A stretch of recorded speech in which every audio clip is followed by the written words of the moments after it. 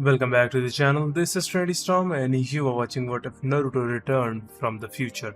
If you enjoyed this video, please like, share and subscribe to this channel. Now wasting no time, let's start the story. 2351 on October 10, 1997 AC, outside Konohagakure, after Chakra. Approximately 5 stories high, a humanoid fox with crimson fur, black inside his ears and around his red silted eyes, and 9 tails swishing violently from his backside stood on all fours in the center of a clearing in the forest that encircles Konohagakure, also known as village. Hidden in the leaves, he is glaring at the newborn child that is resting on a pedestal, as well as at their blonde leader and his former female container, and there's only one possible interpretation. He will be sealed inside the newborn. He also wants to avoid getting sealed once more. He just needs to be left alone. Prior to meeting Madara Uchiha, he led a pleasant but uninteresting life. Along with other animals that he protected and even mated with a few vixens, he lived in a forest far from civilization. However, things took a turn for the worse after the Uchiha used his eyes to control him. He was told to attack Hashirama Senju, Madara's adversary, while he was under control following his defeat in the battle. Madara was sealed in Hashirama's wife, Mito Uzumaki. As a result of human fear and greed, he was denied his well-earned freedom when he was sealed once more into a girl from the Uzumaki clan while she was on her deathbed, and he had come to hate people for their selfishness and greed ever since that day. He would have immediately killed them all, but his need for freedom outweighed his hatred of people. If he could, he would sacrifice his soul to the Shinigami in order to be freed from human hatred and greed. Even if he were free, humans would still hunt him down because they are aware of his existence and will prevent him from living the solitary life he desires. He then considered the one jutsu, the only person he had ever respected, that was provided to him and his siblings in case they found themselves in a similar situation by now. All of his siblings would have forgotten the method, but not this fox. To the surprise of the humans, he sat up on its back, raised its hands, and performed a lengthy series of hand seals more quickly than even a Sharingan user could follow. "Whatever it is that you're planning, it will not work, Kyubi," the blonde man exclaimed, looking perplexed by the fox's behavior as he made his own hand seals, and the red-headed woman had chains protruding from her back, creating some kind of barrier to keep the fox from escaping. "I will not be denied my freedom, you filthy human," Kyubi roared back in disgust. The blonde completed his seals while Kyubi was nearly finished with his in order to call forth the Shinigami, a pale-shaped, ghostly, demon-headed figure with a lot of untidy white hair that did not cover the 2 red horns on his forehead. He had a set of prayer beads in his right hand, a white Shinto kimono on, and a tanto in his mouth. Kyubi intensified his efforts to complete his hand seals for his jutsu before the Shinigami grabbed him, as the Shinigami thrust his right hand through the blonde's stomach. With 20 hand seals remaining, the Shinigami's hand is 1/3 of the way. Halfway through, with 15 more to go. With 10 to go, we are 1/4 of the way. 5 miles to go, 80% of the way. When Kyubi completed the jutsu that enveloped him in a white light, the hand had only a few centimeters left, but it was too late because the Shinigami had already reached him and successfully sealed him by dragging him to the infant's stomach. However, the baby is now surrounded by white light. As he gradually begins to disappear, there was no sign of the baby and only 2 people dead, one from performing a forbidden jutsu and the other from chakra exhaustion, when a group of Anbu with an elderly man in armor arrived. 011 10,000 years later, on October 11, 1997 AD, Anno Domini, our time, Tokyo, Japan. It was a calm night in Tokyo, with the city's numerous neon lights illuminating the tall skyscrapers for everyone to see. Fewer people now walked the sidewalks that were once packed with people, and fewer cars drove by on the streets. The group consisted of a woman with long blonde hair and a man with short brown hair, both dressed in black business suits with the exception of the woman's black pencil skirt and the man's black slacks to conceal their eyes. They also wore black leather gloves and black sunglasses. They walked casually into a dark alleyway, both carrying briefcases that could hold anything. At the end, a large man with a tan trench coat and an akubra hat that obscured his face from view stifled his astonishment upon seeing the two. After an awkward silence, the man in the big trench coat started talking. "Since you're here, I trust the job I gave you is complete?" The man in the pair trailed off, and then the woman swiftly produced a silenced 9mm pistol and shot the obese man. Yeah, about that," she said. He sagged to the ground and said only one word every week, "WY?" In a tone typically reserved for the most vicious of murderers, the female said, "That was for betraying us, Katsutashi. You fat fuck, you gave us the location of our target, only to have your thugs try to ambush us. You thought it would be that easy?" As soon as the light left the Japanese man's eyes, the male said, "Yeah, we're just that awesome, shouldn't screw with this." His tone was lighthearted and childish, completely unlike that of his traveling companion. "Cut the crap, John, and dispose of the body before the authorities get here," the woman said, turning to face the man. After picking up the body, John said, in his usual lighthearted manner, "Love you too, Sam." Sam simply laughed at her partner's immature actions as she looked around for any thugs or eavesdroppers who might be a danger to them, but fortunately she didn't find any. John's anxious voice naturally disturbed her inner tranquility when he called out, Sam, you may want to take a look at this." She proceeded to the place where her partner had disposed of the body when she saw John holding a baby with blonde hair and 3 whisker marks on both cheeks. She was about to inquire as to what was wrong. He had a tattoo on his stomach that looked like a swirl with what looked like an ancient form of kanjin encircling it and branching off in 8 different directions. "Poor thing's an otaku midnight dumpster baby." John's statement made Sam think of her difficult upbringing, where she was left on the Soviet side of the wall at the end of the Cold War and abandoned at birth in the streets of East Berlin. She was always battling for her next meal at 8, always feeling the chill on her ill-fitting body, and never having the sense of security that a child needed. Until Keigo Hayabusa, the leader of the Hayabusa, a clan of extremely skilled ninjas who specialize in assassination and stealth, came to her aid. However, things took a turn for the worse after that. He treated her marginally better than the streets did, training her until she passed out from exhaustion every day until she managed to escape at the age of 14 in order to pay for her living expenses. She later began her career as an assassin. Her partner's agitated voice cut her off as she was recounting her life story. "I mean, really, do these kids even bother to use protection? Or can they even afford it after getting their costumes for role-playing?" When John heard the few words he didn't think she would say, he stopped his tirade. "We're taking him with us." She simply stared at him, telling him that she wasn't going to back down, while John gaped in shock and asked, "Are you serious? You want to take the kid with us?" "You are serious, but I mean, why?" She lifted the child and gazed into his now open blue eyes before saying the 3 words that summed it all up. "He's like me." After a few minutes of staring at her, he let out a contented gurgle to express his liking for her. She gave John a small smile, which she took to be a smirk. She said, "What are we going to call him?" After giving it some thought, John snapped his fingers. "I got it, how about Naruto?" Her tone was as cold as ice as she asked, "You've been eating ramen again, haven't you?" She gave him a WTF glare as she asked, "Nani?" He replied jokingly, "What? I thought since we're in Japan I should speak a little Japanese." Anyway, true as that may be, me eating ramen and Naruto meaning fish cake, it isn't why Naruto also means maelstrom in Japanese, and when I found him he wailed and thrashed a lot. "He's a wild child, just like me," he said with all the enthusiasm he could gather. Naruto let her know that he enjoyed it when John got into trouble by gurgling with delight as she glared at him, forcing John to stop talking and back off as she wrapped him in an orange blanket she was wearing. She grinned and said softly, "Despite the fact that the world, myself included, doesn't need 2 Johns, I think you and I are going to get along just fine." Then her personality completely changed, and she turned to John. "Our flight leaves in 45 minutes, let's go." As his partner and their new baby head out the alleyway, John sighs before he followed her out to the new life that would soon follow. He muttered, "I don't know what to make of this, but I have a feeling that life will be a little more exciting with Naruto around. I just wish she could show me that sweet side instead of hiding under that unemotional mask all the time." 1959, June 16, 2001 AD. Home, Las Vegas, Nevada.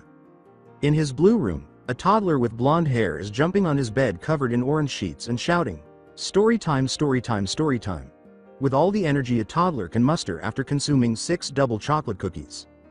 John enters the room wearing a brown pair of shorts, flip-flops, and a white shirt with short sleeves. His brown eyes are exposed because he is not wearing any eye protection when he said, All right already, I'm coming, Naruto." Naruto stopped and sat down on his bed. "Now which of one of my amazing tales do you want to hear?" "Oh, I know how about how I became so amazing," John asked as he sat down next to the young boy. "You mean the one about how you were born into a rich family in Miami and thus given everything to you on a silver platter, in some cases literally. Stuff from a whole candy store to premiere tickets to Scarface to horseback and archery lessons. The fact you hated it and one day left without a word and took to the streets to work on the wrong side of the law for the right reasons. Along the way you managed to master every gun known to man and used said skills to take on a drug cartel which ironically was led by your family. With the help from a few friends and a lot of firepower you wiped out your family, thus getting the drugs off the street and saved a damsel in distress only to break up with her the following week." Naruto deadpanned, getting a nod from the man as a yes. "I already heard that 1 million times already. What I want is for you to tell me about the time when you and Mom meet." John knew that Sam had previously told him this story while he was away for work rather than her, so he asked, "Oh, okay, and is there any reason why you want to hear this story again?" Naruto said, "As good a story as it is, I never hear you side of it, Dad," to his father figure. John begins to comprehend and began his story. "Well, it was a clear night in June, kind of like this one, and I had an assignment to protect a VIP and was put on guard duty when I heard a slight noise. I went to check it out when I spotted the most gorgeous woman I have ever laid my eyes on." "That was Mom, right?" Naruto cut and John continued, "Yes, that was her. Now she was only in a skin-tight suit that didn't hide her figure, but what made her the most gorgeous woman is that she was trying to kill me. Since I'm a gentleman, I couldn't just shoot her and end it, so I got out my combat knife and was locked in combat with her. It was like a tango of cuts, a waltz of stabs and a dance of death. I even managed to cut off her face mask and head part of her suit to reveal her silky blonde hair and her bright blue eyes that may have looked cold, but I saw pain and suffering in them, making me fall in love with her even further." Naruto was silent now, so engrossed in the story that he didn't even correct him when Sam kicked him in the ass during their fight. "So during the fight I tried to joke around to break the ice between us, and all she told me that my jokes aren't even that funny anyway. Before we could finish each other off, we were knocked out cold. When we woke up, we were in a cell tied up back to back. Turns out we both were double-crossed by both our employers. While my employer wanted revenge for Sam killing his only son, her employer wanted me dead for sleeping with his daughter." Naruto was unable to resist the drop of sweat. "In the end we escaped with only a bobby pin, a piece of stinky cheese, rubber ducky, and a box of toothpicks, got our equipment, killed the a-holes that tried to kill us, and we lived happily ever after." The end. John concluded his narrative. Before Naruto questioned, "But Dad, Mom always ends it by saying you followed her like a lost puppy, so why did you follow her for so long?" There was silence. John got out of bed and left the room after he sighed and said, "Well son, even though I flirt with other women besides your mom, she's the only person that I truly love despite her flaws. Go get some sleep. You got a big day ahead of you. Now son, I'm going to ask you one more time, is this what you truly want?" he said as he approached the light switch. "For the last time, Dad, if it means that I can do some good in the world and have the power to protect you and Mom, then I'll do whatever it takes, Dadbayo." Naruto yawned as he went under the covers. John laughs to himself and says, "Good night, little man." I'll always wonder where he gets that phrase. 7 o'clock, 5 miles outside of Las Vegas in the Nevada desert. Naruto was standing in a white tank, black sweatpants, and white running shoes in a dry land clearing. Sam is standing in front of him in a black tank top, white shorts, and black running shoes with no glasses that show off her deep blue eyes. "Okay Naruto, today we start your real training. So far we worked on your mind.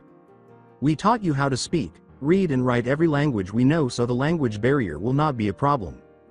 We taught you advanced math, biology, anatomy, chemistry, history, geology, technology and home economics to develop the knowledge you need for certain skills that you will need.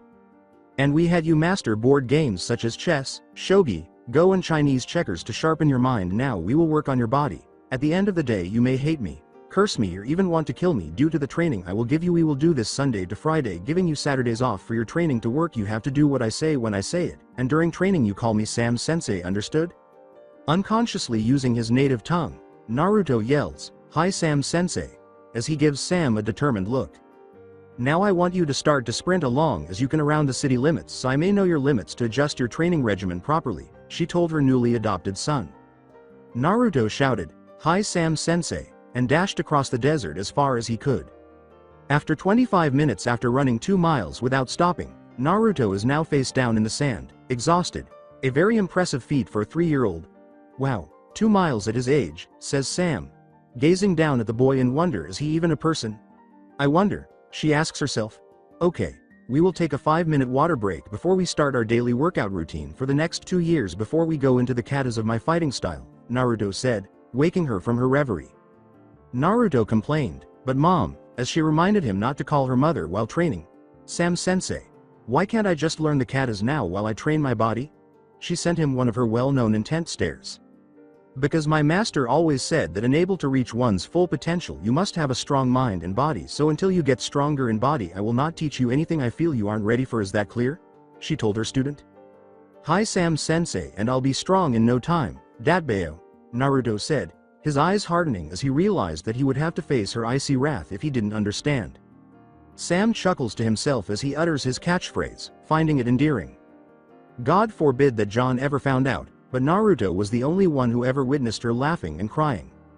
She quickly realizes that she must educate her child after all. Okay, after our break you will do 50 push-ups, sit-ups, crunches, jumps with a jump rope, punches with each hand, kicks with each foot, and jog 5 miles to the city, which will be finished by lunch. Later on, if I feel you aren't challenged enough, I will adjust it to where it is after we eat lunch. You will be with your father to learn all he's going to teach you, but if he sends you to either a bar or any place where there are girls in only underwear and high heels, tell me so I can re-educate him, she concluded with a sweet tone that promised pain. With a gulp and a nod, Naruto said, "HHISS Sam sensei," and began his daily exercise. Home at 12:15, Naruto is upset that he and Sam are eating ham and cheese sandwiches, juice, and baby carrots in the dining room, but Sam's pointed glare silenced him. There was silence until Naruto said, Mom, can I ask you a question?" and inquired about his thoughts from the previous evening. She gives her son a curious glance, but when she asks, "Sure, what's on your mind?" she can see that he is uncomfortable. To calm himself, he inhales deeply before posing the question, "Do you love Dad?" Sam was sadly sipping her juice when she heard the question, which caused her to hilariously spit out her juice. "What?" she asked quickly after finishing the juice spray. The question, "Do you love Dad?" was repeated by him. After struggling to find the right words, she said, "Well, what caused you to think of a question in the first place?" She nods in agreement when Naruto asks, "Well, remember how you would often tell me how you met Dad before I would go to bed? Well, I had Dad tell me the story this time." Knowing that trouble follows John everywhere he goes, Sam thought, figures it would be him that would cause this. Naruto went on, "Well, the way he told it, it sounded more like a romance novel rather than an action flick. I asked him why he follows you and well, he really cares for you," before she had a chance to consider it further. "Before I tell you, promise me that you won't tell anybody what I'm about to say." Sam sighs in defeat. Naruto asks why, and she yells, "Promise me, right away." With his right hand over his heart and his left raised, Naruto said, "Okay, I swear that I won't say a word of what's going to be said at this time." "Good," she sighed. "Yes, I do love that fool," Sam told her son. Naruto queried, "Then why not tell him if he loves you too?" Without comprehending. "Because it's complicated, besides we are all living together like a loving happy family, so what reason do I have to tell him something he probably already knows? I just don't want to ruin the peace we worked so hard to create for you, my Naru-chan," Sam concluded, referring to him by the nickname his mother gave him. This was Sam's attempt to explain it as best as possible for Naruto. Even though Naruto is a genius, he is only 3 years old, and most children would feel ashamed if they were called that. He embraced Sam comfortingly and said, "Okay Mom, I just don't want any of you to live a life full of regret," to which Sam returned the embrace. "Okay. I have to take you to Dad now to continue your training," she said to Naruto after they had released their embrace. For a minute he nodded, and they left the house to drive to John's workplace after cleaning the table. 1304 John's Armaments and Firearms. Sam and Naruto enter a structure that has metal bars and bulletproof glass on the windows and doors to keep out potential burglars. As they enter, the walls are laden with firearms of all kinds, including AK-47s, rifles, and handguns. There are boxes on the shelves that contain every type of bullet known to man, as well as some hand grenades and C4.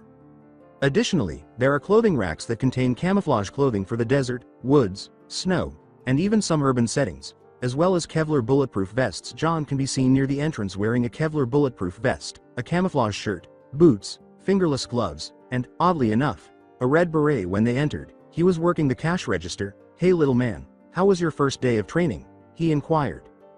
"It was awesome, Dad Bayo. Mom even said I have an inhuman amount of stamina," Naruto exclaimed as he ran to his father, covered in blood, and was picked up by him.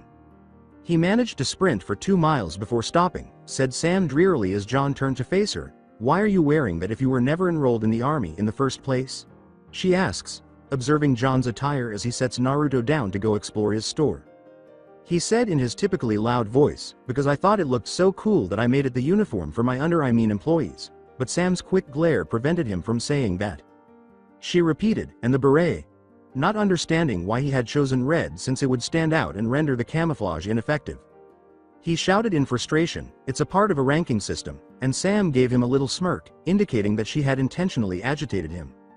He took a moment to regroup and kept going. "No beret are for new employees or part-timers who do simple jobs as restock the clothing racks, shelves with bullets only, and clean the employee bathrooms and floors.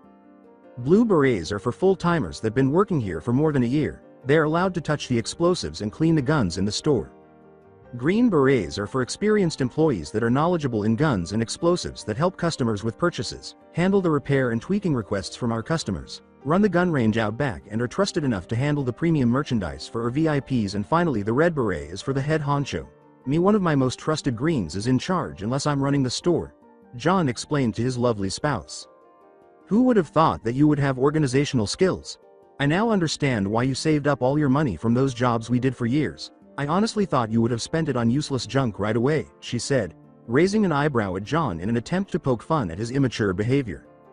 He shot back, both of them oblivious to Naruto's departure to explore in a store with potentially fatal weapons. Hey, despite the way I act, one can be professional. I just like to be casual to help make people feel more relaxed and friendly. You should try it sometime, he said. In the meantime, Naruto was enthralled with everything he saw in the store. Thanks to his father, he learned about guns so that he would have options if he ever wanted to become a professional killer. He wanted to be both a gunsman like his dad and a ninja like his mom, but his decision startled both of them. His father can use melee weapons, but he is less skilled with them than his mother. Although his mother does use guns, she is not as proficient with them as his father. On the other hand, Naruto desired to become proficient in both arts, which would require more training but be worthwhile. He was browsing when he abruptly paused and noticed something that drew his attention. They appeared to be in excellent condition and were a pair of first-generation Colt single-action army revolvers with barrel lengths of 4 3/4. Wow, he trailed off, amazed that he had actually seen not one, but two of them after only seeing them in Western films. A deep voice interrupted his thoughts as he was admiring the two revolvers, saying, "You have a good eye there, kid. Many people go for the aromatics nowadays." Naruto turned to face the source of the voice and remarked, "Yeah, only because revolvers are not as common as they used to be and automatics are easier to reload and conceal. However, they have a nasty habit of jamming from time to time and they don't have as much power." The man was dressed similarly to his father, but he wore a green beret and a shirt with no sleeves, showing off his enormously muscular arms under that beret. There is no sign of hair, and his skin is as black as night. With hazel eyes, Naruto's initial thought upon seeing the enormous man was, "Whoa, you're huge." "I get that a lot. The name's Anthony Jones. My friends just call me AJ," the man said with a cheerful laugh.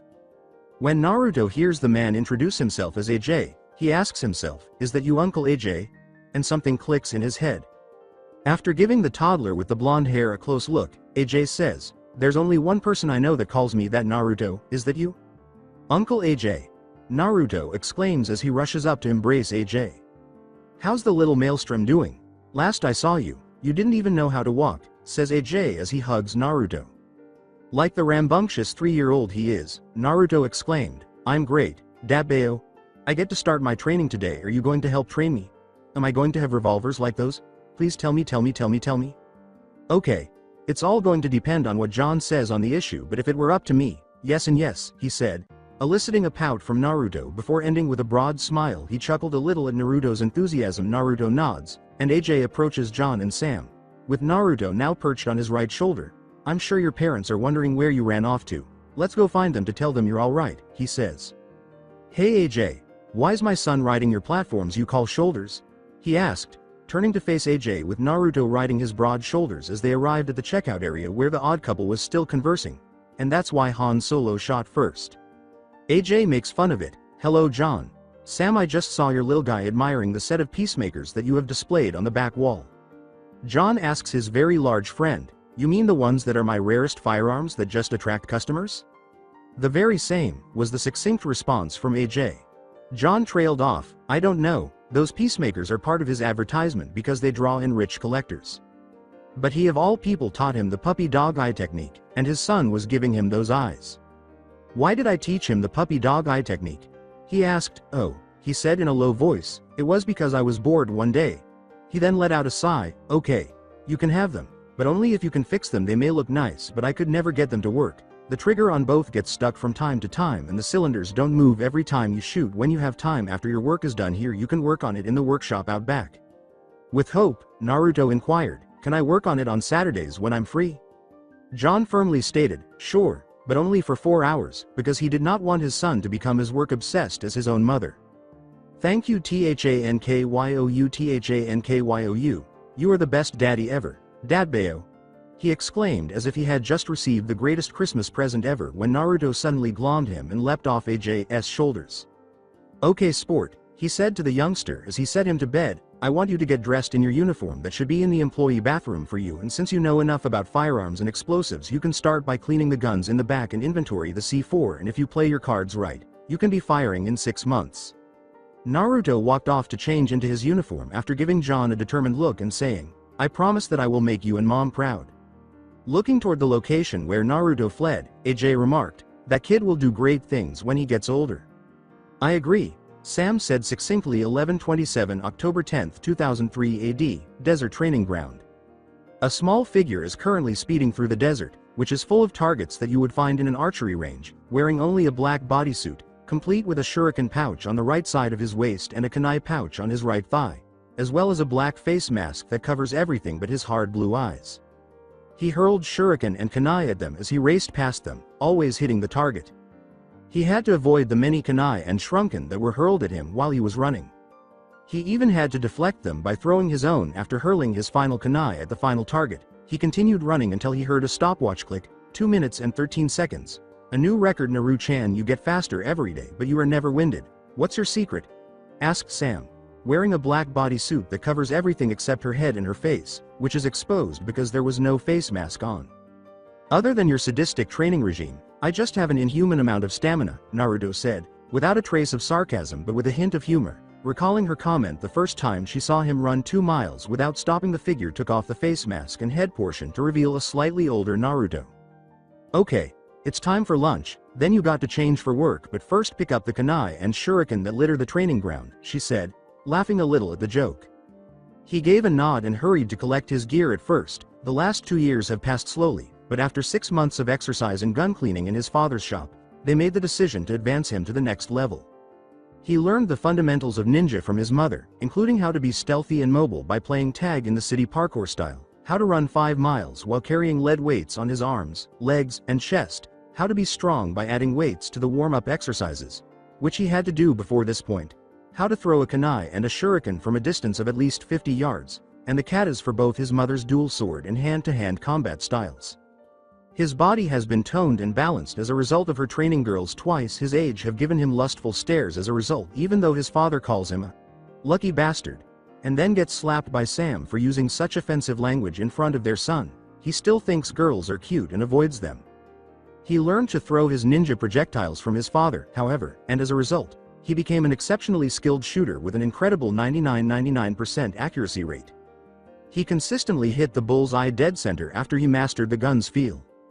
John also taught Naruto how to fix and drive cars so that he wouldn't be a complete moron when he had to operate one. Additionally, he took the man to the neighborhood bar and taught him how to listen and gather information.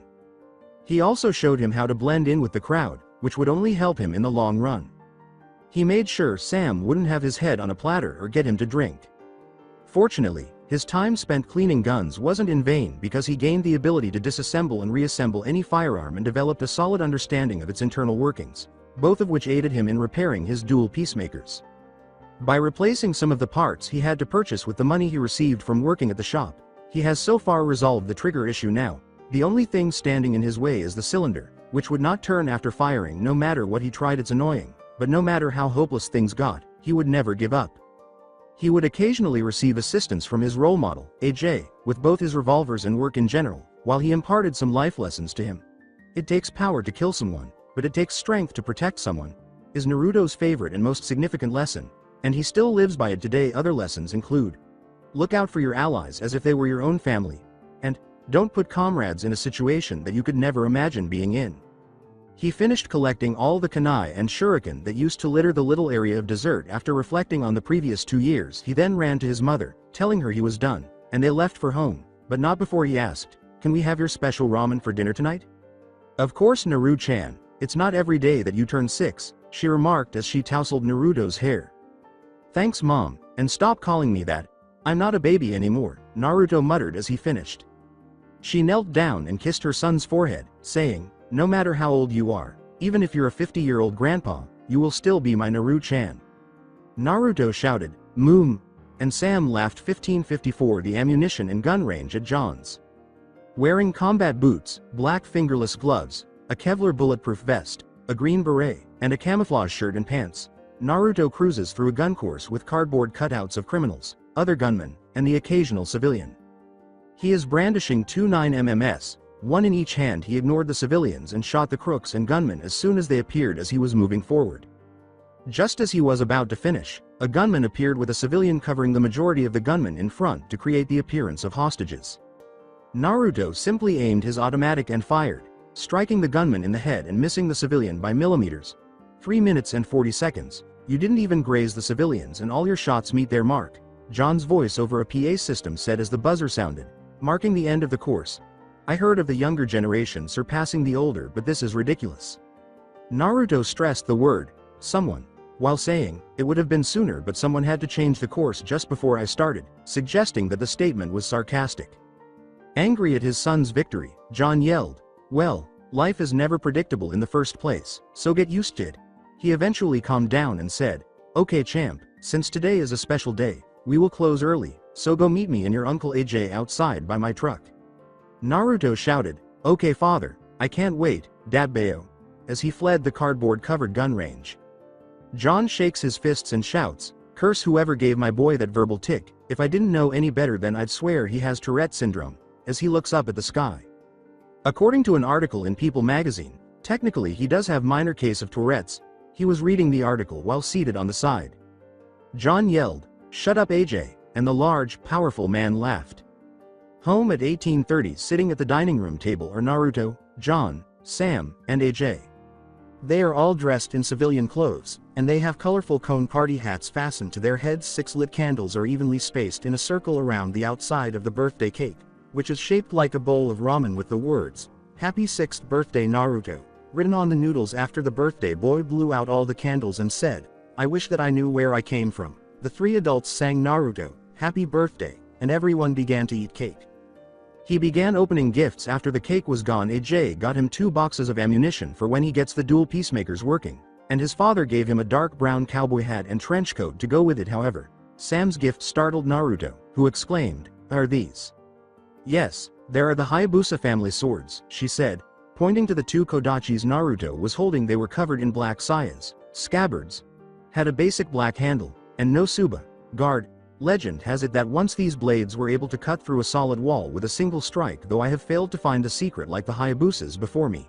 Now it's time I pass on the task to you my son, she said with a smile. John questioned bewilderedly, Sam, I thought you hated that family after what they did to you.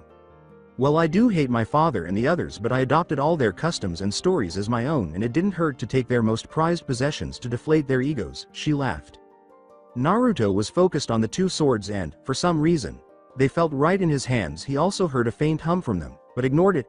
Thank you mom, and I'll find the secret to them, then share it with my children one day as they will theirs, Dabbeo. He said quietly at first, but then he erupted into a resolute shout after overcoming his own shock.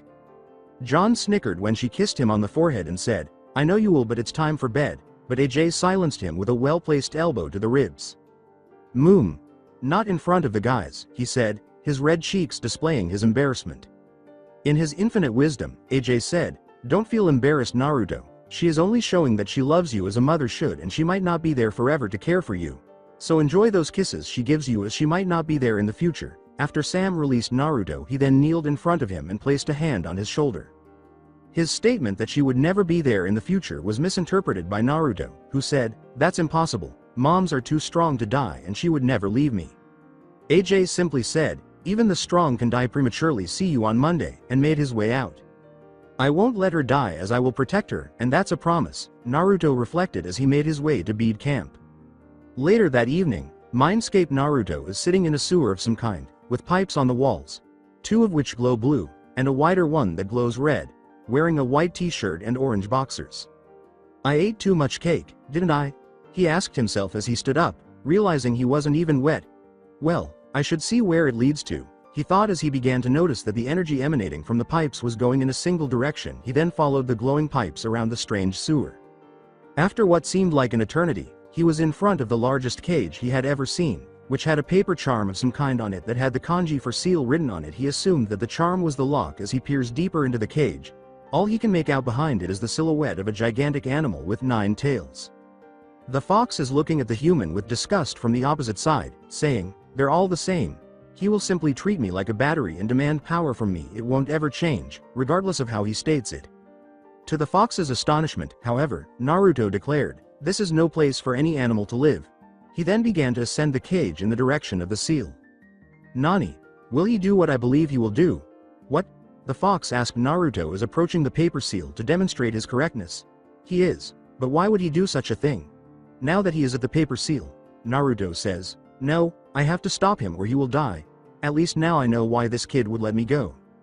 Naruto said, "Don't worry, big guy. You won't be living in a depressing sewer any longer." Just before he reached for the paper and tore it off, however, two red tails seized him before he could and carefully removed him from the cage.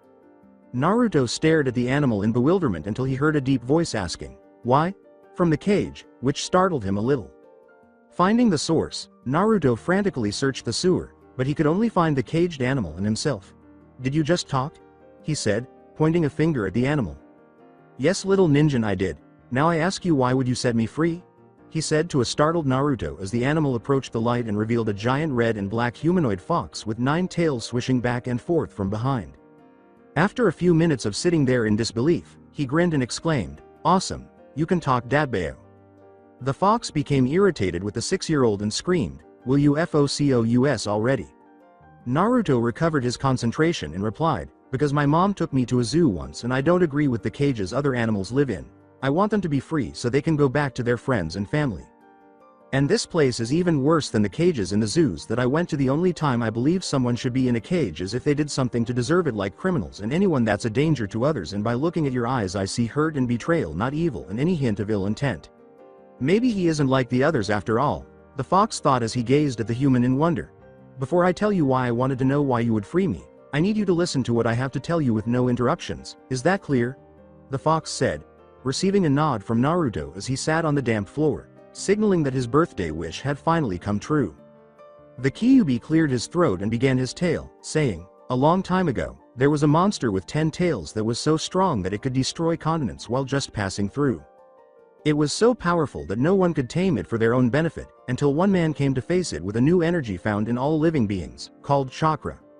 This energy is a combination of physical energy found in the billions of cells in your body and spiritual energy found in experience and knowledge. By combining those energies, a man can perform feats that ordinary humans find impossible, such as calling upon the elements to help him or gaining superhuman strength. It was a long and difficult battle, but in the end, the man used a sealing technique to seal the beast inside him, making him the first Jinchuriki to walk the earth.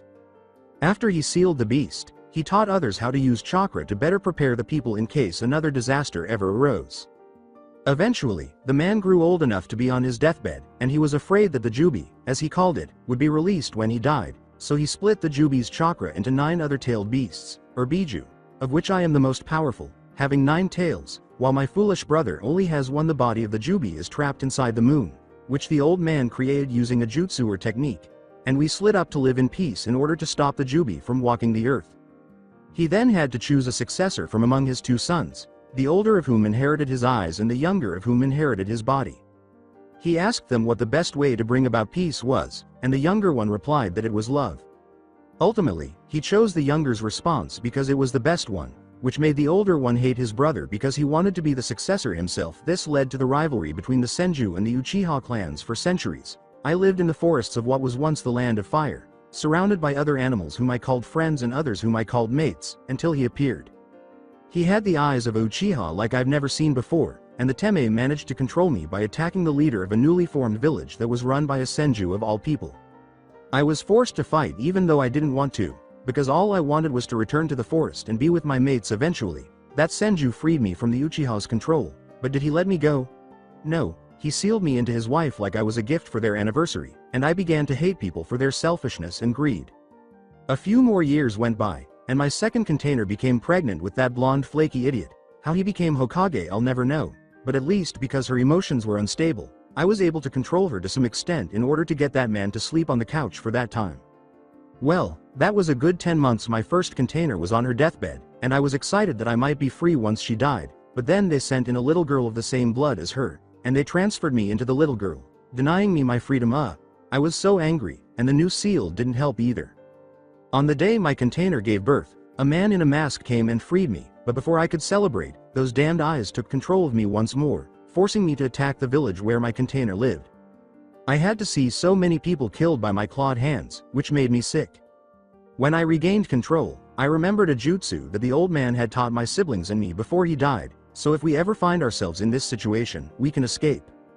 So, using all the speed I could muster, I performed the thousands of hand signs necessary for said jutsu, while the blonde performed his own set to summon the Shinigami to seal me. However, I finished the jutsu before he could get me, hoping to escape to a different time where no one would remember me and I could live in peace. Unfortunately, that didn't work out, as I was still sealed inside the child, and he just went along for the ride. Kyuubi nodded in agreement as Naruto said, "And I'm that child, right?"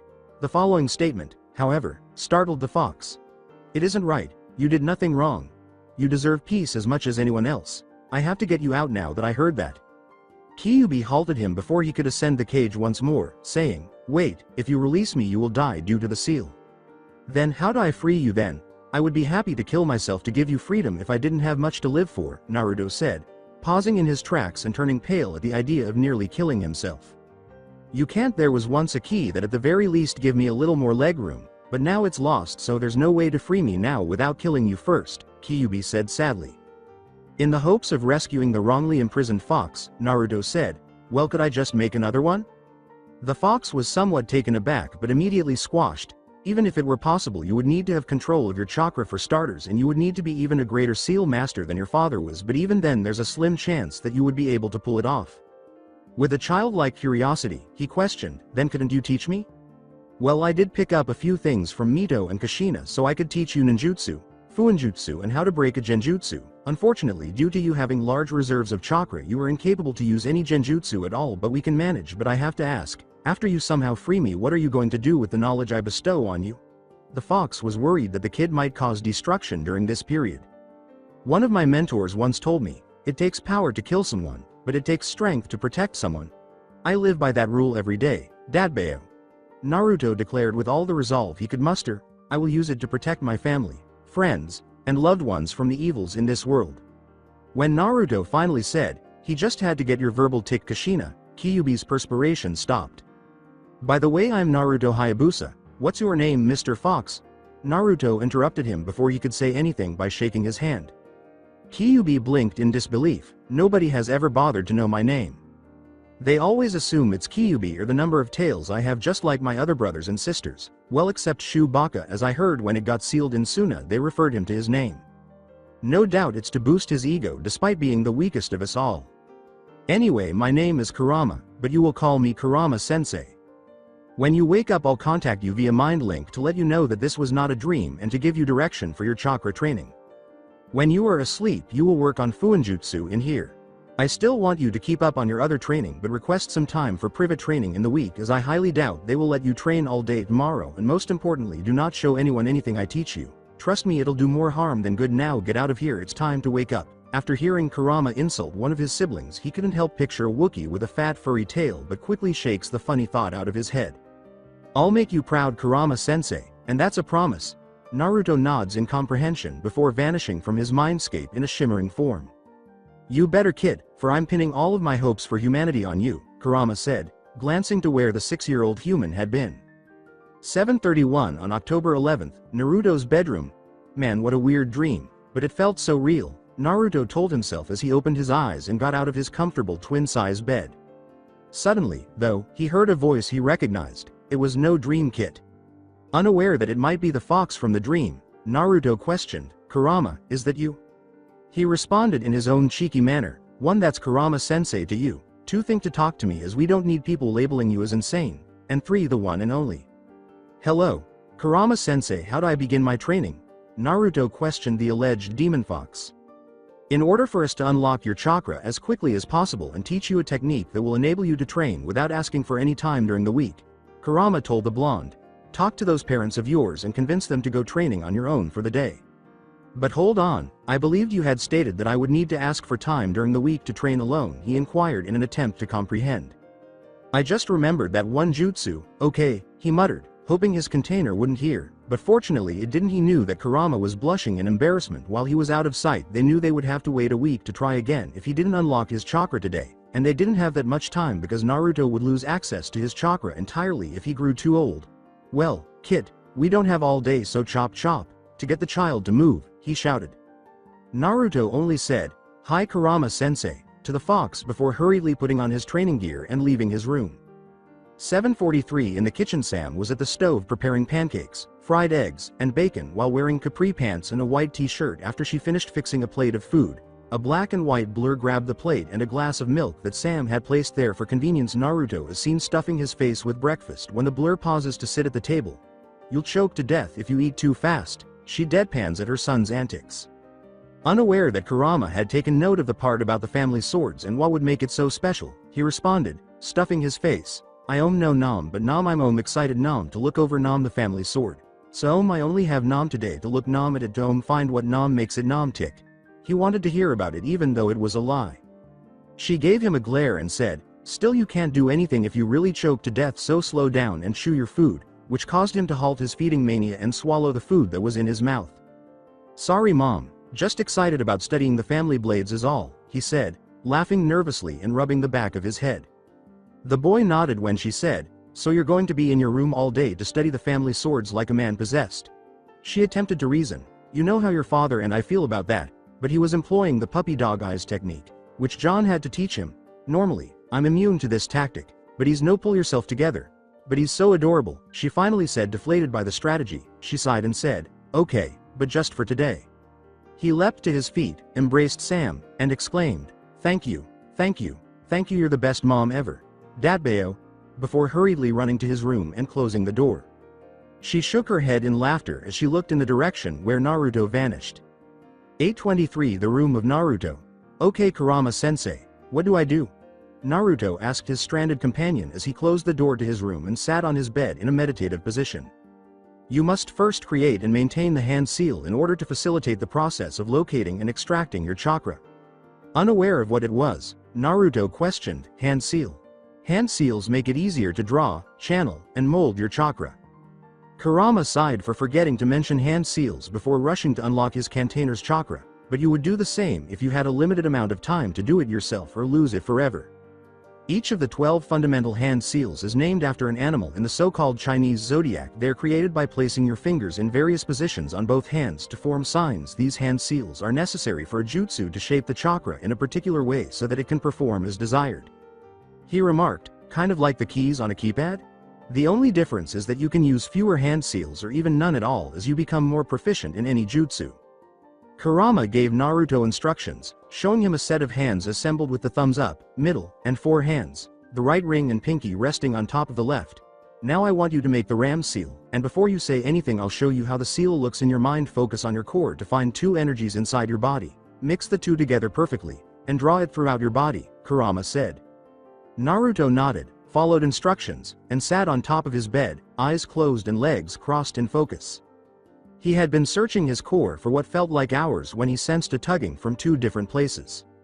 He mentally grabbed the feelings and followed the sensations, dragged them together, and began combining them, albeit with difficulty, for what seemed like an eternity to the 6-year-old blonde. After successfully combining the 2, he felt the mixture warm up his body in a pleasant way, as if a security blanket had been placed around him. He heard the fox say, "Okay, you can stop now," as soon as it began, and he followed its instructions. When Naruto drew what he thought was chakra, he was astounded by how powerful he felt, capable of doing things that were previously unthinkable and that only superheroes on television could accomplish in a daze. He questioned, "Wow, was that feeling my chakra?"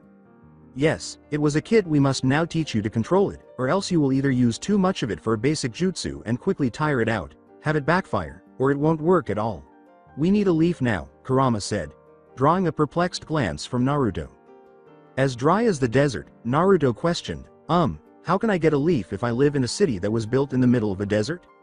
"You figure that out, you're smart kid," he said, eliciting a complaint from the blonde. He claimed to have heard the phrase, "lazy ass fox," but chose to ignore it. Deep in contemplation, Naruto asks himself, now, what would be a good leaf substitute?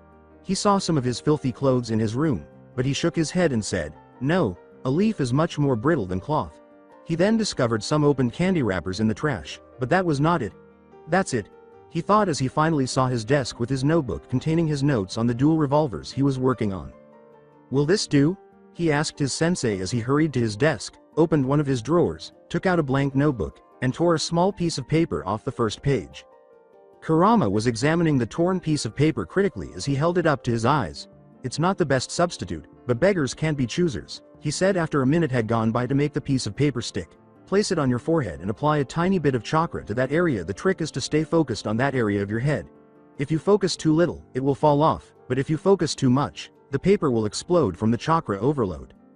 This is going to be a long day, he thought as he put the paper on his forehead and channeled the same warm energy he felt immediately after. The paper burned into ashes, indicating that he had used too much chakra.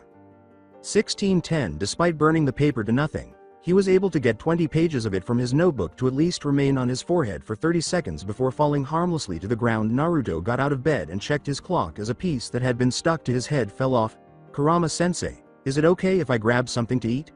I've been at it for almost 8 hours and I skipped lunch," he asked his foxy friend. "Yes, you made incredible progress today that most ninja in our era haven't made in years, and I don't give people compliments this good. However, return immediately to resume your training, as you will have sufficient control to execute that jutsu by the end of the day," Kurama informed the blonde. The blonde then rose and walked out of his room. The kitchen. John calls out to Naruto, "Yo Squirt, how's it hanging?" Naruto heads to the table where John is seated and eating a peanut butter and strawberry jelly sandwich, and he grabs some cheese for a snack from the refrigerator. He acknowledged, "Not much, but I'm onto something," with a shrug. John raised his eyebrows in disbelief. "Really now? Sam said that the secret was lost for centuries or something like that, and you only had them for less than a day. How the hell did you find something so fast?" "I looked at the blades and found something strange," he said, a piece of cheese protruding from his mouth. John said, "And that would be?"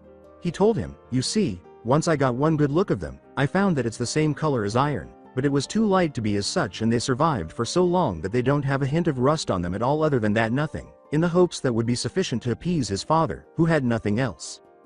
John gives Naruto a fixed look that makes the blonde uneasy. He said, "Well, that's impressive. It may not be much, but you only had them for a day and you're only 6 years old."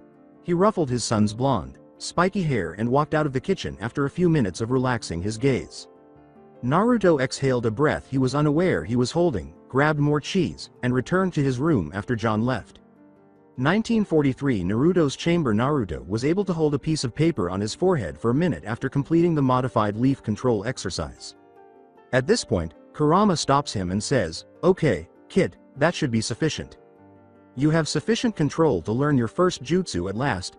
Now pay close attention, as this will be crucial for uninterrupted jutsu use in the English-speaking nation. It is referred to as the Kage Bushin no Jutsu, or Shadow Clone. Unlike Bushin no Jutsu, which creates an illusion of yourself to trick the enemy with, it enables you to create a solid cone that can be used to outnumber your opponents to help you with chores or other tasks. Plus, you can't learn how it's done before you ask." Although Kage Bushins have many uses, few shinobi use them because of how much chakra they use. In fact, the village you are from designated it a B-rank kinjutsu, meaning that anyone below a jonin, the highest rank in regular shinobi forces aside from the Hokage, who is the village leader, is not allowed to use it. You are a unique case, though, because your Kekkei Genkai and me are sealed inside of you. This gives you an enormous amount of chakra, which is comparable to that of a Kage-level dwarf. Unfortunately, it also gives you such terrible control that you are unable to use any genjutsu or illusionary techniques, which is why you will never be able to learn Bushin no Jutsu. You can only create 2 clones at a time when I teach you how to do it, unless I instruct you otherwise. When a clone is dispelled, you automatically experience what the clone went through, which is another benefit of jutsu. However, if many clones dispel at once, you will experience mental exhaustion and may even sustain permanent brain damage. Since the cloning hand sign is an advanced technique, it is not included in the list of the 12 basic hand signs. After applying the same quantity of chakra to each hand, you release it all at once. As he lectured, he showed Naruto the clone seal, which has both hands with their index and middle fingers out crossed to make a plus sign. Normally, adding too much chakra to a bushin results in a dud and too little nothing, but with the Kage Bushin, if you don't add enough chakra, you will either get a dud if you're close or nothing at all. However, as I mentioned earlier, it takes too much chakra to begin with. Kage Bushin no Jutsu. Smoke filled the room as Naruto followed instructions, and when it cleared, a sickly image of Naruto was on the ground. The smoke quickly dissipated. "Try it again." The fox called out to his container, and he did, but the same thing happened. 2055. He finally did it, he said, Exhausted after making one clone after an incalculable number of attempts and failures, he then passed out on his bed, his clone spreading as he did so. John found him unconscious on his bed. When he opened his door a few seconds later to tuck him into bed, he covered him and turned out the lights in a discreet manner before leaving and closing the door. The Mindscape. I finally made one clone Kurama, now what do I do? Asks Naruto, who is now seated like a primary school student on the wet floor in front of Kurama's cage. Now when you're in here sleeping, you will study that book which I poured all my knowledge about Fuinjutsu, or the sealing art, that I gathered from my last 2 containers, he said, referring to the large black book that appeared directly in front of him. And when you can make 2 clones, have the other practice his calligraphy while you have the other practice chakra control, and as you make more divide them up, but have chakra control your primary objective. In Fuinjutsu, having a skilled and steady hand is important. One wrong move and you could make a storage scroll blow up as an exploding tag right in your face. Naruto's face turned a not-so-healthy shade of white when he heard the last part, but he was still excited about learning a new skill. His silence was sufficient for the fox, so he turned the book to the first page and began reading. 1422 on April 17, 2009, John's Guns and Ammunition Workshop. A little more than 5 years have passed since Naruto first met Kurama and discovered his origins. Nowadays, he wears his bodysuit with his bulletproof vest and holsters for his peacemakers on either side of him under his trench coat and hat that he made seals for so that his clothes would grow with him. There are also holsters inside the coat that hold things like his kunai and shuriken to money and important documents that he needs to travel anywhere in the world with less hassle, one on each arm to hold his swords, and one inside his hat for storage in case he wants to remove a rabbit or something. Don't ask. Even I don't know why, and I'm the author for fuck's sake. Additionally, he has gravity seals placed throughout his body to increase the intensity of his training. At the moment, they are set at 4 times his body weight. Kurama taught him everything during that time, including the history and culture of the elemental nations, some fire and wind jutsus, and how to defeat genjutsu, the henge, and the kawarimi. Once he had gained enough control over his chakra by learning the tree walking and water walking exercises, he was able to train an entire army of clones to go to the casinos, play all the games, and win almost every time because of his absurdly high level of luck. Fortunately, he had already learned how to create a storage seal by the time he began doing that, so he could keep everything with the money he receives from missions without raising suspicions with his parents. Sam and John began taking him on lengthy missions when he turned 8. He carried out everything from escort missions to assassinations. Although they didn't make Naruto kill, he was determined to finish his first kill sooner rather than later to avoid freezing up when he needed to move later. They gave him coping mechanisms, and a day later, he returned to his normal self. Additionally, Naruto receives a sizable portion of the earnings from each mission he assists in finishing, which he puts aside for the future. In addition, he read through Kurama's entire book of Fuinjutsu and became proficient in the art almost a year ago. Since then, he has been creating his own seals, but despite his advancements, he has yet to figure out how to grant Kurama any autonomy without endangering himself. However, that does not imply that he has yet to give up.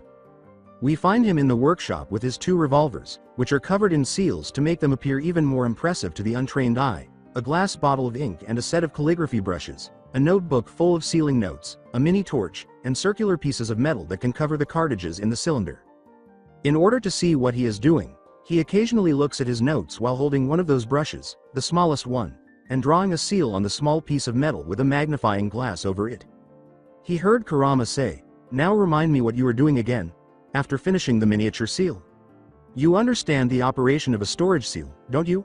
"Well, if I put a weak explosive seal on top and put it in one of the slots in the cylinders," he said, as the fox merely nodded in his mind. As a 2,000-year-old Biju, Kurama concluded with astonished words, "Once you activate it, the bullet that's summoned will react to the explosion by the gunpowder in it and shoot out of the gun as if it was from an automatic without the problem of jamming.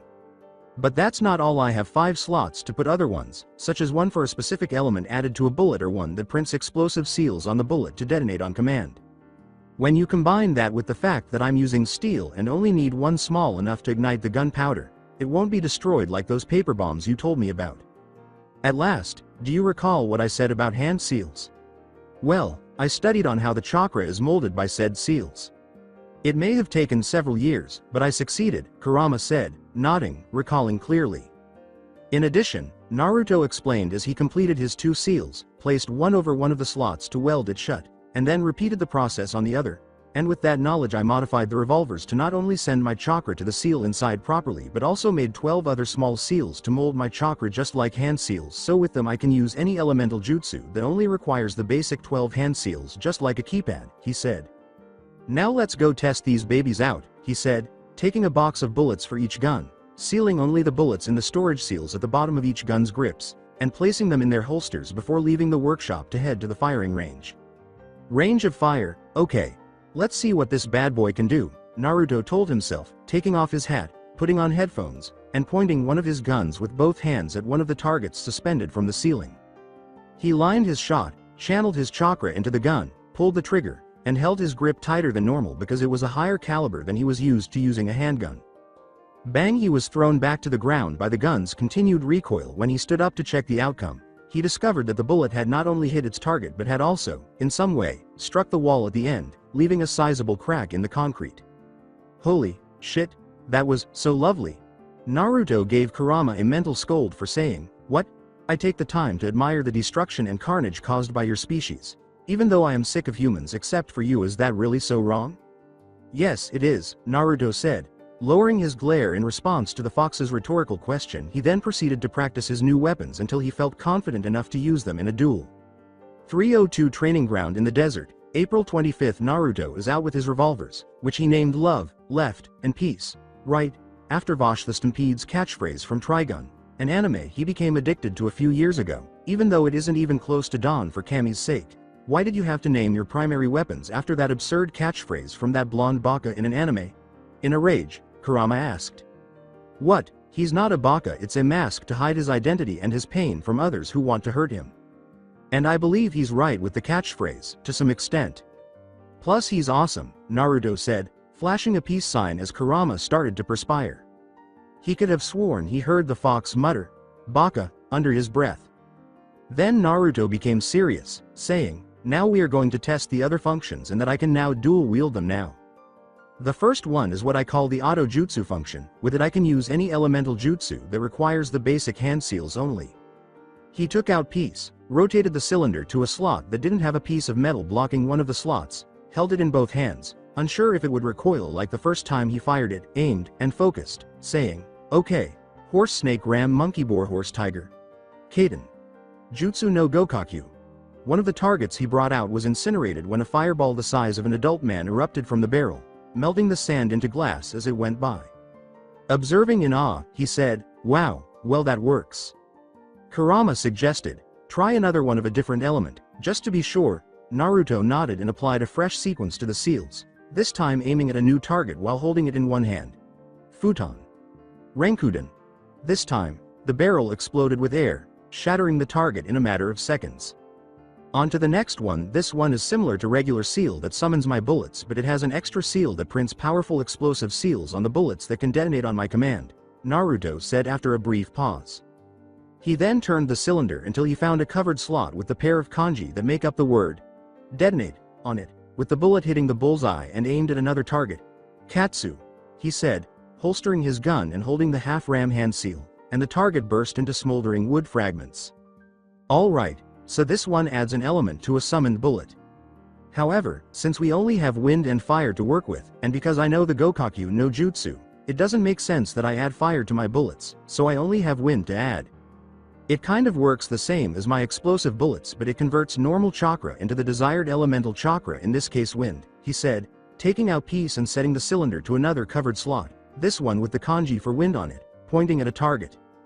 However, in contrast to the other targets, this one has 5 targets arranged behind it. The first target is 60 feet away, followed by the second at 75 feet, the third at 100 feet, the fourth at 125 feet, and the final one at 200 feet. He fired after molding his chakra, and the outcome was more than pleasing. It not only sliced through every target that was positioned, but it continued until it struck a metal road sign 500 feet away on the highway, at which point it came to a stop. "Wow, I thought it would stop at the third target and not keep on going," he exclaimed. The fox added, "Well, it's to be expected since you have a strong wind nature and those targets are made of inexpensive wood that you could cut with a butter knife if you wanted to." Naruto looked down at his arms, which had storage seals on both wrists that held the Hayabusa blades. "Well, this wouldn't be possible had I not found the secret to the Hayabusa blades," he said. Rewind to 2 years ago. Naruto, who is 9 years old, is sitting on his bed and examining the Hayabusa blades in the hopes of learning how to fully utilize them. "What are you holding there?" Kurama asked in a generally inquisitive manner. "They're the Hayabusa family swords. Legend has it that once these blades were able to cut through a solid wall with a single strike. I was tasked to finding out how, but I'm no closer than when I got them, huh? Ironically, I got them just before we met and I used that as an excuse just to unlock my chakra under their noses." The brunette laughed.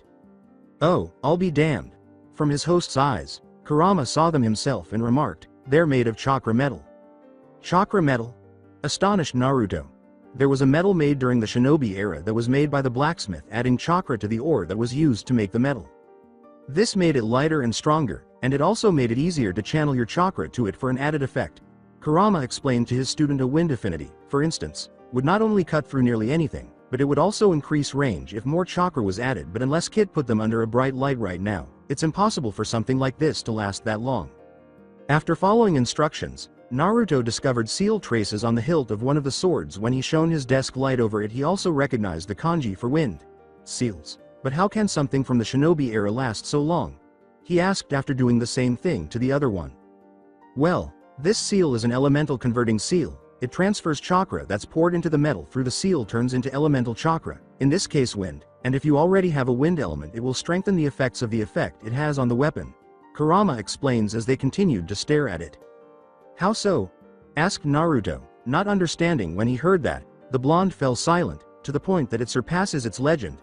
"What's this other seal on here, then?" "Rikudo-sanin. Whoever made the seals is a freaking genius." Kurama continued to examine the seals until his surprise was evident in his container's mind. "Okay. Why did you say Rikudo's name in vain when it was you who told me not to do so in the first place, and what do you mean?" asked the blonde protagonist. "1. Because I can, and 2. Because it has a stasis seal on it," the fox told his host after taking a deep breath. "Wait, I thought stasis seals are usually placed on prisoners to prevent them from escaping as they are transported to another cell or prison, or to help preserve bodies till they can be examined?" Naruto asked himself, pausing to consider what he knows about the seal. "I agreed, but it seems like someone else had a different idea on this one.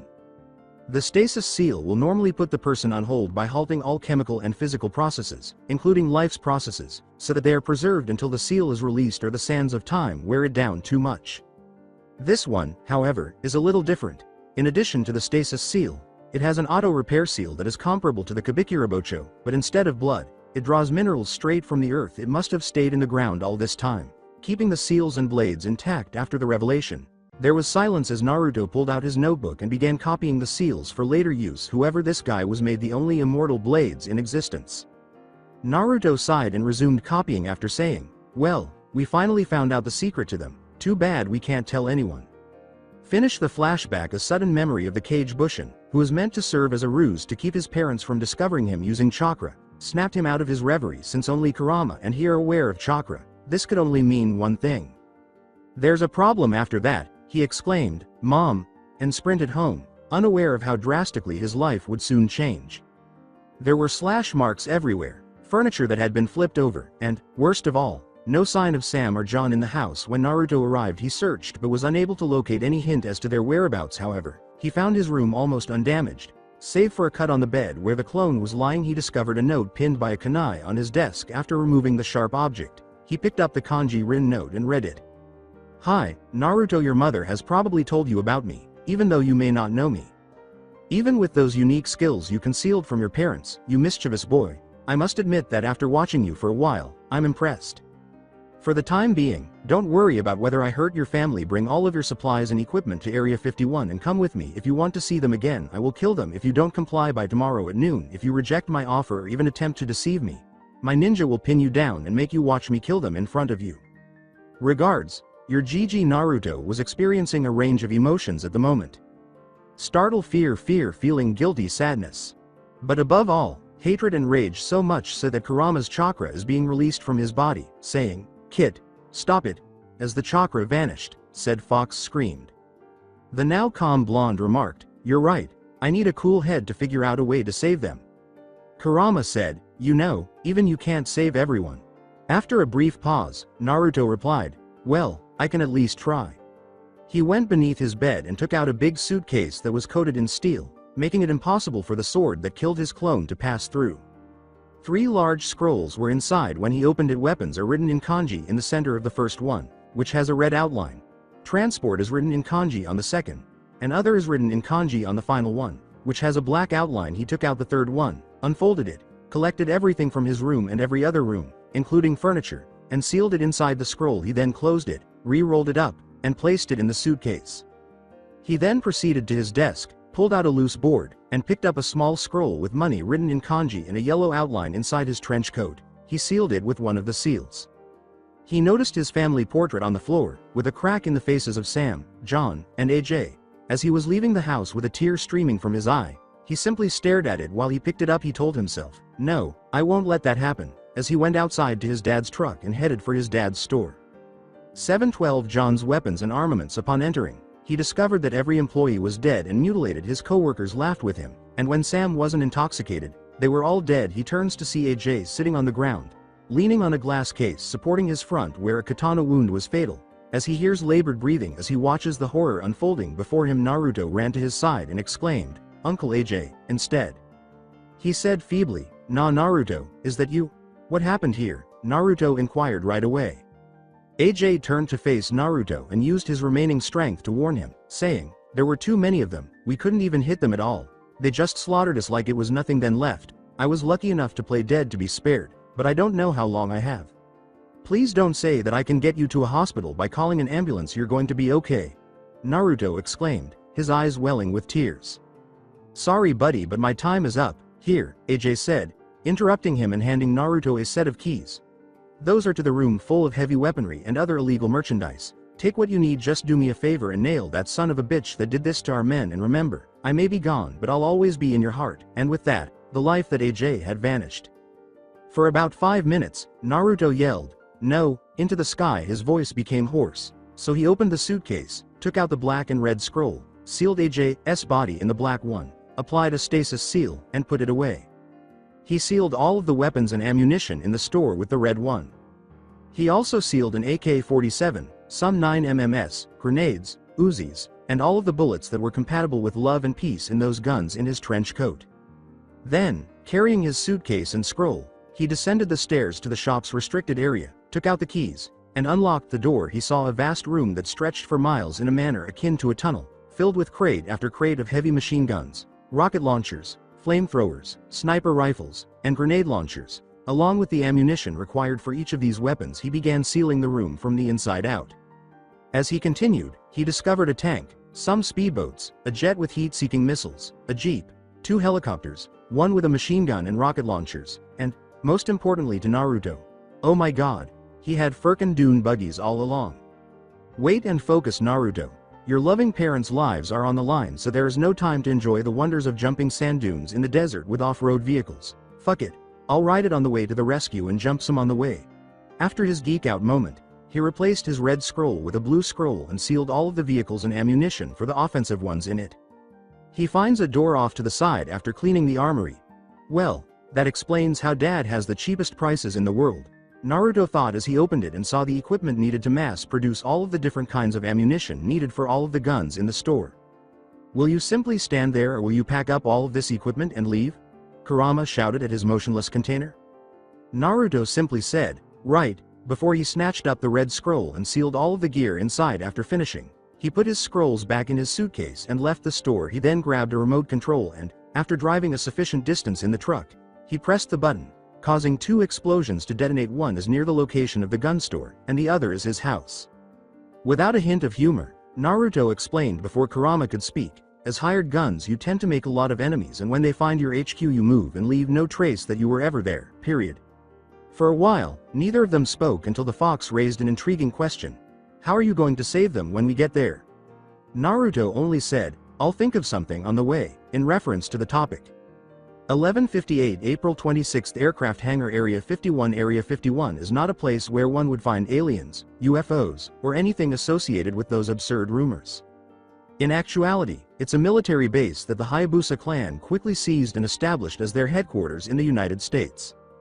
They typically use it to house some of their kidnapped individuals for human trafficking, as well as the men from their clan who operate in the nation. It's the perfect location for a secret headquarters because it's remote but close enough to the harbor for a quick supply line. The mountains enclose it, keeping the public out, and the guards stationed there give them a good vantage point to find trespassers and kill them if they venture too far in. Additionally, because it's a military base and the government is unaware that it's been taken over, it's easy to keep the government out of the way as long as they occasionally issue false reports. Keigo, the leader, is a tall man with a few wrinkles on his face that give the impression that he is elderly, but his demeanor betrays this. He wears the same bodysuit as Sam and Naruto, but with some crimson armor plating on his shoulders, forearms, shins, chest, and groin. He has short black hair with some gray streaks in it, a goatee, and cold black eyes on his aged face. Additionally, he carries a katana with a black no ts and a crimson saya with red tape wrapped around the suka. John and Sam are shackled in ninja wire directly behind him, protected by 30 of his ninja, while 50 more are concealed in the shadows. Instead, they wield tantos while wearing a bodysuit with a hood and a face mask. John gave him a "Hey" for his remark. It seems that my grandson isn't going to make it in time. Too bad. I have to warrant the death of one of my proteges, and she was doing so well outside of the compound. He turned to them and smirked mockingly, saying, "Well, my daughter and whoever you are." Sam angrily screamed at her adoptive father, "What makes you think I'm still a part of your so-called family, you sick son of a bitch?"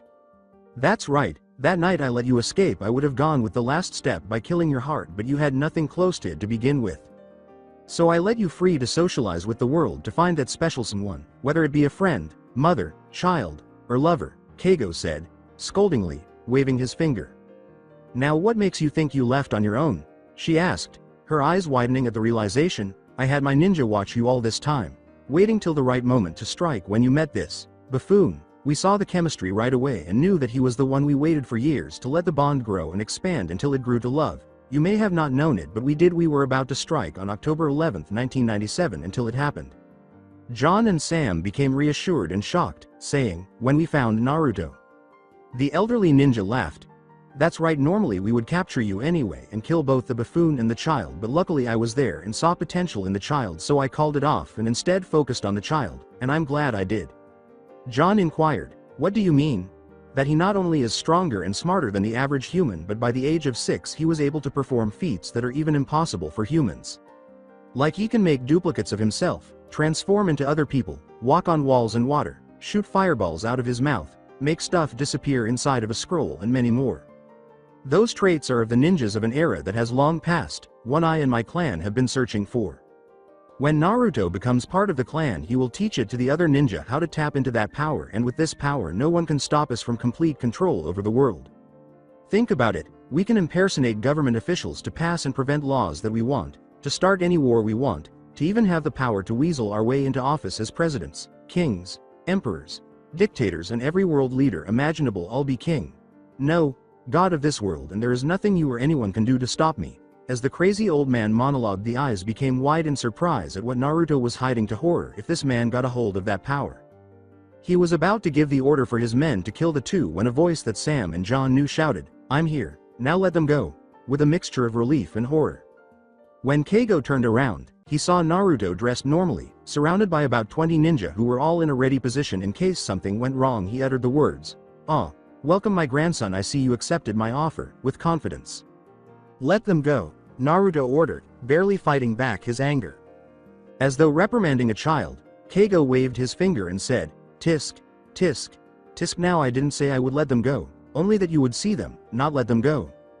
"Damn," he whispered to himself. Sam yelled, "Run Naruto, please save yourself, he's going to kill us anyway. It's just better if you run.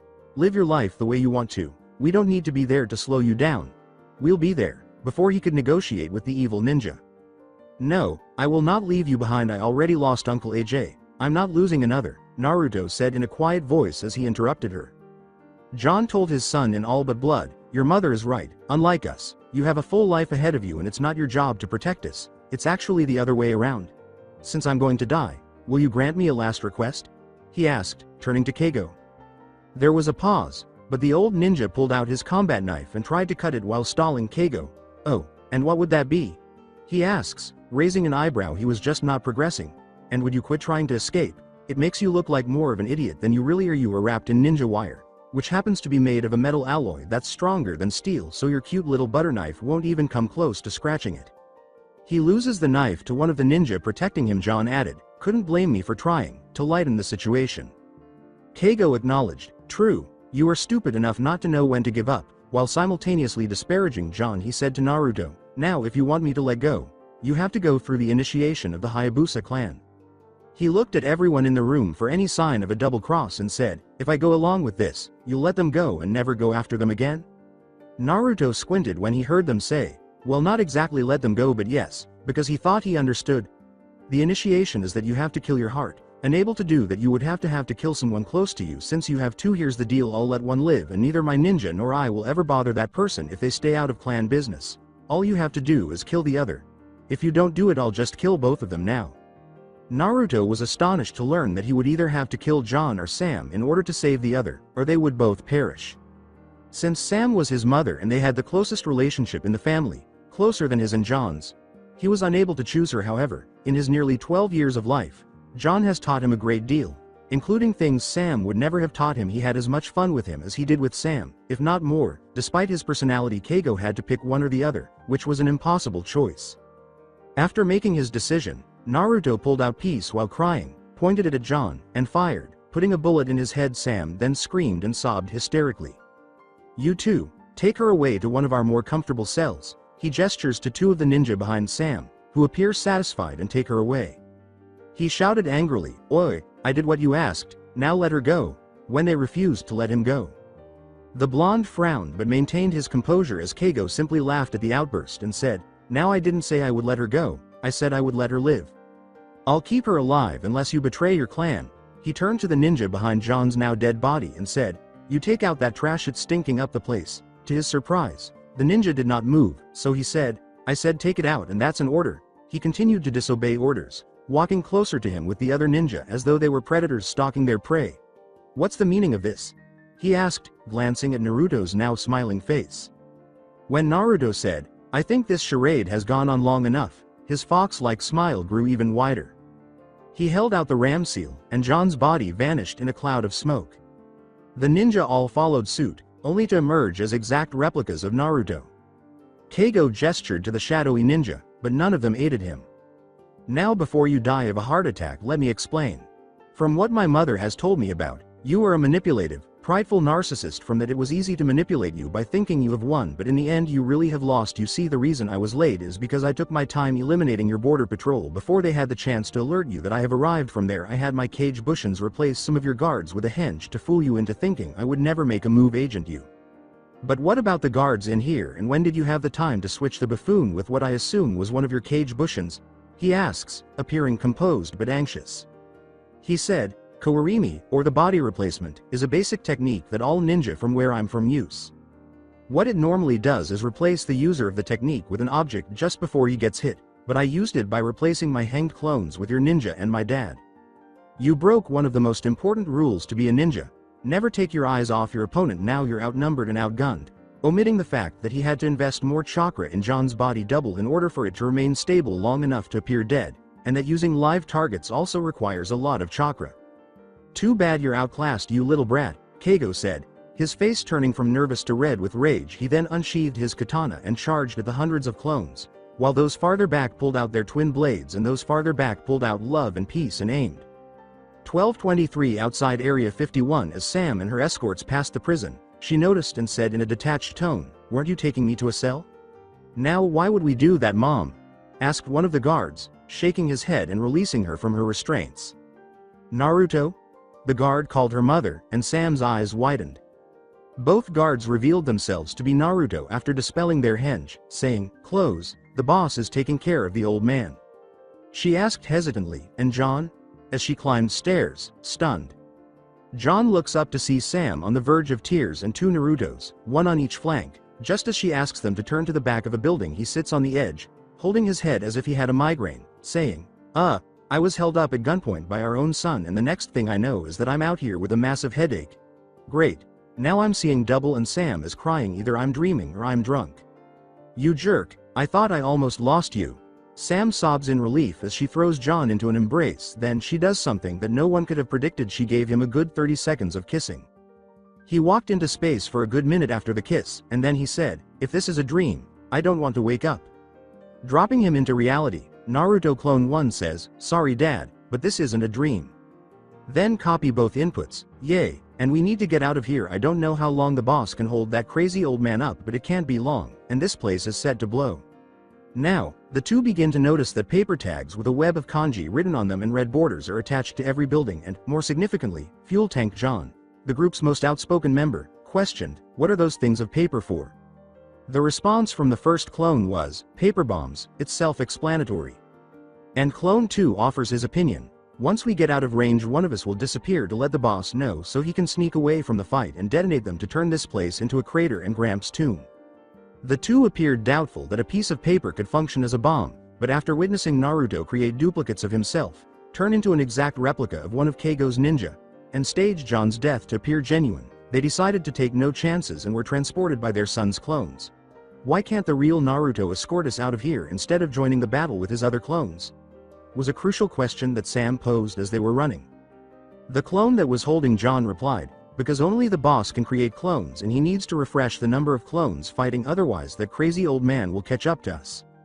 At about the same time, Hanger, despite Naruto's numerical advantage, Keigo's mastery of Kenjutsu, as well as his age, speed, and dexterity, were destroying his clones. To keep the man occupied, however, Naruto simply continued creating more clones. Naruto suffered from the memories of the clones being cut or slashed, so he had to dodge or block every blow he made. However, this allowed him to learn more about his opponent without getting hurt after creating all of those cage bushins and putting them through a henge and kawarimi with the other ninja and his father at the beginning. He is currently low on chakra, and now that he is using it to continuously replenish the fallen clones, the combined exhaustion is finally beginning to catch up with him.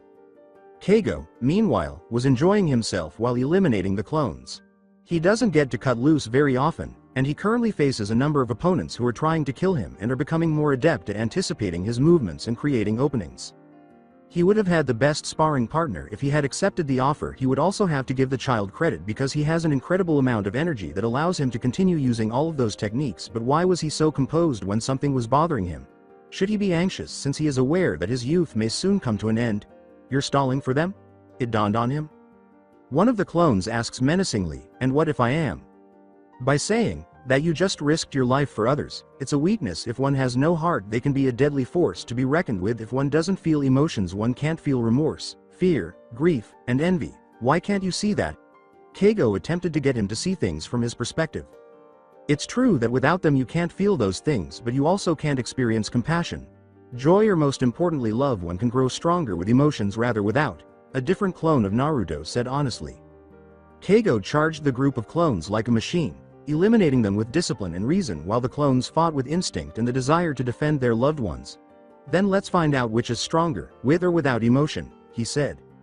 Until he received a memory from one of the clones that led Sam and John to safety, Naruto continued to fight to release the gravity seals all over his body. The original made a one-handed rat seal and muttered, "Kai," before sneaking off. Sadly, Keigo noticed it and was attempting to eliminate the other clones as quickly as possible in order to pursue the original, murder his family, and force him to submit to his will.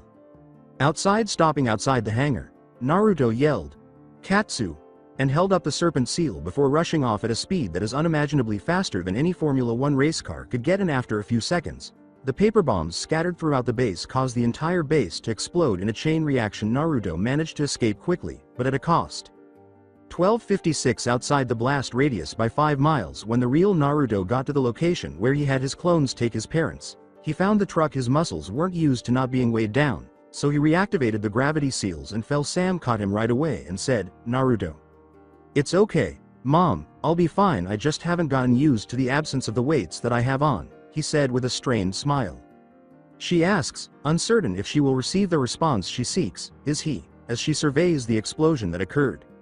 "I would think so. No matter how strong he think he is, no one could have survived that blast," she responded. "Sorry I had to do that. I didn't know what it would do to the person not aware of the switch," he says, turning to face his father with a somewhat sheepish expression. He pauses when John holds up his hand and says, "It's okay. You did it to save us, but try to avoid that option next time. And before we get on the subject, what you can do and how you got them is your business. Just don't let it go to your head." He then notices a shimmer in the stains, and when he looks up, he sees that a man dressed in black and red is holding a sharp object. He yells, "Look out!" as he pushes Sam and Naruto away, his eyes widening in horror. After being shoved, They watch in horror as a badly wounded Keigo holds a katana and stabs John in the heart. And if you're wondering how I'm alive, I barely escaped, but the last blast propelled me closer to this location and I have a very high pain tolerance after all of my years of battles, he says, snatching his sword carelessly out of John's chest cavity as he enjoys the look of shock and fear in their eyes.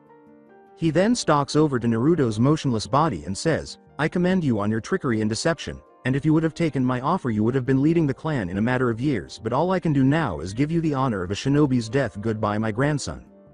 In anticipation of the inevitable, Naruto closed his eyes and listened to metal pierce flesh without experiencing any pain. He opened his eyes reluctantly, but what he saw will always be in his nightmares. Sam was standing above him, her arms outstretched, the katana passing through her chest.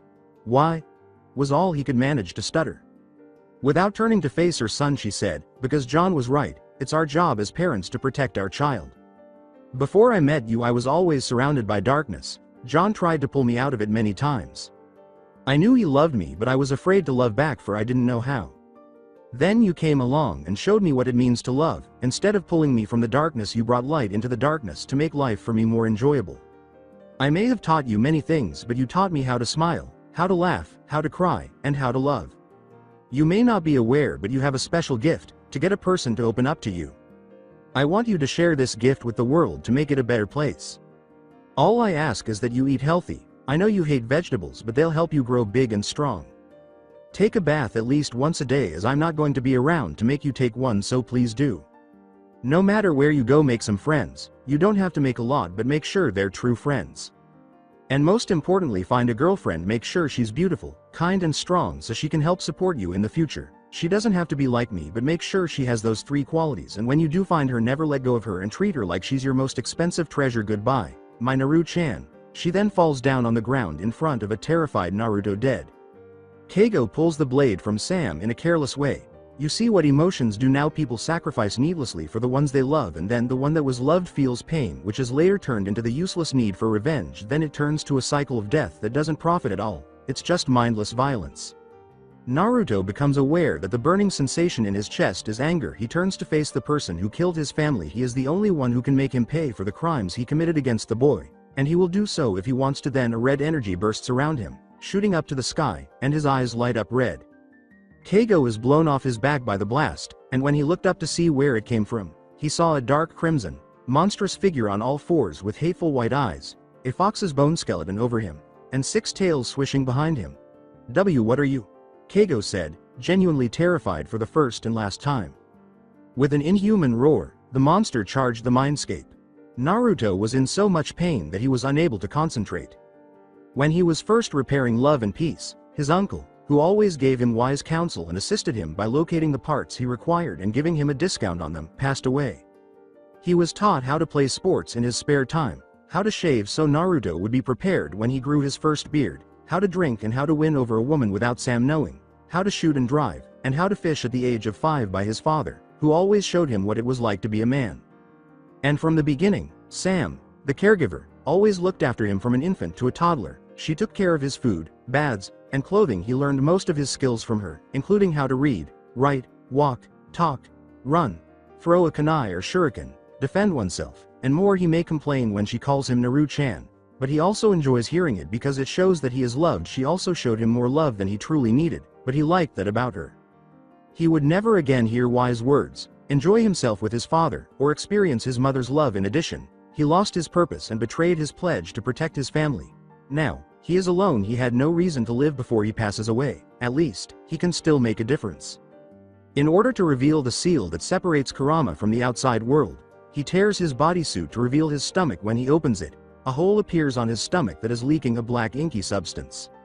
Knowing what the child is about to do, Kurama tries to reach him. Kid, please stop. I know you're in pain, but this isn't the way for it to go away. I'll admit, if I haven't have met you, then I would tempt you to free me, but as I got to know you, I was shown that not all humans were evil, and I've learned to forgive your father and Hashirama for sealing me in Mito and your mother for containing me. I may be a mass of chakra, but I can lose you. I may not admit it enough, but you've become my friend ever since the old man created me, and not just any friend, my best friend. And you're not alone, because you still got me, so snap out of it, Baka. Naruto pursued the seal like a dead zombie. In spite of Kurama's heartfelt admission, a whirlpool of water pushed him up to the paper seal as he reached the cage. As he grasps the seal, Naruto's daze is abruptly broken when a second hand snatches his and throws him away from the seal. He said, "Shit, what the hell, man," and looked closely at the man. He was a fairly tall, fair-skinned man who resembled Naruto in every way except for his narrow eyes, jaw-length bangs, and lack of facial whiskers.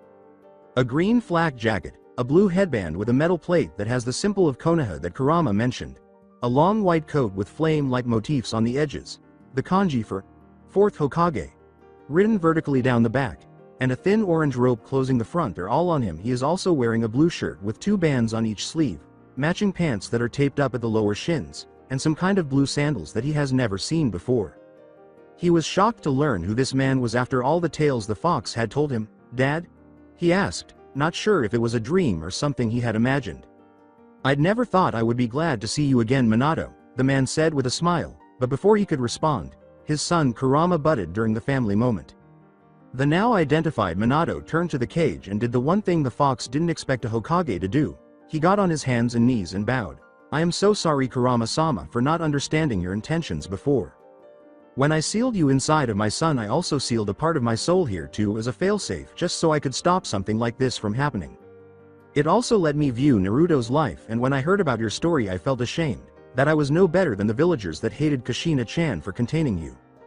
I know you will never forgive me, but I wanted you to know that I regret what I did and that I can't repay you enough for teaching my son the art of ninjutsu and fuinjutsu." He turned to Naruto, "And I'm sorry, Sochi, for placing this burden onto you, but I couldn't use someone else's child when I had my own, but I still left you alone, and had it not been for Sam and John, who knows what have happened. I don't expect you to forgive me in being reckless, but just so you know that I'm proud of what you've become." When Minato closed his eyes, he anticipated a punch to the stomach, but instead he felt 2 arms encircle his waist. "It's okay, Dad, and I forgive you for locking Kurama up so long ago. All I can do now is find a way to free him or wait till I'm on my deathbed to do so, and it was the heat of the moment, so how could have you know that Kurama wanted to leave or not?" He opens his eyes to find Naruto embracing him. He then lets go and bows to Kurama as though pleading for understanding. The fox let out a sigh and said, "That's enough, Minato. Like I already said, I already forgave you and Hashirama years ago, and I know you're here too, Kushina, so come out and meet your son." A female voice said, "Okay already, Databane," from a shadowy corner. When the individual entered the light, Naruto saw that she was a beautiful woman with a slim yet feminine figure, fair skin, blue eyes, and long, bright red hair with strands framing both sides of her face. She also had a black clip that parted her hair to the left. She wore the same sandals Minato wore, but in a pale purple color, a dark blue band on her left wrist, and a green, high-collared, sleeveless blouse underneath a long, loose-fitting white dress. "Mom?" was all Naruto could say as he stared at her in disbelief. When she sees Naruto, she embraces him. "I'm sorry too, my Sochi. If I would get to know the big fuzz ball over there, none of this would have ever happened. You would have hated us in Konoha living a normal life as a shinobi, but at the very least you have someone to take care of you and help you grow up into a good person, and gave you the love we couldn't give you." Naruto begins to weep on her shoulder. "But they're dead. I couldn't save them, and now I got nothing to live for. It's just better if I release Kurama so he could have the peaceful life he's always wanted." However, Kurama surprised him by saying, "Baka, did you listen to a word I said? I don't like to repeat myself, but you showed me that not all humans are scum, that in the 5 almost 6 years that I've known you, you've become my best friend. As much as I want to be free, I will not let you sacrifice your life for it. Besides, it's almost like you've given up. And the Naruto I know never gives up, so are you Naruto or some pussy that can't take the shit that the world throws at him?" "You're right, Kurama. You didn't teach a pussy nin and fuinjutsu, you taught Naruto UN Hayabusa all of that, and he's far from being a pussy," Naruto said, gently pushing his mother away and wiping the tears from his face. "Youch, what was that for?" Kushina then struck him in the head. With a reprimanding gaze, she said to her son, "Watch your language, young man." "Sorry, Mom, I kind of got carried away," he said nervously, scratching the back of his head. "Man, she can be just as scary as Sam when she's angry," he thought to himself. Naruto sadly stated, "I'll just find another purpose in life. Problem is that I don't know where to start," in the final line. Now that he is standing up, Minato said, "Well, I chose you because I wanted to give you the power you'll need to save the shinobi era, as I believed you to be the child of prophecies. Sadly, you're stuck in the future with no way to go back." Kurama's ears perk up with curiosity. Actually, that's not entirely true. The 3 of them look at him suspiciously, awaiting an answer. "The jutsu I performed to escape wasn't a time travel jutsu but a time jump jutsu. The difference is that time travel you can control where and when in time you want to go, but a time jump you can't. Where you are is where you'll end up, and when you jump one way, You have to jump the other way the second time around, but I have to have control without the nasty side effects this cage is causing. Are you saying that there's a way for Naruto to fulfill the role of the child of prophecies and all it takes is to remove the cage that separates you from Naruto? Minato asked. Feeling a little more optimistic, the fox nodded without hesitation. He asks, then what do we have to do? Minato approaches Naruto and slams his right hand on his stomach, closing the hole, indicating that the seal has been fixed. First, I need you to fix his seal, and don't worry about how long you have, I'll give you enough chakra to keep you both here till the job is done, he said. Good, now can you make another key? After a minute of contemplation, he exclaimed, I don't know, but if I try it will take some time. That's all that I can ask. Now Naruto, while your father works on the key, I want you to go to the darkest part of your mind and confront your dark side. If you're going to get control of my chakra, you have to have a pure heart empty of any negative emotions and take your mother with you as she can help you, he continued, grabbed the hand of his mother and continued on his way. And remember, not all fights are won by violence. Kurama continued before the blonde and his mother were out of sight. Traveling to the mindscape's shadowy side, Mom, can I ask you something? Was Naruto's choice to strike up a conversation with Kushina as they were strolling. She questioned, what is it, Sochi? I was wondering, how you and Dad met, he said after taking a deep breath. Well, when we were enrolled in the academy as kids we had the same class. I'll admit that the first time I saw him I thought he looked unreliable and girly. When I first started, most of the class started to make fun of me by calling me Tomato Head due to my childlike round face and red hair, which caused me to hate it in the beginning, she said, looking dubious about why Naruto wanted to ask her how she met Minato. Naruto interrupted, saying, are you kidding? Those guys probably were jealous that you had such awesome hair. Hell, I wish that I inherited that instead of father's rat nest of blonde hair. He then swore he heard snickering, and he said, I heard that, which sounded a lot like his father. After chuckling to herself, Kushina said, I'm glad you think so, now please let me continue with the story. I'm guessing that Dad defended you, he said, rubbing the back of his neck and laughing nervously. Oh no, he didn't. Instead, I beat anyone who made fun of me to a fine pulp, leaving them half dead. Kushina grinned sweetly and lifted her fist to her head, saying, that action granted me a new name, the Hot Red Habanero. Even when I was still in the academy, Genin feared my wrath. So it's true what John told me. Hell hath no fury like a woman's scorn, he said. And don't you forget it, Databane. Anyway, I didn't fall in love with him until one day a few years later I was captured by Kumo Shinobi, she said, setting down her fist. Naruto concluded for her by saying, because you had the special chakra to hold Kurama in you, he clarified. Kurama told me, and before you ask, he never said anything about you that's personal, so I know nothing about you except the fact that you're my mom and were the second person to hold Kurama inside you. She appeared surprised that he would be aware of that.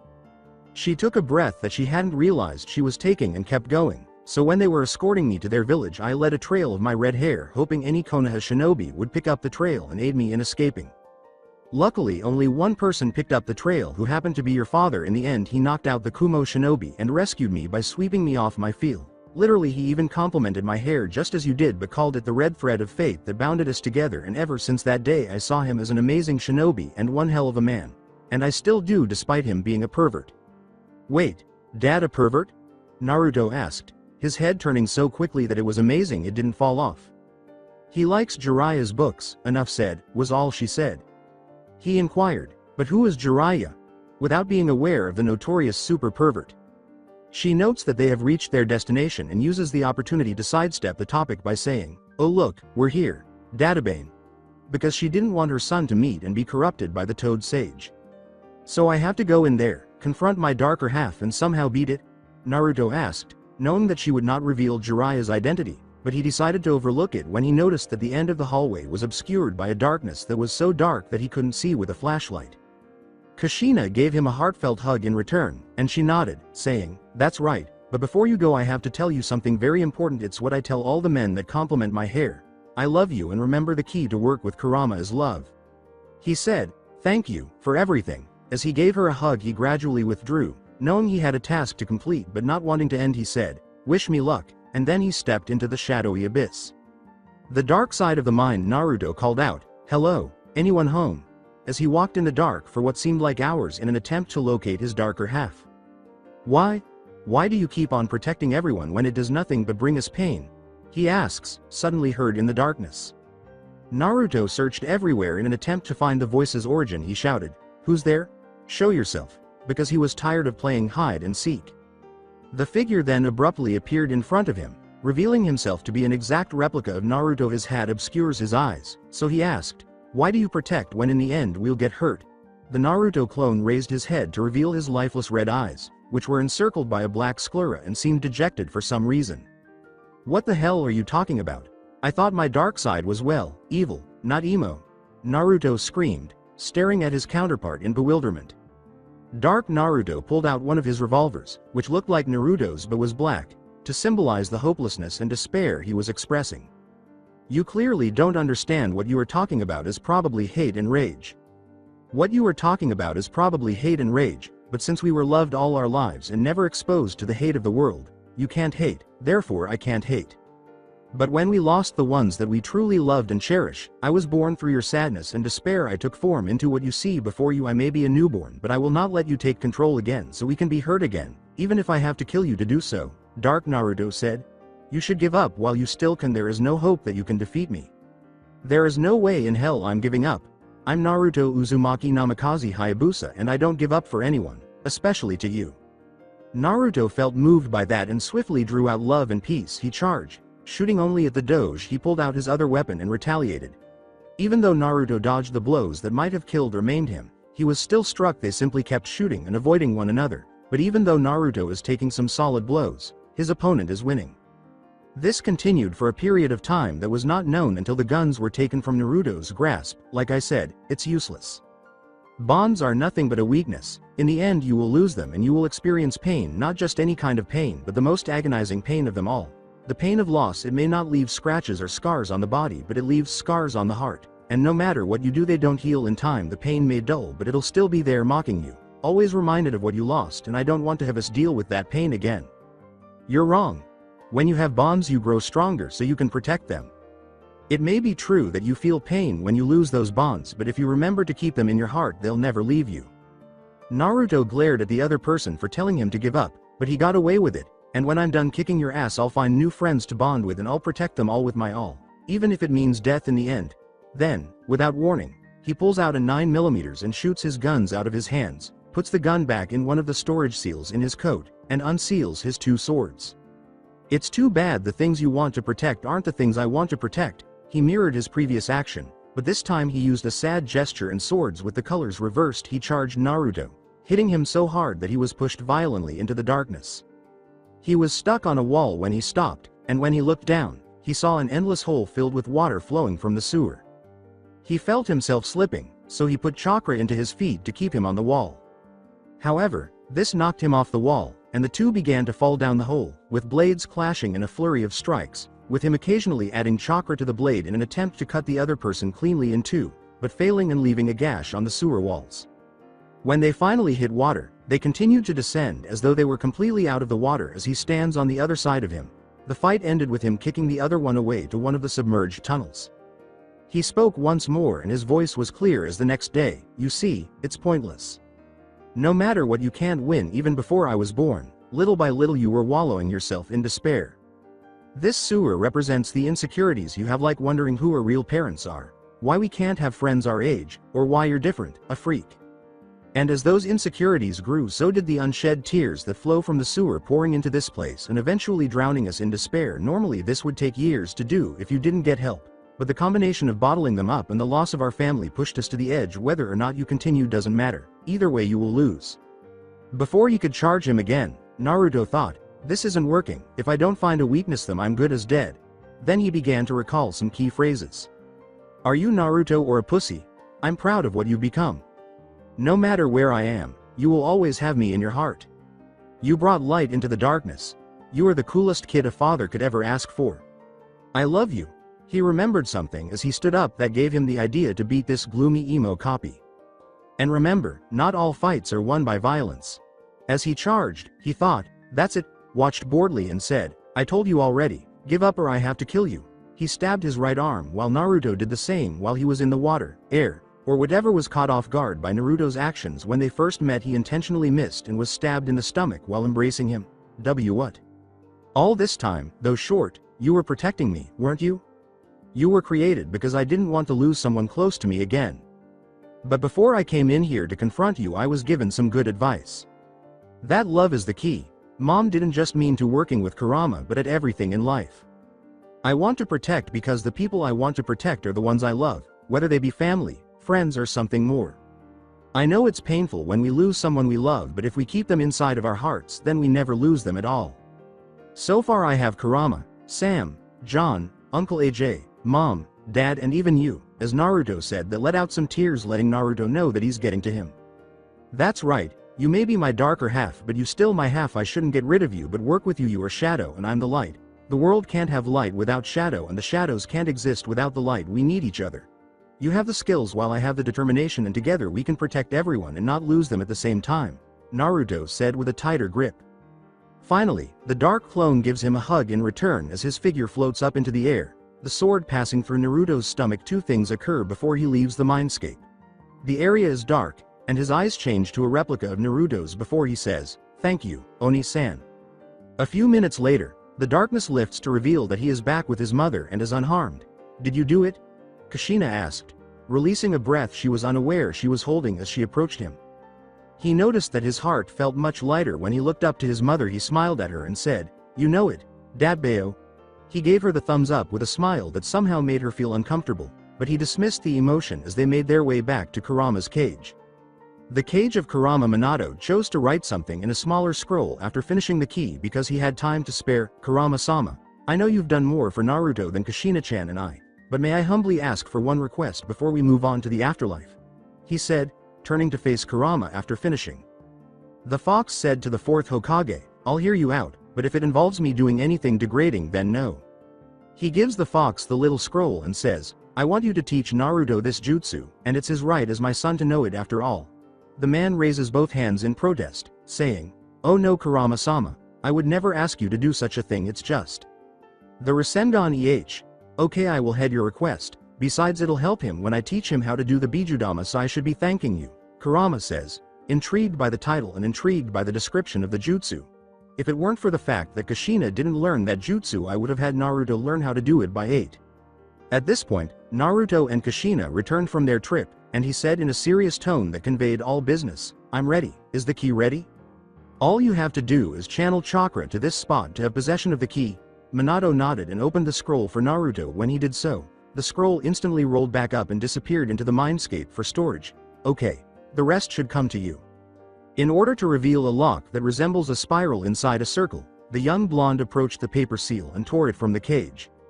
He pulled up his shirt to reveal his stomach, and he pulled up his right sleeve to reveal seals running down his right arm and onto his stomach using his right hand. He grasped the seal and rotated it counterclockwise, which caused the lock to unlock in a spiral pattern. The cage opened once it was fully unlocked. Kurama gave the order, "Now all that's left is to take my chakra while suppressing my will." Together, Naruto and his parents exchange glances while posing the silent query, "Are you ready?" They respond with a nod that is equally silent. The three approached Kurama and used their chakra to pull out the foxes. Although it took almost 15 minutes to defeat the will, they succeeded in the end, and it would have taken longer if Kurama hadn't repressed the majority of his own will. When finished, Naruto's body was covered in a yellow shroud of chakra, and his trench coat was also covered in the yellow chakra that flickered like a flame. The top half of his body was still black, with several yellow magatama near his neck that resembled a necklace. He had bold black lines running down his arms and legs, as well as a yellow one on his torso with circles on both shoulders, and where the seal was on his stomach the bold lines on his limbs reached his hands and feet, wrapping around the palms and middle of his feet, leaving a small circle there. His eyes turned orange, and his pupils became slits, and his whisker marks became bold, just like the lines everywhere else on his body. His parents are both in awe of Naruto's recent metamorphosis. Take the hat away and he looks almost exactly like Minato, Kushina even thought. And he returned to normal almost instantly. They begin to vanish in the same manner as if they had spent enough time with their son. Minato began, "Looks like our time it is just about up, and there was so much that we wanted to teach you," but his son interrupted him with a crowd hug. He said, "It's okay, Mom and Dad, I appreciate you just being here and everything you did. Well, aren't you going to join in or not?" he asks Kurama, who is avoiding the family moment. Confused, the fox says, "Sorry, but I don't do hugs, and besides I don't want to oppose on a family moment between yours." "What are you talking about? You are family. From what you told me you've been with the Uzumakis for about 100 years and you may be my mentor and best friend, but I also see you as an older brother, so come here, Oni-san." He created a space for Kurama to come along. He wraps his tails around the family and lets out a defeated sigh. For Kushina and Minato, it was initially a little awkward and ironic, but his fur felt warm and soft, erasing the awkwardness while still feeling ironic, which they found acceptable after a good minute. They parted ways, and Kushina said, "Well, this is a goodbye, I love you, Sochi, and thank you for taking care of my baby Kurama. Maybe if I were a little more like Naruto we could have been good friends." The two souls then vanished, concluding their journey to the future. He hoped she heard him say, "You might be right, Kushina, at least you called me by my name that time, and if you ever speak about what happened just now, I'll use you as my new chew toy, do you understand?" he said, turning to face Naruto with a menacing glare. He stated, "Don't worry, what happened in the mindscape stays in the mindscape," as though it were commonplace. With a sigh of relief, the fox said, "Good, now it's about time you got back to the real world, and once you gather your things I've got more to teach you about Biju mode." If the other Biju discovered that he had hugged other humans, they would never let him get over it. With a nod, Naruto departed from the mindscape. 1314 Beyond Area 51. Naruto felt pain all over when he first regained consciousness, but he overcame it with strength. Kurama nodded his head in agreement as he thought, probably been vaporized by a Bijudama. He then regained his sight and saw that the land was covered in trenches and craters, and there was no sign of Keigo, only the truck and everything inside, along with Sam and John's bodies. Survived Naruto's rampage. He limped to the truck, pulled out his suitcase, pulled out the black scroll, pulled out his sealing supplies, and applied stasis seals to their corpses. He sealed them inside his black scroll after activating it. Naruto leaves after putting everything back in the truck in the hopes of eluding the police and causing further problems. Kurama noticed that Naruto was leaving the west coast as he was driving and said, Kit, why are we going east when we should be going west?" When he said, "I want to take the scenic route so that I not only can visit the places I want before we say bye to this world, but it will give you time to teach me on the way," Kurama yelled. "Road trip." Naruto had to fight the urge to slap his forehead at Kurama's occasionally foolish behavior. 2349 In the same manner, he was discovered in Tokyo on April 30, 2010. Since his parents passed away more than a year ago, he has been touring the globe, traveling to cities like Chicago, New York, Washington, D.C., London, Miami, Berlin, where his mother was born, South American forests, African forests, Middle Eastern deserts, Russian frozen plains, and many more. He discovered the powers of Biju mode during that period, such as his ability to sense the emotions of others and his ability to move so quickly that he leaves a flash of light behind when he moves from one location to another. Kurama theorized that this was a distorted form of his father's Hiraishin. In addition, he had the ability to manifest parts of the fox's body and change into a duplicate of Kurama. Additionally, his improved chakra shroud expands into a transparent-tailed beast cloak that replicates Kurama's entire body, keeping the same seal that was previously on his body, rather than a duplicate of bone and flesh. To say that Naruto was taken aback would be an understatement. He was also instructed on how to create the Rasengan using the scroll that Kurama had given him in his mindscape. He was able to master it in a month thanks to shadow clones, but in order to spin the chakra in his palm and keep the sphere from becoming unstable and exploding, he needs a clone that does not have Biju mode. In contrast to the normal Rasengan, which the clone can spread instantly, he also created a version of it called the Odama Rasengan, which has the sphere increase its density, making it more powerful, but he needs the clone that helped create it to stay and maintain it. Additionally, following his training in wind elemental techniques, he incorporated it into the unfinished jutsu to create the futon Rasen Shuriken, which produces innumerable microscopic wind blades that cause cellular damage to the body. After being struck, the target loses the ability to move because the wind blades cut off nerve channels in the body. When Kurama and Naruto first used it without throwing it, they discovered the hard way that it also targets the chakra circulatory system. He would have destroyed his chakra using ability if Naruto hadn't had his healing factor. He later attempted to shoot and throw it from his revolver, but he was only able to do so when Biju mode was engaged.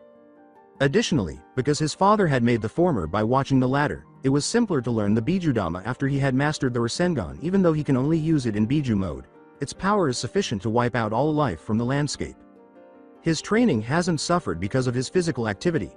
In addition to his daily routine, he has increased the difficulty of his gravity seals from 5 to 8 times each day. He has also trained in the most extreme environments as a result of his travels, from the icy tundra of Siberia to the arid heat and sands of the desert. Additionally, his training would be evident if he were shirtless, as his physique would be even more muscular, but it is all crammed into his thin frame.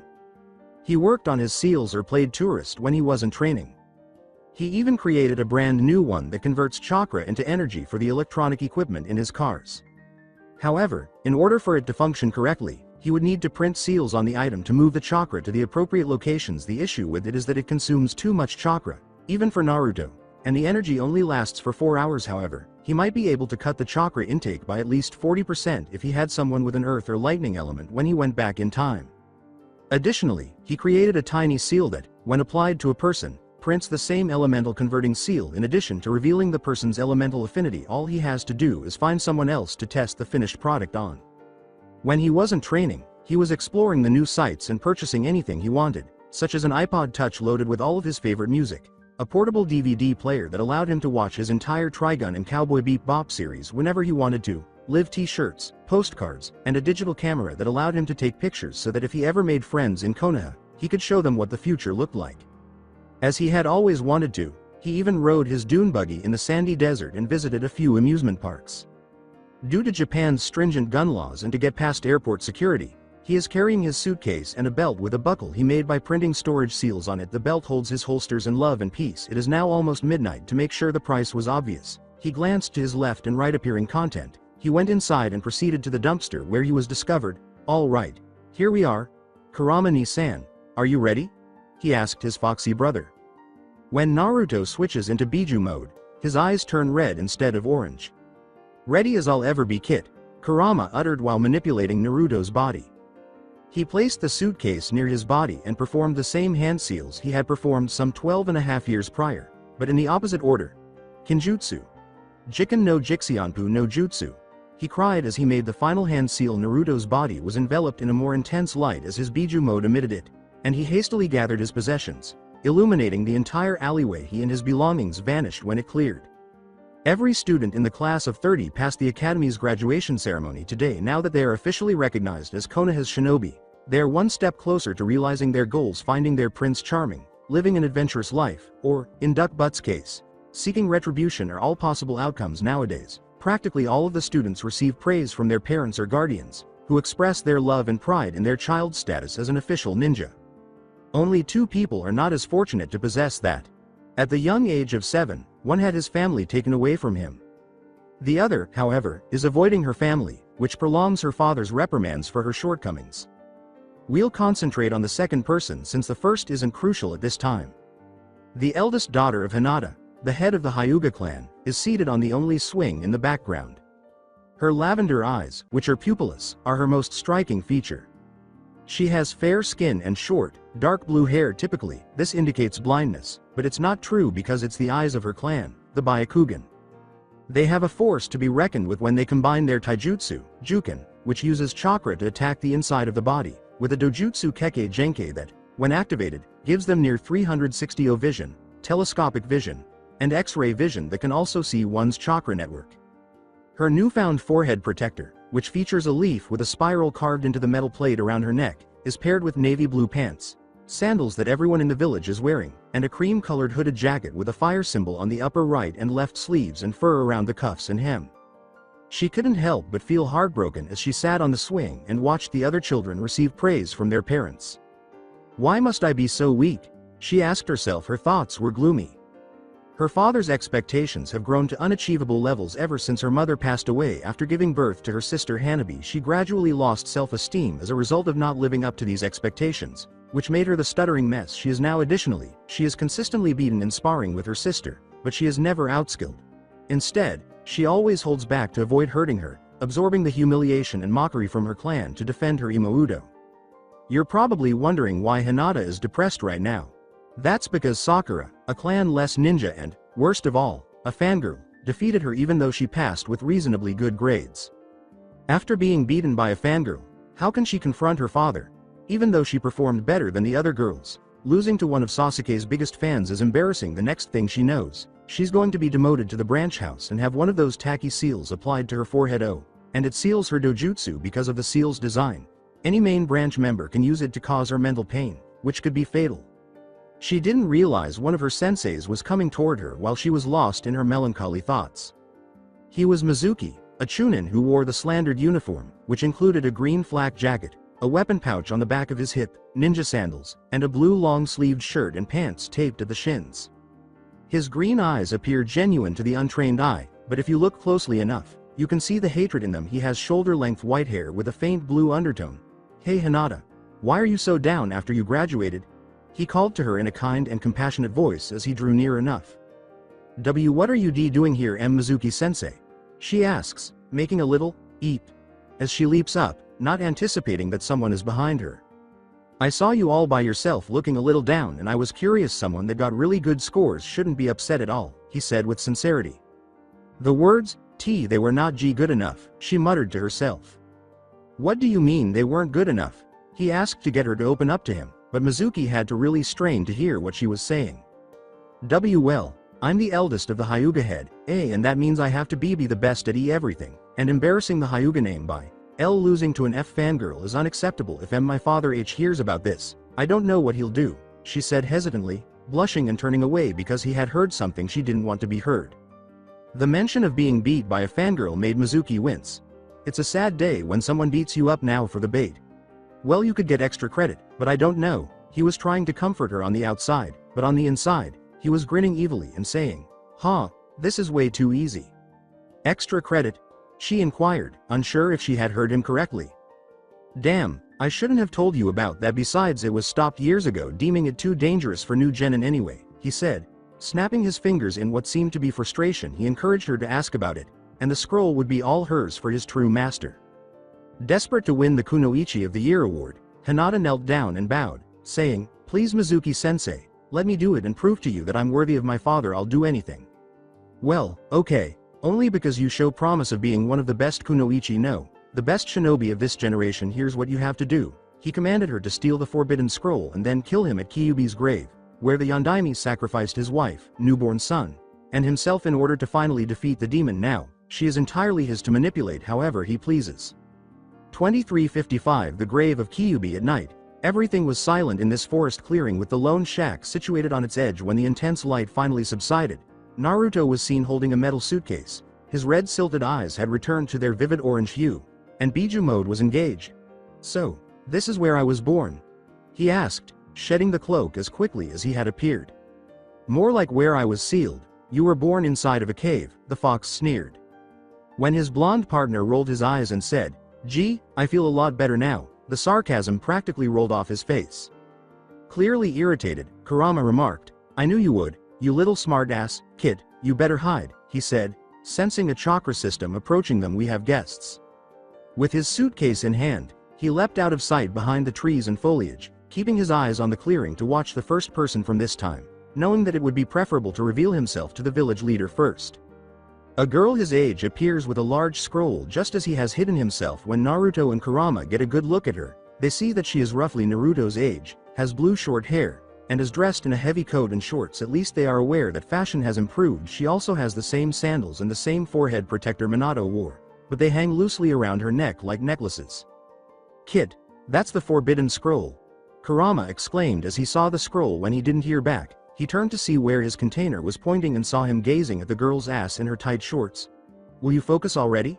he asked. He screamed to get Naruto's thoughts straightened out. "All right, tell me what you just said," he asked in a way that made it obvious he wasn't listening. "When you were staring at her ass and wondering what was behind that coat of hers, I was saying she has the forbidden scroll with her." Kurama sighs in exasperation at having to deal with a hormonal teen. "So, what's the big deal?" He blushed when Kurama said he was checking the girl out but managed to control it as she unrolled the scroll and read it. He said, "It's just a scroll with jutsus, and by the looks of it, she's trying to learn one of them." He didn't see the big deal. "Baka. The forbidden scroll contains strong kinjutsu that is only available in the village and could kill someone if they don't have enough chakra to use it. In fact, the Kage Bushin that I taught you is one of those jutsus." He told Naruto that if another village were to obtain it, it might cause issues for the village in the future. That would mean that she's either going to betray the village or is being tricked or forced to do it for someone else. And based on what you taught me about the clans from this village, I'm betting on one of the later. She's from the Hyuga clan because of her bow. I mean, milky lavender eyes without pupils, and there's no sign of a seal on her smooth forehead. "Yay forehead, he said, hinting that he finds the girl to be attractive. "Admit it, you want her to bear your kits," he said to him, teasing his container. "Shut up, Kurama. Anyway, my point is that she's part of the main family who practically rule over the rest of their clan. So why would she betray her village if she's living the good life? He nearly yelled out loud but was able to contain it without causing too much atomic blush. The fox told Naruto, "The emotions that she's showing to me say otherwise." The blonde appeared doubtful, so Kurama explained his point while instructing Naruto, "Try reading her emotions without going in Biju mode, as that would just give our location away." "But Kurama-ni-san, I can't do it unless I'm in Biju mode, believe me. I've tried repeatedly for a little over a year now, and before you say anything, I'm not giving up on it, it's just that now's not the time to practice a skill like that when we want to remain hidden," the blonde gunslinger complained. "Okay. If you look into one person's eyes, it becomes easier to sense their emotions. It's as they say, the eyes are the window to the soul." His eternal guest sighed in frustration and decided it was time to give him a crucial hint. He hoped the blonde would have figured it out himself, but he needed to learn. For someone who can make new seals off the bat, you can be dim-witted at times. Naruto mentally slapped his head for being a fool and not considering that himself, but this isn't the time to be a jerk, so he did as he was told and was shocked to see that her eyes were dull but determined, as if she was being bent but hadn't broken yet. When he reached out to feel her emotions, he felt her sadness and despair, but oddly enough, he didn't feel any hate in her at all. When he felt at least a little hatred for the man who had taken his family away from the living plane and for other people he encountered on his travels, he had to figure her out. "I understand what you mean, Kurama, but I think we should observe since we know almost nothing of the situation. Once I've seen enough, I'll act accordingly," he said, gaining the fox's approval, and they watched. Hinata at the same time, she felt like someone was watching her when she landed in the clearing, but she ignored the mocking rumor that it was haunted by Kyuubi's spirit. "Mizuki-sensei isn't here now, so I might as well read the scroll to pass the time," she said, opening the scroll, assuming it was a fake, only to be surprised to see jutsus that were far too sophisticated for a fresh genin. What is this?" She continues, "Kokwangyo no jutsu. Well, Kurenai-san has told me that I have potential at using genjutsu. Kage Bushin, Bunshin Deibakuha, Shikifu Jin. I can't do these. Well, if it's the last thing I do, I'll learn how to use this genjutsu then perhaps, for once, my father will be pleased with me." She read the description of the jutsu and the necessary hand signals before starting her practice. Approximately 3.5 hours later, on May 1st, 3:31, Hinata was so tired that she was on the verge of fainting, but she eventually learned the genjutsu. At this point, someone arrived and said, "Hinata?" Uncertain of who he was seeing, the voice said. She squeaked and jumped in surprise, and Hinata turned to see who had entered the clearing. Iruka Amino, her other instructor, who, like Mizuki, wore the Konoha shinobi uniform and wore his forehead protector on his head like most shinobi, had dark eyes, brown hair that he kept in a ponytail, and a scar across the bridge of his nose that some say was acquired on a mission but he claims was a birthmark. "Iruka-sensei. What are you doing here, expecting Mizuki?" she asks. "Has she been practicing all this time?" he asks himself as he examines her, taking note of the cuts and bruises on her body. Then he recalls why he came here. "Hinata, why did you steal the forbidden scroll?" She gave him a perplexed look and said, What do you mean, sensei? This extra credit assignment is supposed to put me at the top of the class." He turned to face her now, as though she had grown a second head, and asked, "What are you talking about? The concept of extra credit does not exist." Her confused tone led her to believe that it was a ruse. But Mizuki-sensei said that if I steal this scroll from Hokage-sama's office, then my grade would be B bumped up enough to beat the top kunoichi, she said. When Iruka heard a whistling sound that had to be Kanai and Shrunken coming directly at them, he thought the same thing. "Watch out!" He yelled as he pushed Hinata away. Unfortunately, he got pinned down on the shed wall by the projectiles. He looks in the direction of where they came from only to find Mizuki now with his forehead protector worn as a bandana and 2 giant shurikens strapped onto his back, and by looking at his colleague's eyes, which are full of hate and insanity, he put the pieces together. "So that's how it is, am I wrong, Mizuki?" He laughed cruelly at Iruka, saying, "Ha ha ha ha, you were such a goody-goody, Iruka." He turned to face Hinata, who was holding the scroll tightly, and extended his hand to her, saying, "Good Hinata, just give me the scroll and you will be able to beat Sakura and make Daddy proud." "No, don't, Hinata!" Iruka screamed as soon as he said that if that scroll ends up in the wrong hands, it will put everyone we live with in danger because it contains strong jutsus from this village. "But don't you want to prove your father wrong by becoming stronger? Then give me the scroll, and I'll help you exact your revenge on those who believed you were weak and unworthy." When he said that, Hinata looked closely into his eyes and was appalled by the hatred, rage, and insanity she saw. "NNN no Mizuki, I will not give you the scroll," she said, backing away in terror and gripping it even more tightly. She stammered in terror at first, but then she screamed aloud to demonstrate that she wasn't scared of dying. It's not like I'll be missed. With a dejected sigh, the traitor pulled out a giant shuriken and used his right arm to spin it. I sincerely hoped you would accept my offer, but you were simply too weak. He said, I can at least steal your eyes and take them for myself. Now just die for the sake of the world. He hurled the large instrument directly at Hinata. He's right, I am too weak. My father, my cousin, the elders, and even my Imouto think so. At least I can be useful before I die, she said, holding the scroll tightly and closing her eyes instead of fleeing. She opens her eyes, wondering what happened, and sees Iruka crouched protectively in front of her, the shuriken pinned on his back. Run, and protect the scroll at all costs, he says, and she runs as fast as she can. In terror she hears something pierce flesh, but she feels no pain. The village is weak because of people like you who defend weak people like Hinata, Mizuki said, mocking Iruka for shielding her as she fled. It's pitiful. The weak should perish while the strong should live. You should be aware that the fittest survive, of all people. As Konoha shinobi, we actually possess the will of fire, the will to defend that which is valuable, Iruka said as he slowly stood up and took the enormous shuriken off his back. And I value each and every one of my pupils. Then, furious, he hurled the tool at Mizuki. As he left Iruka with his wounds, Mizuki said, I'll deal with you later, but he easily stepped aside and avoided it. Shortly after, Iruka grabbed a log, hanged into Hinata with the scroll, and pursued the traitor. Tucked away close to the clearing after witnessing her master a jutsu, Naruto was even more impressed by her perseverance and determination, and when a scarred man appeared, he could sense his concern for the girl. When she gave him an explanation for her actions, it confirmed his suspicions, and when the light blue-haired Teme offered Hinata the cliched opportunity to join the dark side, she declined and saved the scroll with her life, making her one of Naruto's most admired characters. Then, as he was about to reveal himself to save her, Iruka beat him to it, allowing him to remain hidden. He told her to run, and she did while Mizuki was spewing nonsense about his definition of strength. The other one took the huge shuriken out of his back, gave him his own definition of strength, and threw the shiny, pointy metal object, only for it to miss completely, allowing him to pursue his target while Iruka, disguised as the girl with a scroll, followed him. Wondering what his container was thinking, Kurama asked, What do you think we should do? Before he ran after them, being careful not to be seen, Naruto said, We should follow them, and if it gets out of hand we act. He then called forth his gun and holsters and placed them on his person, ready to act when the time was right.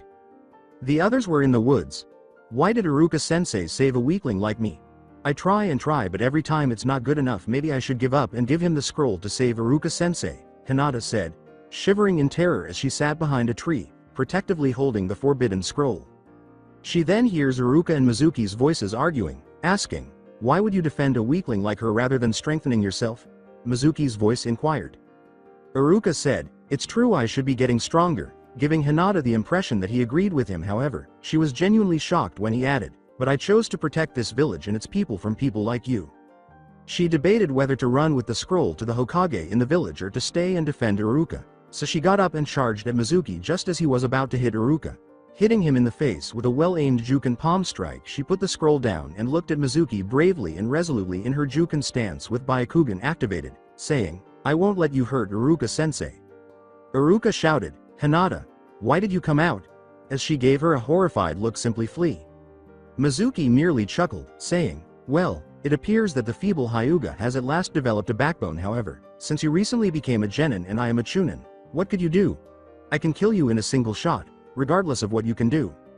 Then I won't give you the chance. Kokwangyo no Jutsu, she said as she began to string together a sequence of 11 hand seals, the final one ending in the tiger seal.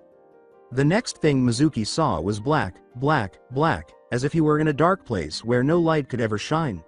What is this? He asked himself as he felt pain all over his body and began to fall, almost paralyzed, and then, as soon as it began, he regained his vision only to find himself on the ground with Hinata heavily painted over him. She not only learned an A-rank genjutsu but also used it on Mizuki and used Juken to neutralize him and still stand, Iruka said, staring at her in amazement after she had defeated the traitor. Despite her exhaustion, Hinata handed the scroll to Iruka, saying, Here Iruka-sensei. I'm sorry that I caused so much trouble. She limped over to the scroll, grabbed it, and dragged herself over to Iruka, collapsing to her knees shortly after. It's all right, Hinata, as long as the scroll didn't fall in the wrong hands in the end, then there's no harm done, he said, laughing a little at how quickly she went from being bold and courageous to timid and bashful. When she sees Mizuki shakily take out a vial filled with a purple liquid and drink it, she lets out a breath she didn't realize she had and is about to go to sleep. Ha ha ha ha. You thought that it would be that easy? Well, let me tell you. His muscles start to bulge up to the point that it's tearing his uniform, leaving nothing but a ripped flak jacket on top and ripped pants that cover only the thigh and above. He is also getting black striped tattoos, 3 on each forearm, 2 on both sides of his cheeks and a seed of arrows put together pointing down on his forehead. To top it off, he grew more animalistic in appearance. It's just begun, and he rushed forward. Mizuki's speed and the 2 ninjas' exhaustion prevented them from moving in time, but just as Mizuki was about to deliver a strong blow, they heard, "Futon. Renkuden," and a bullet of air struck him, sending him flying through 5 trees.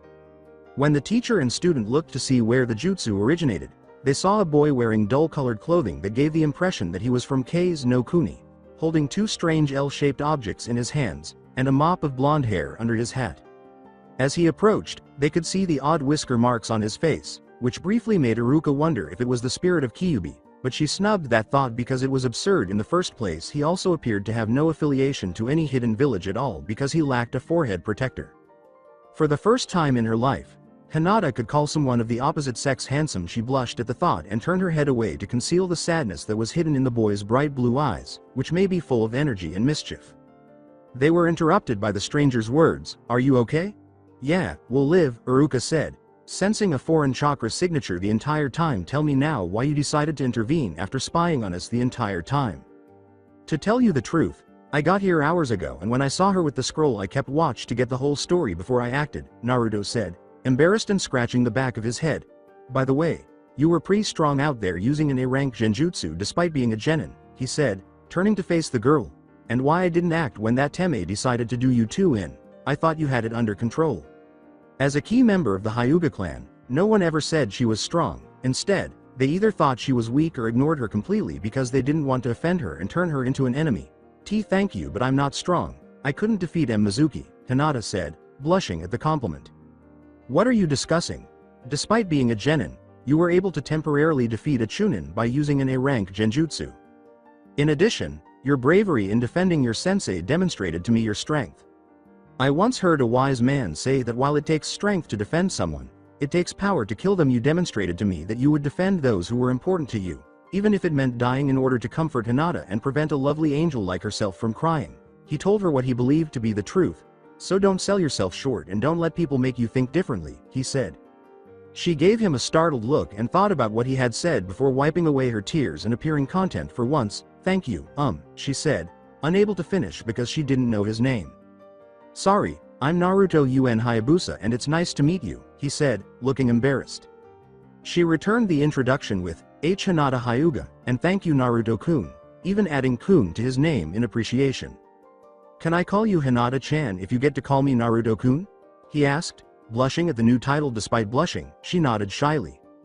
"I hate to interrupt your flirting, but he who smells like a tiger is on the prowl and is closing in fast," Kurama said to his host, sensing Mizuki's growing hatred. Oni-san's taunting made Naruto blush a little, but he shook it off and stood guardedly in front of the 2 ninjas, saying, "Just sit back you 2, I got this handled." He had just taken his stance when a wounded and enraged Mizuki came in and glared at the boy who had attacked him, saying, "Okay, who the fuck are you?" Hinata blushed at the language used by her new friend, Naruto, who simply said, "The one who fucked your mom in the ass last night."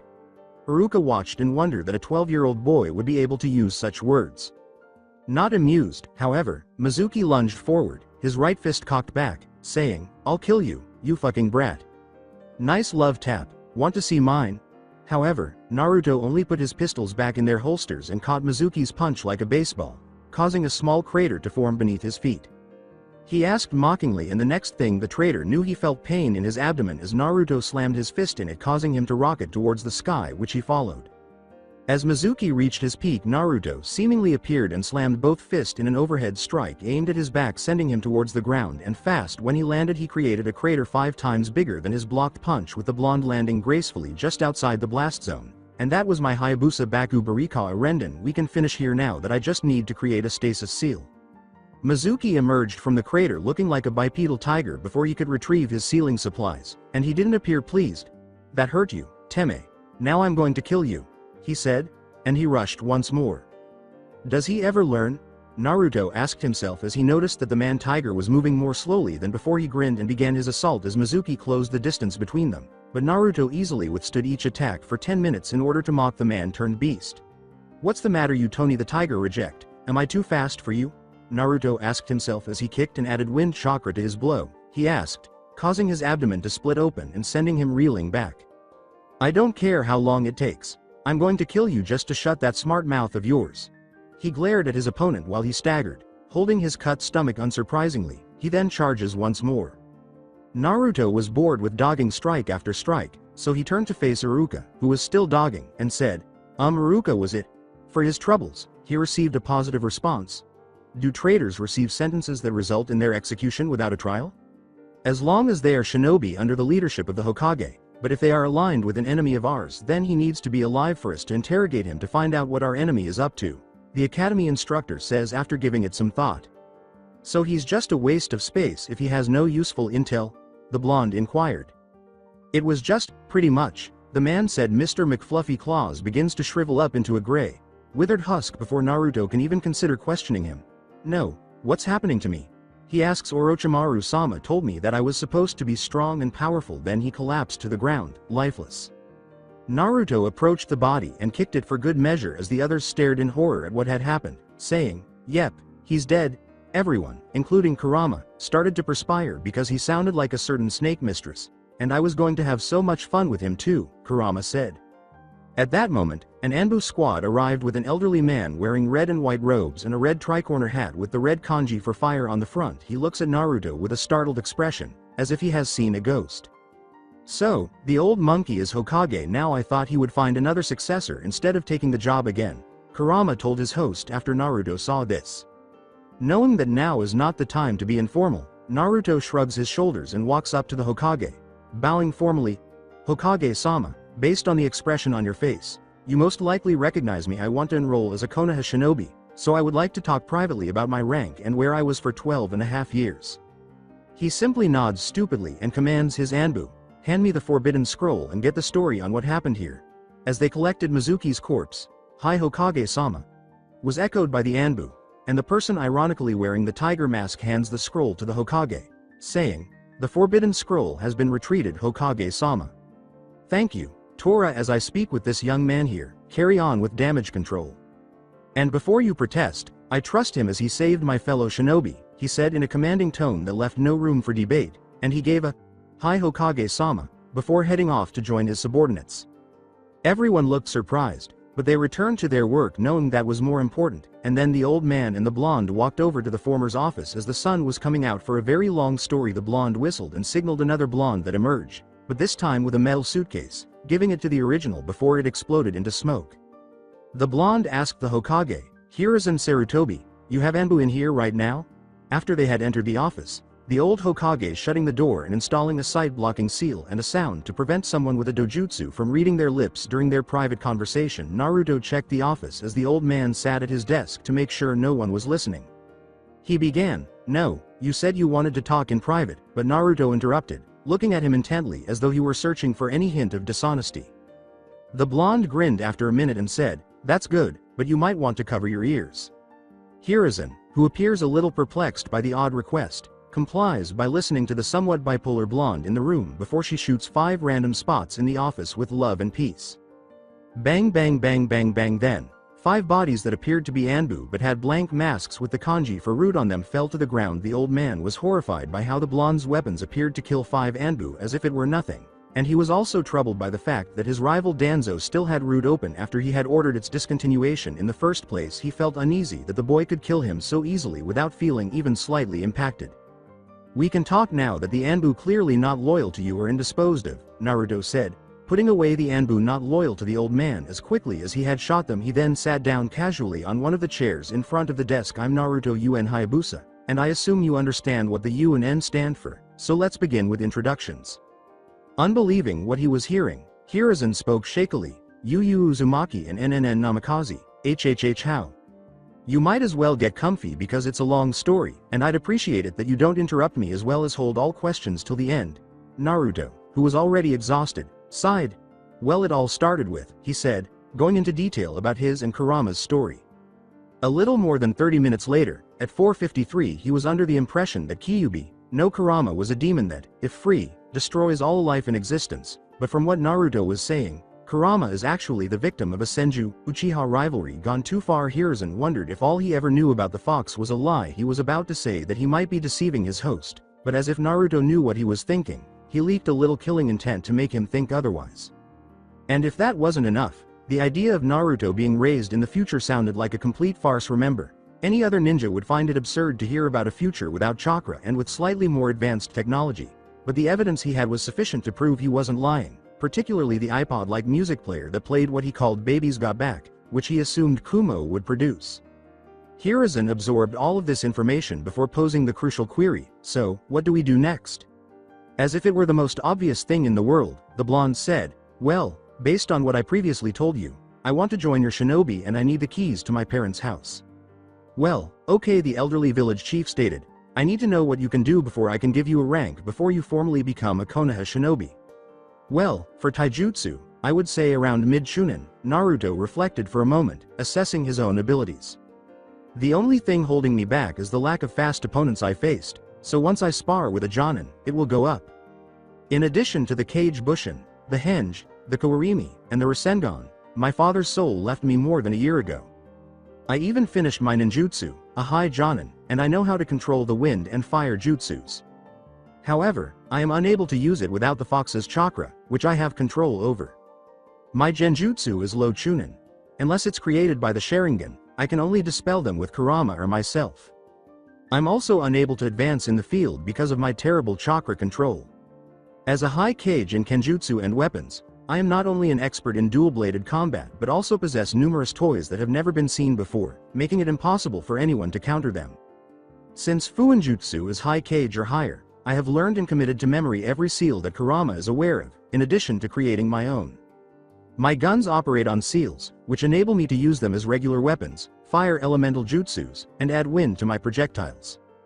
We don't have time to go into detail about how it operates. Being Kurama's Jinchuriki has given me boundless endurance, enabling me to train more intensely than any known human in the future. Even my weight is multiplied by gravity seals. I currently have it set to 8 times my normal weight. In addition to my high IQ, I was taught everything my parents knew from the moment I was born, including how to play the cruel game of shogi. Overall, I would say that my rank would be that of a Jonin. This boy managed to be a prodigy made under their noses. He's even greater than Itachi when he was an Enbu caption at the age of 13. The old man had nothing to do but open his mouth in shock. Who in the world taught you? He asked, closing his mouth, remembering the battle with Mizuki, when he saw Naruto toss his crystal ball before he arrived. Well, my adopted family handled my physical and mental abilities and I greatly increased my physical training a year ago, but Kurama taught me how to use chakra and my chakra-based skills like sealing and to channel chakra correctly, Naruto stated to Hiruzen. Unfortunately, I can't start you out as a Jonin right away, but due to your skills and if I can get Inoichi to show me your life to prove you can do all of that, you clam, I'll make you a special Jonin, then later I can promote you to regular Jonin, the Hokage said. What do you think, Kurama? The blonde asked his foxy friend, casting a distant glance. He agreed when Kurama told his partner the best course of action. As long as you keep both the identity of being a Jinchuriki and Minato's son tight-lipped, it'll be okay, because the man that released me not only wanted my power and probably will come after it again, but he also held hatred for your father for some reason. I'll accept those terms, he said, losing that expression, but I must keep my identity as Minato's son and my Jinchuriki status hidden from everyone except you, Inoichi, who will discover it when he looks into my memories, and anyone who was close to my father, who will discover it on their own, at least until the time is right. This is because, in Kurama's opinion, I will be pursued because I am either the son of the Yondaime or a Jinchuriki of Kurama. I'll accept your terms and not reveal this to anyone but the people mentioned, the Sandaime said, nodding in agreement after giving it some thought. There are only 2 people who were close to your father. A student of mine who also happens to be your godfather is currently out of the village because he runs his own spy network for the community. I will send him a message to return as soon as possible.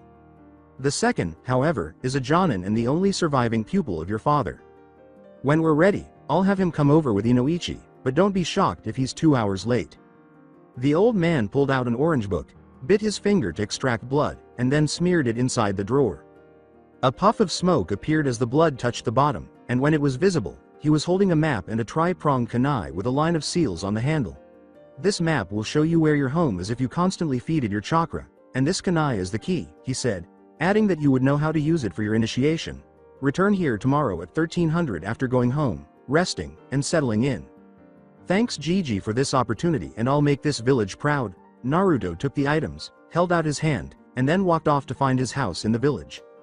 I know you will, Naruto-kun, and I'm glad you were alive all this time, he thought as he watched the retreating form of his successor's son. 607 Konohagakure's edge. After almost an hour, he finally located the location. All that remained was to pass through the large wooden gate, which was filled with seals designed to keep out intruders, and a spiral lock resembling the lock for Kurama's cage. After examining the kunai and the lock, he has an epiphany and inserts the kunai into the spiral using all three of the lock's blades, rotating it 90 degrees clockwise until the spiral almost vanishes, opening the gate for the first time in nearly 13 years. He enters the yard and couldn't help but muse that it was a beautiful lawn at a time. It was spacious but with some patches of dead and overgrown grass all over, a large garden with wilted flowers of mostly roses, tulips and daffodils that dominated the area, and a koi pond that's full of yellow dirty water and dead koi fish due to neglect. But despite how bad it looked now, with a little work it'll be back and more beautiful than ever. He takes the tri-pronged kunai, closes the gate and locks it back up before entering the modest-looking two-story house that he would find in the wealthy neighborhoods in Japan. It was clearly not painted any color, leaving it the color of the wood, blue traditional tiling on the roof, and the door was littered with seals to further enforce security just in case someone got over the gate. Looking at it for a moment, he found it to be an ID seal that would only let his parent in, but since he's their son and therefore a mix of their chakra as are every kid is to their parents, it would let him in. He placed his hand on the door, pumped his chakra into the seal, and the door opened for him, allowing him to enter. He saw a large living room with a couch, a few chairs, tables by the chairs with reading lamps, and a fireplace, all of which were covered in dust. Next to it was a kitchen with a refrigerator full of spoiled food, a stove, shelves, and counters full of hopefully non-perishable items, as well as an island with 4 stools in the center of the kitchen, which gave him the impression that they ate there. Since he was exhausted, he went upstairs, knowing that the bedrooms were probably there, and he opened the closest door, which led to a guest room with a twin-sized bed, a small nightstand with a lamp on top, and a dresser on the opposite wall. As the bed, he dropped his suitcase and fell face down on the bed with dark sheets, allowing sleep to take him. 11:47 The home of Naruto. Naruto woke up after sleeping for about 5 hours, opened his suitcase, and took out his black scroll. He unrolled it and opened some of its contents, which turned out to be a lot of cleaning supplies. He created 40 clones and gave them tasks, saying, "All right, I want you in groups of 5. While Team 2 works on the kitchen, Team 1 manages the living room. While Teams 4 through 6 get the rooms, Team 3 gets the bathroom up here. Team 7 cleans everything in the basement, and Team 8 does the best job possible cleaning the lawn. In the meantime, I'll go out and convert the gold we've accumulated over the years into the village's currency, go grocery shopping, and try to locate a landscaper in the community. I want this place to be immaculate when I return, so go get what you need and get to work. You get it?" He left the clones to work after hearing a chorus of, "Hi boss." 1513 Konohagakure Market District. He has enough money to hire some professional landscapers to fix the yard and buy groceries after the bank converted his 250 IBS of gold earned from his family's missions and later solo missions, as well as his winnings from the casinos where he grew up, into Rio. The workers were shocked by the amount and tried to persuade Naruto to open a checking account, but were told that it would be safer for him to keep his money sealed in a scroll with an ID seal on it. They refused. "Hey Hinata-chan," he called out to her as he passed a familiar head of blue hair while perusing the fruit stalls. The girl blushed as she turned to face the boy who had saved her the previous evening. "En Naruto-kun, why are you here?" "Well, I just got a place and I'm buying some fresh produce so I can have a stocked kitchen," he said with a corny smile that made her shiver. However, he was hoping that she would show him around so he could spend more time with her because he didn't know how to get around. With a flush on her face, she poked her fingers and looked at her feet before saying, "Oh, okay. I'll show you around." And he went on a tour of the village with Hinata as his lovely guide, showing him the public bathhouses, the many stores in the village where he bought the necessary produce and sealed it inside a small green scroll, the local parks where they ended up swinging on a swing set like they were 5, the numerous training grounds where shinobi practiced their ninja art skills, and all the restaurants like the Yakiniku Q, Egyu Kaku style Yakiniku restaurant that specializes in barbecue beef, the local bars where the senior shinobi congregate, a bakery where he bought some cinnamon buns to Hinata's delight, and Ichiraku's, a family-run ramen bar that serves miso ramen, which is his favorite. Keep them coming, old man. This is the best ramen I've ever had in my life, and I traveled all over the world too. They're currently there, with Hinata still on her first bowl and Naruto on his 10th, the owner, cook named Tucci, his daughter named Ayame, and herself staring in wonder as he eats the noodle dish. If 10 wasn't enough, he shouted for more. Breaking out of his reverie, the elderly man returns to the kitchen to prepare more food for the ravenous blonde, coming right up. Naruto struck up a conversation with Tucci while she was in the kitchen, saying, "Thanks again for showing me around. If it weren't for you I would have never come across a place like this." She said, "It was nothing," with shyness. "How is life in Konoha, then, may I ask?" he asks. "Well, it's all right, it's always warm and the people are friendly," she said the last line in a low voice so her friend wouldn't hear about her troubles. "If only my family was the same." "What do you mean by that, and why would your family not be like that?" he asked, using his enhanced sense of hearing. She considered telling him, but she decided against it, saying, and never mind, I don't want to trouble you with my problems. You don't have to tell me if you don't want to, but you will feel better if you do tell someone who is willing to listen, Naruto said, letting her put the matter aside for the time being even though he knew something was bothering her. "Don't be afraid to talk to me about anything. I enjoy hearing what you have to say, so you won't bother me in the least." When she managed to control her face color, she said, "Thank you Naruto-kun. But I still don't feel ready to share what I feel right now." She was blushing profusely and was unable to conceal it from everyone's view. Having a few secrets of his own, he said, "That's quite all right, we are entitled to our secrets after all." Until Hinata took the initiative and continued the conversation without realizing that her stutter had disappeared. It was awkward and silent once more. Where did you live before coming to Konoha?" Hinata listened, learning as much as she could about the mystery that is Naruto UN Hayabusa. "Well, it's a land far, far away," and he told her about his life with Sam, John, and AJ without revealing that he was raised from the future, about Kurama, and he kept it vague about when they died. When he explained why he came here, he said that he discovered that his birth parents lived here and that he traveled a great distance to get here. Traveling to Hyuga compound at 20:05, they spent hours discussing their lives at Ichiraku's, but everything must come to an end, especially when it's getting dark. Naruto then walks Hinata home, which he believes is the proper way for a man to treat a woman, but she repeatedly objects, saying, "Why you don't have to walk me home, I'll be fine." "And I said it was fine, it's on the way to my place," he insisted, but he persisted, "And if I didn't accompany a woman to her house, what sort of gentleman would I be?" As they reached the Hyuga compound's gates, she tried to continue protesting but blushed at being referred to as a lady. "Thank you for today Naruto-kun. I should be the one to express my gratitude. You showing me around will be very beneficial to me in the long run, and we should get together again when you have some free time," he proposed. "I would like that," she said to herself. Hinata turned to face Naruto as he was leaving and waved, "Bye Naruto-kun." Then, for the first time since her mother's death, she entered her room cheerfully and said, "Good night, Neji-ni-san," without turning. The man in question is a year older than Hinata, has long black hair tied in a loose ponytail, and is dressed in a khaki shirt, dark brown shorts, blue shinobi sandals, and a dull blue shirt with mesh armor underneath it.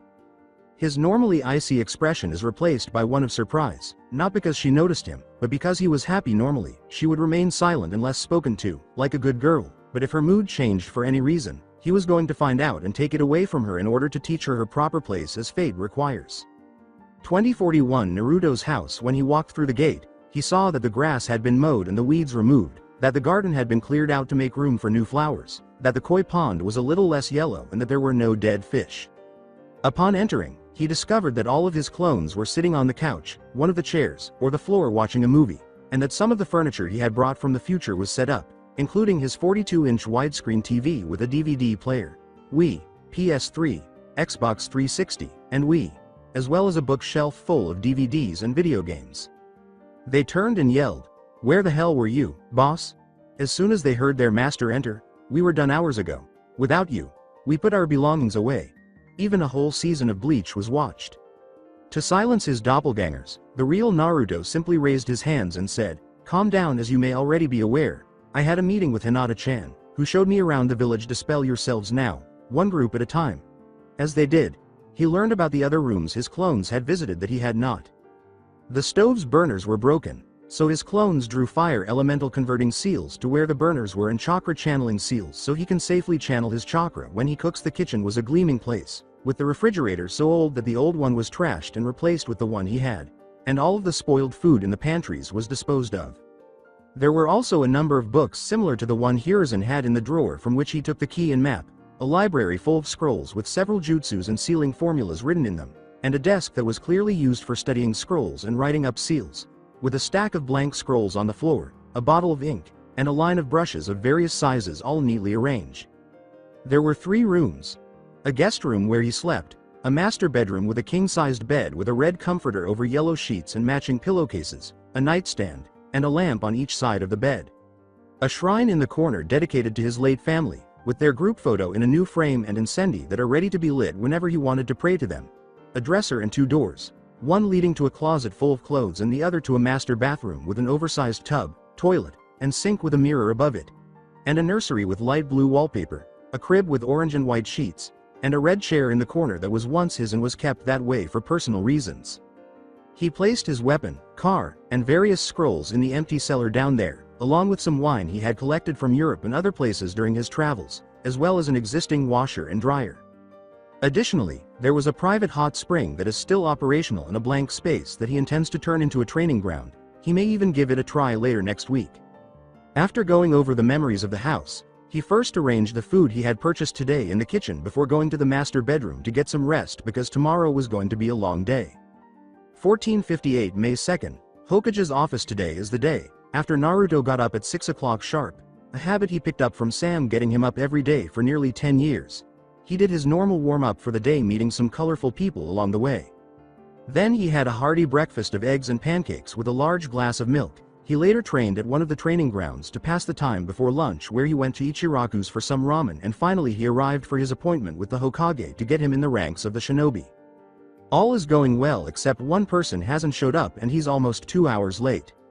At his desk is the Hokage, and by the door is a man with long blonde hair reaching into his back, which he wore spiky on top and ending in a long ponytail, blue-green eyes and strong facial features, which included a well-defined jawline. He is wearing the standard flak jacket over a black outfit, complete with handguards, forehead protector and a sleeveless red haori. Hiruzen introduced him as Inoichi to the young blonde.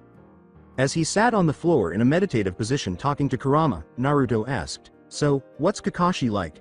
Fortunately, he had someone to keep him occupied. Well, when Kushina first met him, he was really stiff for a child, but after losing both of his teammates, he gradually became depressed and joined Anbu since he had nothing to lose, eventually rising to the position of captain of his own team. Kurama responded on his behalf. In summary, the blonde summarized what his partner had told him. "I'm not going to get along with him, am I? Remember that my information is 12.5 years old. All I can say is who knows," the fox continued.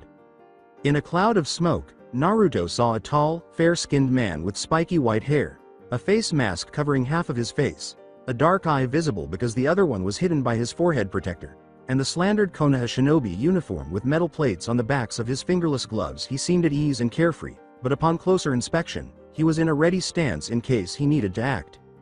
"Sorry I'm late. An old lady needed help crossing the street, but there was a black cat, so we had to take the long way around and I got lost to the road to life," he said, grinning shamefully at everyone in the room as the smoke cleared. "Just get in here so I can get this meeting started," the elderly man sighed. Inoichi and Kakashi stand in front of the desk facing the other two, while Naruto places the sound and sight seals in the room and scans for any unwanted guests. Satisfied that there are none, he nods at the Hokage and stands directly beside him. "What the hell happened to him while I was away? He went from being an uptight overachiever to a lazy smart-ass that's expected to be late. What's next? Is he going to be an open pervert?" Kurama was shocked by the Kakashi he saw while Naruto was doing that. As if on cue, he takes an orange book out of one of his flak jacket pockets and reads it. "Seriously, what the fuck happened when I was gone? What's the problem, Oni-san?" "He's way better than you put him out to be," Naruto said, picking his ear with his pinky as his partner freaked out. Kurama implied that the Cyclops was high when he said, "He's just changed a lot since the last time I saw him. I suspect he's baked as a potato." "What are you talking about? Marijuana doesn't even exist in this time," Naruto said, staring at the fox as if he had gone insane. Kurama retorted, "But they have certain herbs that if smoked can cause similar effects," to which his host sighed inwardly. In response to Kurama's earlier statement that he won this round, Naruto said, "Whatever, but but I still say he's not high. Judging by the stance he holds, he may look relaxed, but if you looked closer at his hands, they were close to the many pouches, so he can pull out a kunai at a moment's notice." Kurama said nothing more on the matter. "Why did you call us, and who's the kid?" he asked, keeping his gaze fixed on his erotic literature. "Kakashi, you were right, he is alive," the elderly man said, taking a deep breath in anticipation of the flurry of emotions that Kakashi would display. "And we found him 2 nights ago, or more precisely, he found us." Kakashi was the only person who didn't believe Naruto's death or who was in a state of perpetual denial. He knew that his sensei's child wasn't dead, so he went on as many Anbu missions as he could, traveling all over the world in the hopes of finding him alive and unharmed. He even persuaded Jiraiya, the Toad Sennin, to watch out for him during his travels, and 12.5 years later, he is still searching for him and eventually finds him. With a wide-eyed expression and a tear leaking from his eye, if you look closely, Kakashi slowly lost his hold on his book and it fell towards the ground. The reaction was instantaneous. Is he? He pointed a trembling finger at the blonde wearing a hat and asked.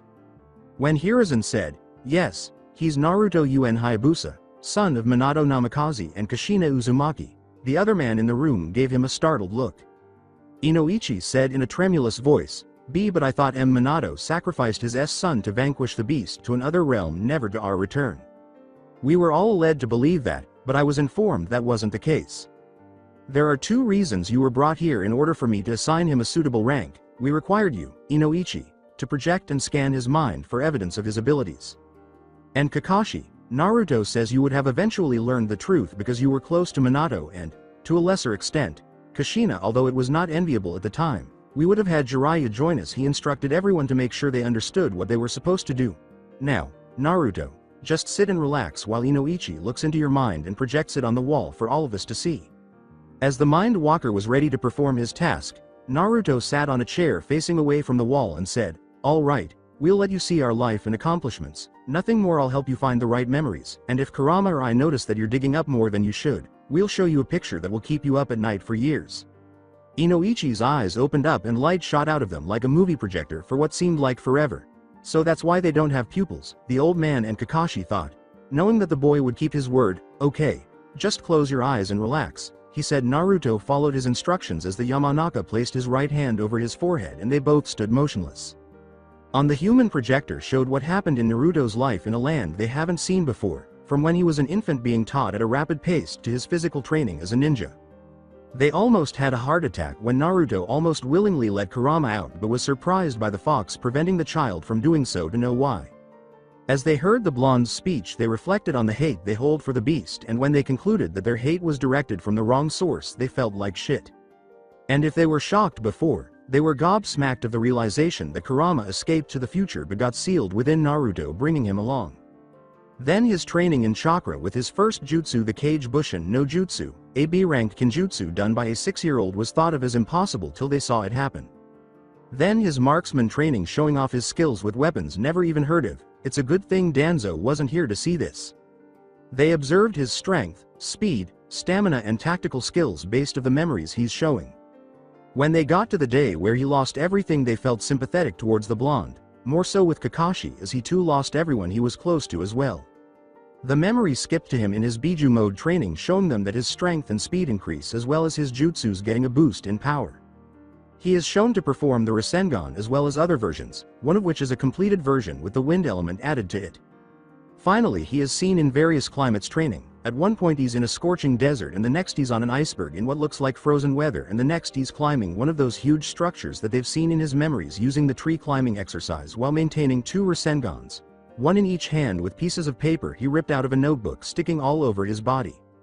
Kakashi was thankful his rival wasn't here, as he would not shut up about the springtime of youth that Naruto was showing. Inoichi closed his eyes and the two returned to reality as the show came to an end, but as soon as the Mind Walker took control of his body, he staggered back, emotionally spent and oddly frightened. The old man and Kakashi quickly approached him, asking, "Inoichi-san, are you alright?" out of concern for his fellow Konoha shinobi. The elderly blonde merely stutteringly shook and said, "I'm not GGGG, going in TTTTT there again." Naruto laughs nervously and says, "I'm sorry, I should have warned you about that particular memory," while the other 2 shinobi stare at him accusingly. Even though Kurama can now put up with people, he still maintains his pride.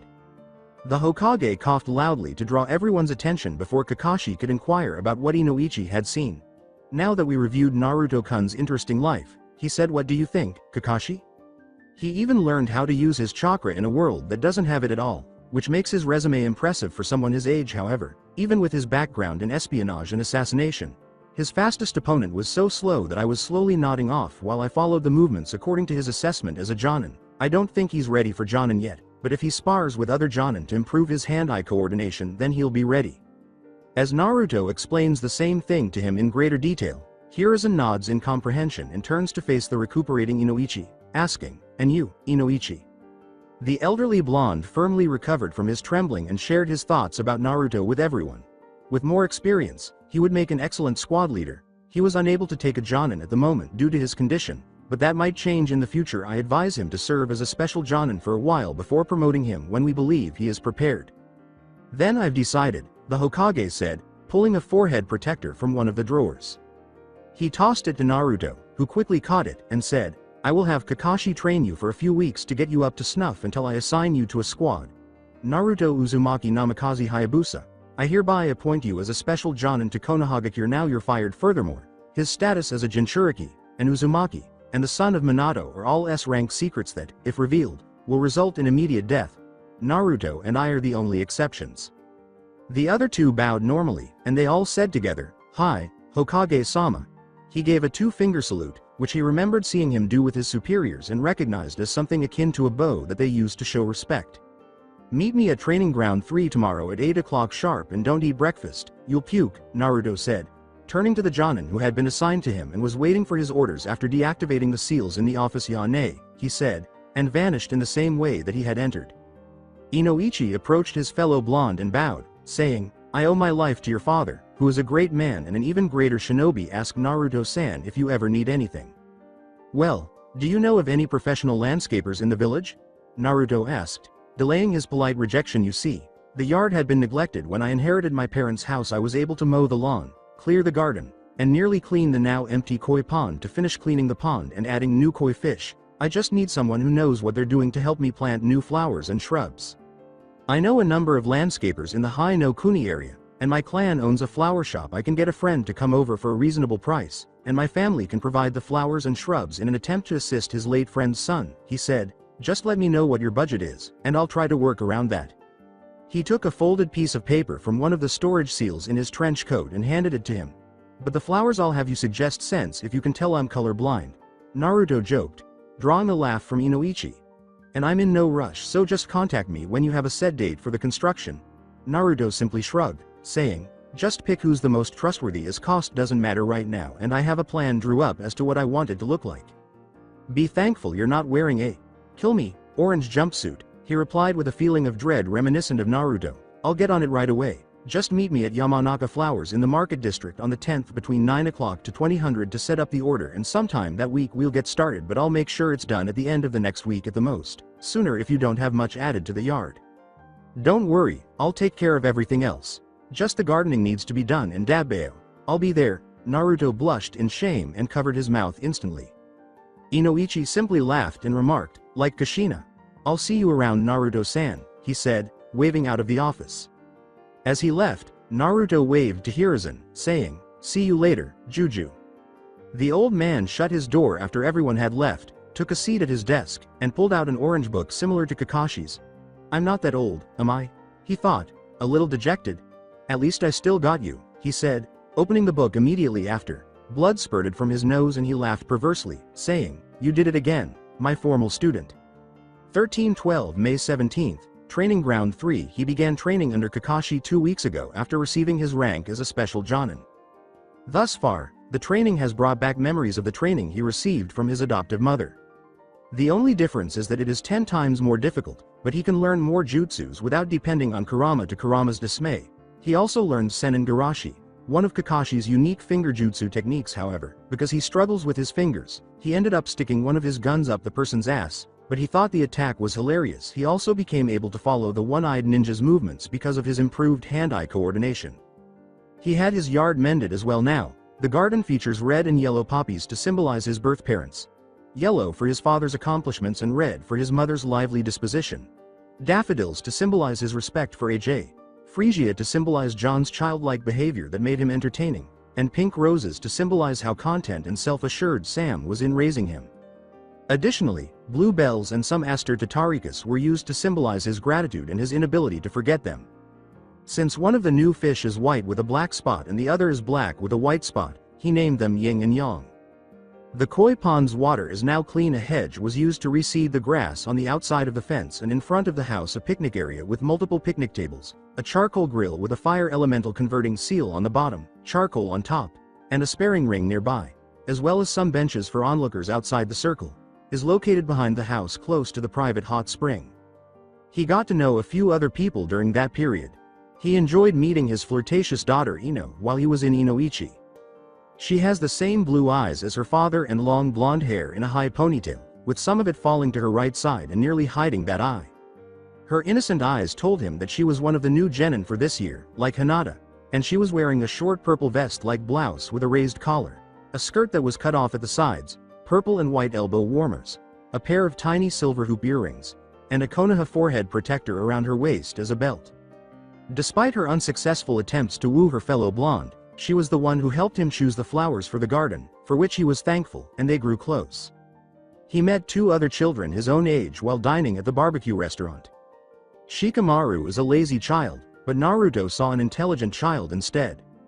He had the same earrings he saw on Ino, narrow blown eyes that give you the impression that he would be anywhere but where he is, and long black hair tied in a spiky ponytail that makes his head look like a pineapple. He is dressed in brown trousers, blue sandals, a blue forehead protector around his left arm, a green-lined mesh t-shirt underneath a short-sleeved gray jacket with green edges, and a circle with a line through it on the back and sleeves.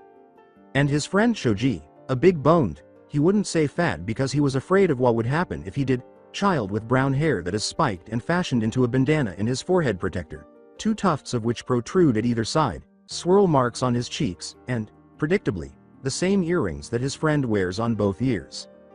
He is dressed in green haori, short sleeves, black shorts, a long white scarf, and a white shirt with the obligatory kanji for food. From his clan his legs and forearms are bandaged. He discovered that they were close friends after they were forced to sit at the same table. They were also entertaining to talk to, though more so with Shikamaru than Choji, who continued to stuff his face with beef at a rate that was almost as quick as Naruto with ramen. Naruto was surprised to lose a friendly game of shogi with the other 2 during Choji's beef fest, but it was a very close match much to Choji's delight. Naruto took the tab at the end of the meal. Shikamaru then invited him to the Nara compound for another game because he liked the challenge his opponent presented. At other times, he continued to see Guy's 2 other students, who, much to Naruto's relief, are sane, along with the insane bushy brow duo, as he liked to call them. Tenten is a girl with brown eyes, brown hair in Chinese-style buns on either side of her head, and short fringe bangs that fall over her traditionally worn forehead protector. She is dressed in dark green pants and a pink sleeveless blouse. If Naruto didn't know any better, he would assume she is Chinese, but that isn't possible because China and any other continent he has visited in the future don't exist. Although she has her own peculiarities, she was one of the 4-man squad's more level-headed members as demonstrated when he showed her love and peace. It was similar to her fetish for weapons. She was ecstatic when Naruto explained how it worked to her and displayed her sealing scrolls, which were impressive for a genin to say the least. He also shared some of his storage seal notes with her, and vice versa. Ultimately, he made a new friend with similar interests. Additionally, every time he looked at Neji, a boy, he felt uneasy. He was constantly frowning at everyone, but he was especially irritated with Lee and Guy, presumably for that reason. He also talks about fate, which irritates Naruto because he believes in creating his own destiny rather than having it predetermined. Despite this, he keeps his mouth shut because he knows it would look bad if a jonin and a genin got into a fight. Even though the genin is a year younger and a special jonin, however, he can take Neji to task once he catches him doing something that endangers other people. Because Kakashi is Guy's eternal rival, and he trains with him, he challenges Guy to some kind of absurd competition every day, with an even more absurd punishment for losing, such as having to climb Mount Hokage with only their teeth or something similar. Every time Lee challenges Naruto, he always vanishes before he can answer. He found it amusing the first few times he witnessed his temporary sensei interact with Guy, but after witnessing this every day, he began to feel sorry for the one-eyed shinobi. Naruto is now sparring with Kakashi while wearing a belt-like forehead protector of his own. He would spar while reading his porn with little difficulty in the beginning, but Naruto now denies him the opportunity to even consider releasing it. They broke off their close quarters taijutsu duel and came to a halt. Naruto gave Kakashi a pouting look when he said, "Okay, that's enough for today. Naruto, let's get a mission from Hokage-sama now." "But Kakashi-sensei, all we get is D and C ranked missions. Are we even going to get a more exciting mission?" the blonde chuckled. The blonde may be wealthy, but Ryo only lasts so long, and Naruto needs the money for bills and food. When he was given to Kakashi, they also took him on missions to get him used to doing them as a source of income. Particularly the electric bill, but Naruto's so-called elemental detection seal, which he tested on Kakashi, has given him a lightning elemental converting seal, which he used to lower his electric bill by putting it at the points where the electric wires entered the house. He also added a new seal to his gun, which fires lightning chakra-charged bullets that can pass through anything but are not as effective as his wind bullets, and he made a taser-like bullet by combining his explosive bullet with the lightning seal, which, when fired inside a person, electrocutes them from the inside out. He simply opened the book and read instead of paying attention to the winning. Now, you know that we can't just risk you out in the harsh shinobi world that you're not familiar with yet, and before you complain, I know you're strong enough to take on an A-rank mission, but you got to remember the higher the rank the higher the risk, and that involves the risk of exposure. You don't want anyone to know what you can do so soon now, do we?" Knowing that he was correct, Naruto let out a defeated sigh. "True, but I'm Subu Red," he said, emphasizing the last two words to convey how bored he truly is. "Who? Did you say something?" he said to Naruto without taking his eyes off his erotic literature. "You just love saying that while reading your porn, don't ya?" the young special Jonin asked, staring at the Jonin without saying anything. As they walked to the academy to receive yet another boring mission, he remained silent. It was precisely 1 hour ago in Hokage's office. Hiruzen is seated at his desk, and a crystal ball resting on a red pillow on the desk illustrates what Naruto is doing at the moment. A woman with long, black, shoulder-length wild hair and red, exotic eyes with an extra ring in them stands on the opposite side, watching the special Jonin train. Her makeup includes purple eyeshadow and red lipstick, a red mesh armor blouse with only the right sleeve showing through a very wide material that looks like bandages with a rose thorn-like pattern, bandages wrapped around her hands and upper thighs, standard shinobi sandals, and a traditional forehead protector. When the Hokage began to show her, she had to ask herself, Hokage-sama, as impressive as that kid is, why are you showing me this?" as she watched the boy train with Kakashi.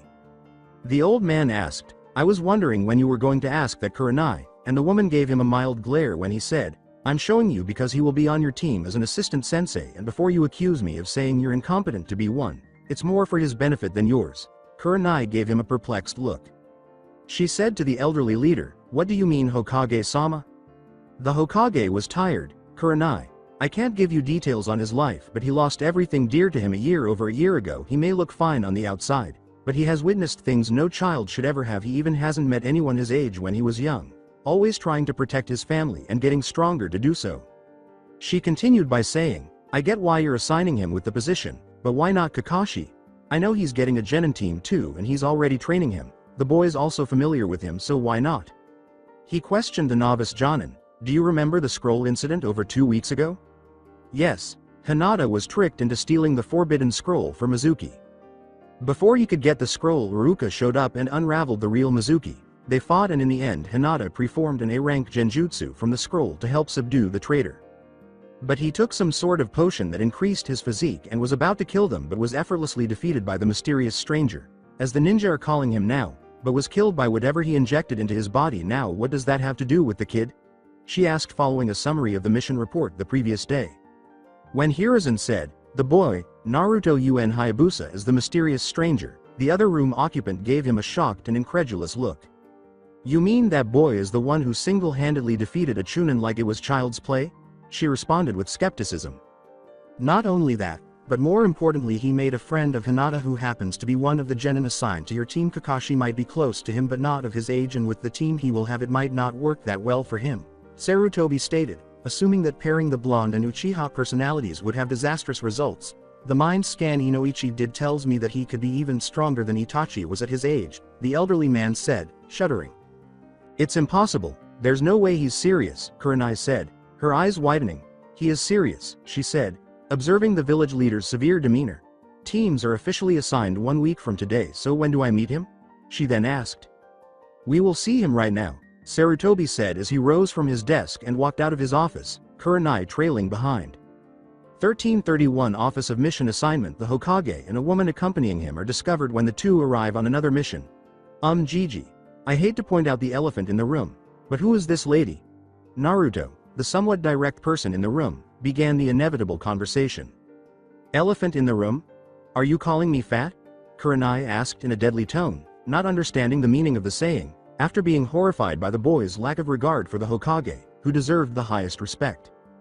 Before Naruto could explain, he sighed in frustration, saying, "It's just an expression, it refers to an obvious truth that is either being ignored or going unaddressed, so no, I'm not calling you fat. In fact, you have a killer figure that would make any man want you and any woman green with envy." Kakashi fled in fear behind his little charge. Then she blushed gratefully, replacing her frown, and said, "Why thank you, young man, but you're not my type." "Thank Kami-sama, Naruto's good at sweet-talking to anyone, or we would have faced the Ice Queen's wrath," Kakashi said with a sigh of relief as he emerged from behind Naruto. Sarutobi coughed loudly, making everyone look at their leader. "Now that I got your attention, this is Kurenai Yuhi. She along with Kakashi and many other Jonin are going to be assigned new genin who graduated from the academy. Since if you stay with Kakashi when he gets his team you will overpower it, so I'm going to hand you over to Kurenai here, and in 1 week from today you will meet your future genin, and before you ask, your role will be to assist Kurenai in teaching the genin. You will listen to Kurenai and help her with her training, and if she's missing, sick or incapacitated, you are in charge of the team. She will also try to teach you some genjutsu if ever possible and how to work on a team." He turned to face the Hokage and looked at him with the deference that an all-powerful shinobi deserves, as if someone had flipped a switch inside of him. "Hi Hokage-sama."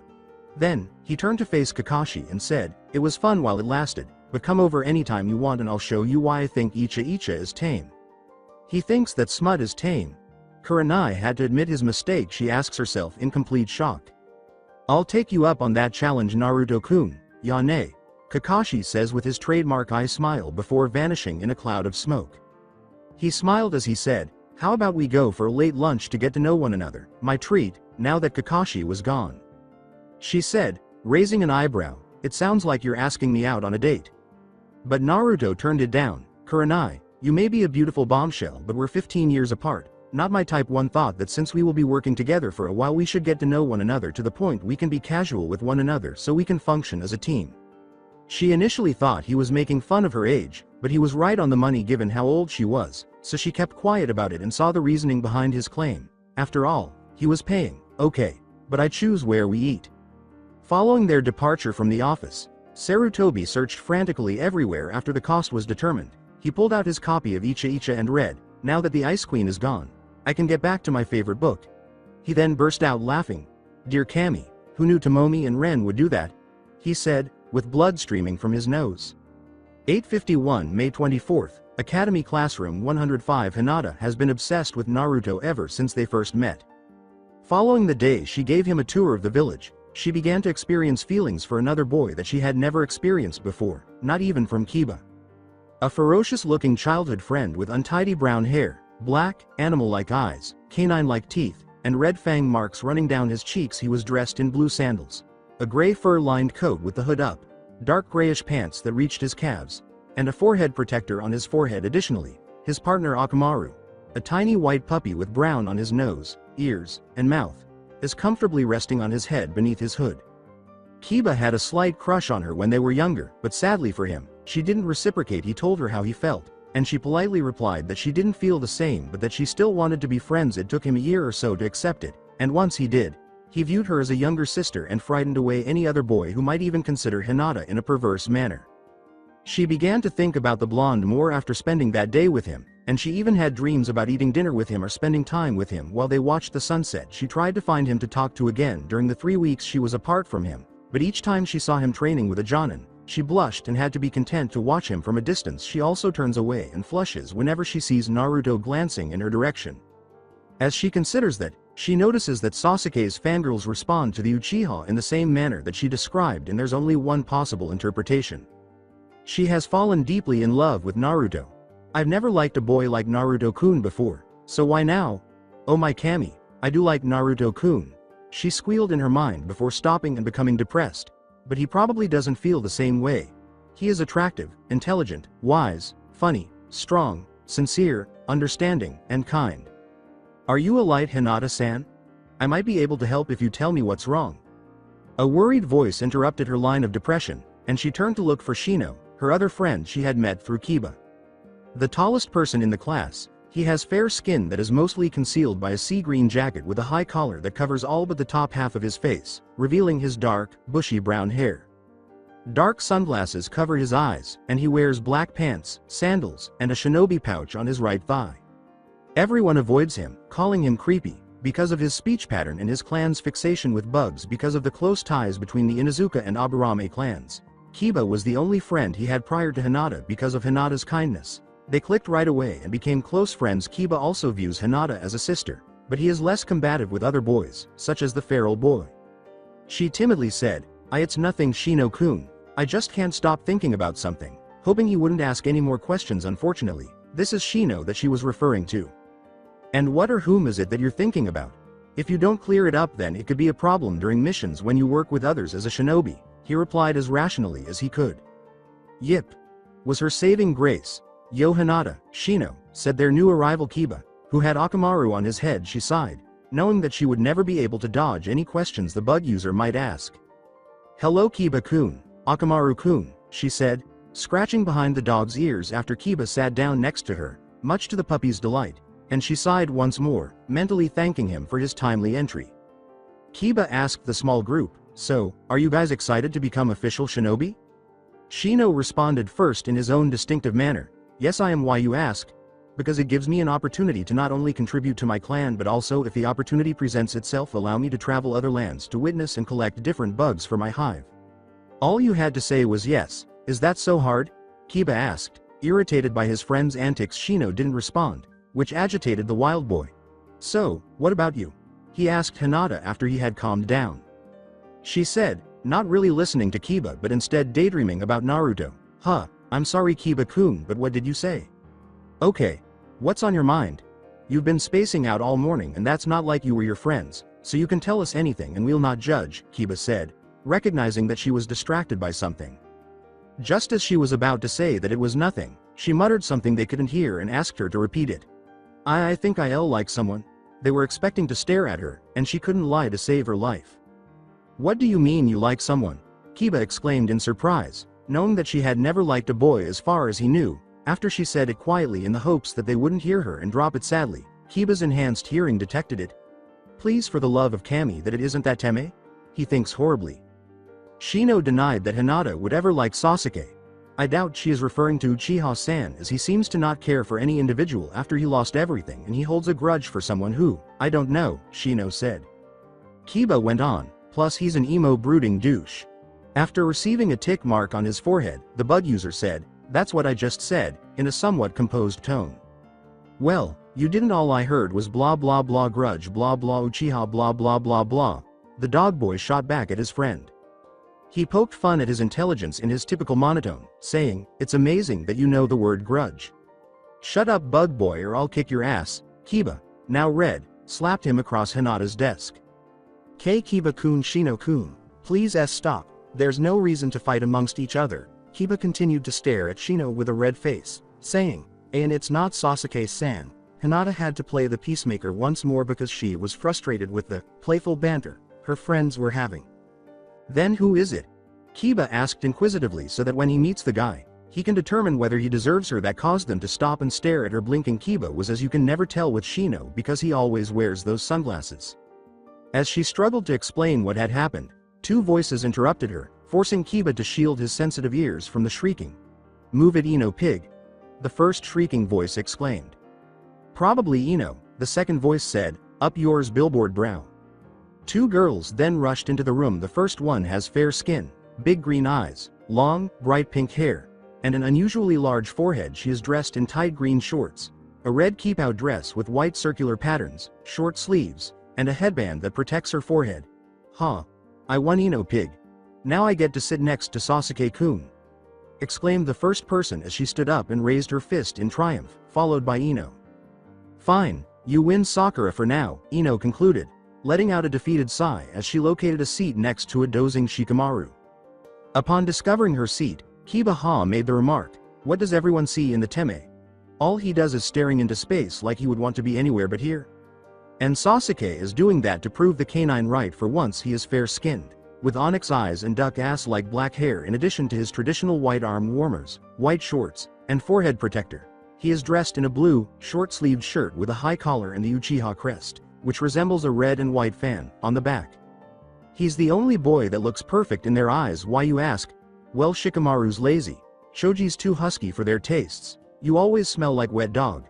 I'm thought as creepy along with Sai, and everyone else has some sort of flaw or is plain in their eyes, Shino said to Kiba.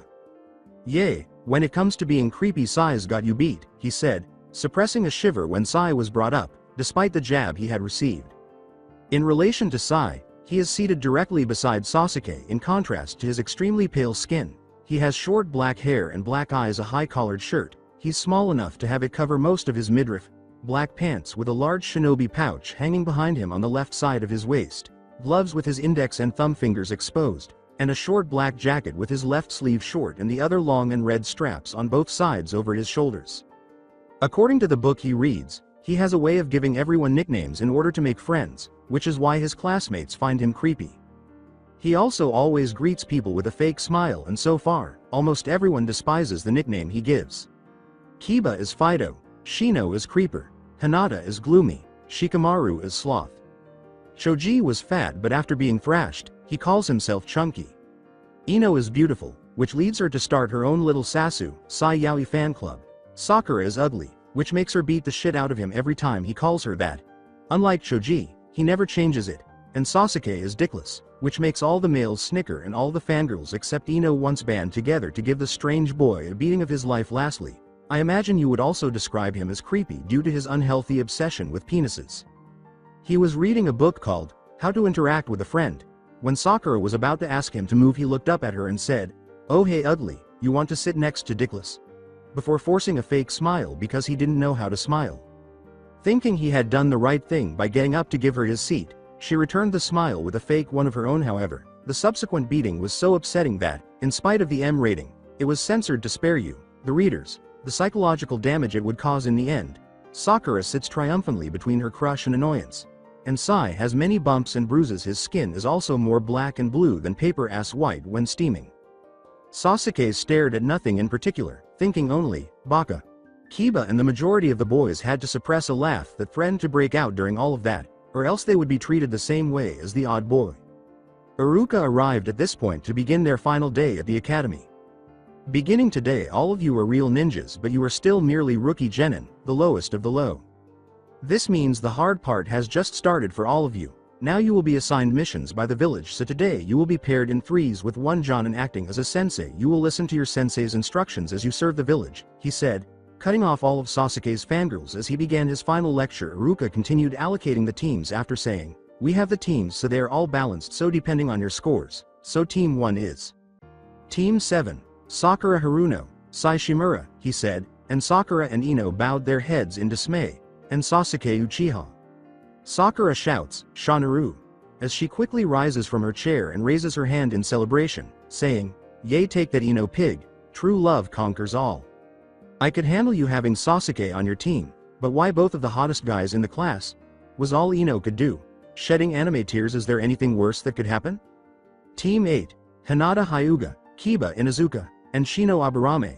Iruka went on. Hinata was happy to be on a team with her only classmates, and the other students shared her sentiments. Team 10, Shikamaru Nara, Ino Yamanaka, and Choji Akamichi. Shikamaru mutters, "Troublesome." Because Ino is on the team, Choji is just glad that his only friend is on his team, but Ino isn't overjoyed. The fangirls gave her strange looks as she yelled, "No! Why does Sakura get the two hottest boys in the class while I get the lazy bum and food boy? It's just not fair." Concerned for her rival for Sasuke's attention, Sakura asks, "What are you talking about, Ino pig? Don't you mean hottest boy?" Iruka coughed in his hand before the blonde could finish, blushing in shame at having revealed her crush on Sai. "Anyo yay, that's what I meant, billboard brow, you lucky bye," she said. He concluded with applause from the students and had them form teams to discuss a variety of subjects. Team 7 remained in place as Sakura gazed dreamily at Sasuke, who continued to stare into space while Sai read his book on human relationships. "If you are done, Ino, we take a 2-hour recess before you get picked up by your new sensei. Use this time to bond with your future comrades, and it was an honor to be your sensei. Make me and your village proud," he said.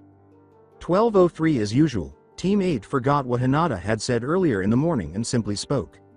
When the time came for the senseis to pick up their team, a tall man with brown eyes, short black spiky hair, and a beard, a Jonin, picked up Team 10. He wore a flak jacket, regular shinobi sandals, a forehead protector, and the standard Konoha ninja uniform with the sleeves rolled up halfway. In addition, he sports a pair of black bangles, bandages wrapped around the arms of his sleeves, and a white sash with a black circle and the red kanji for fire inside. The three then follow the Jonin after Kurenai enters and smiles sincerely at Hinata, saying, "Team 8, follow me." "Anyo Kurenai-sensei. Where are we going?" Hinata asks the elephant in the room as they continue to stroll through the village. Her voice was almost irritated as she said, "We are going to pick up our other teammate since he forgot to come on time." Did they hear correctly that they have another teammate? However, a squad is always made up of 4 shinobi, so that can't be correct. But sensei, aren't we supposed to be a 4-man cell? Why do we have an extra genin with us? Kiba, the team's brazen member, asks what everyone is thinking. She shocked the 3 by saying, "He's not a genin, he will be helping me train you to be the best that you can be. What rank does he hold if he isn't a genin?" And he said, "Of course my kunai is shorter, I just had it sharpened." Hinata tensed in surprise as she recognized the voices as they approached Ichiraku's. Then someone laughed and said, "Ha ha ha ha man, Naruto-kun. Your jokes get better every time." Kurenai recognized that slack voice and strode to the ramen bar. The 3 genin trailing behind her, she furiously opened the flap to reveal her charge, and Kakashi, who was supposed to be receiving his genin, he chuckled uneasily and said, "Kurenai-san, what are you doing here this fine Monday afternoon?" in a friendly tone. "Kakashi, why do you have my assistant over for ramen when he should be meeting with the genin we were assigned to teach?" Kurenai was so furious that she was truly living up to her name. "But I thought that we had 2 hours before we meet the genin?" Naruto asked, slurping the last of his 8th bowl of ramen and turning to face his senpai. She asks him angrily, "Now who told you that?" But the answer comes to her when she sees Kakashi perspiring even more. To avoid Kurenai's wrath, the copycat nin frightfully excused himself. "Well, would you look at the time? I have to pick up my genin Yane," he said, and hurried out of the bar.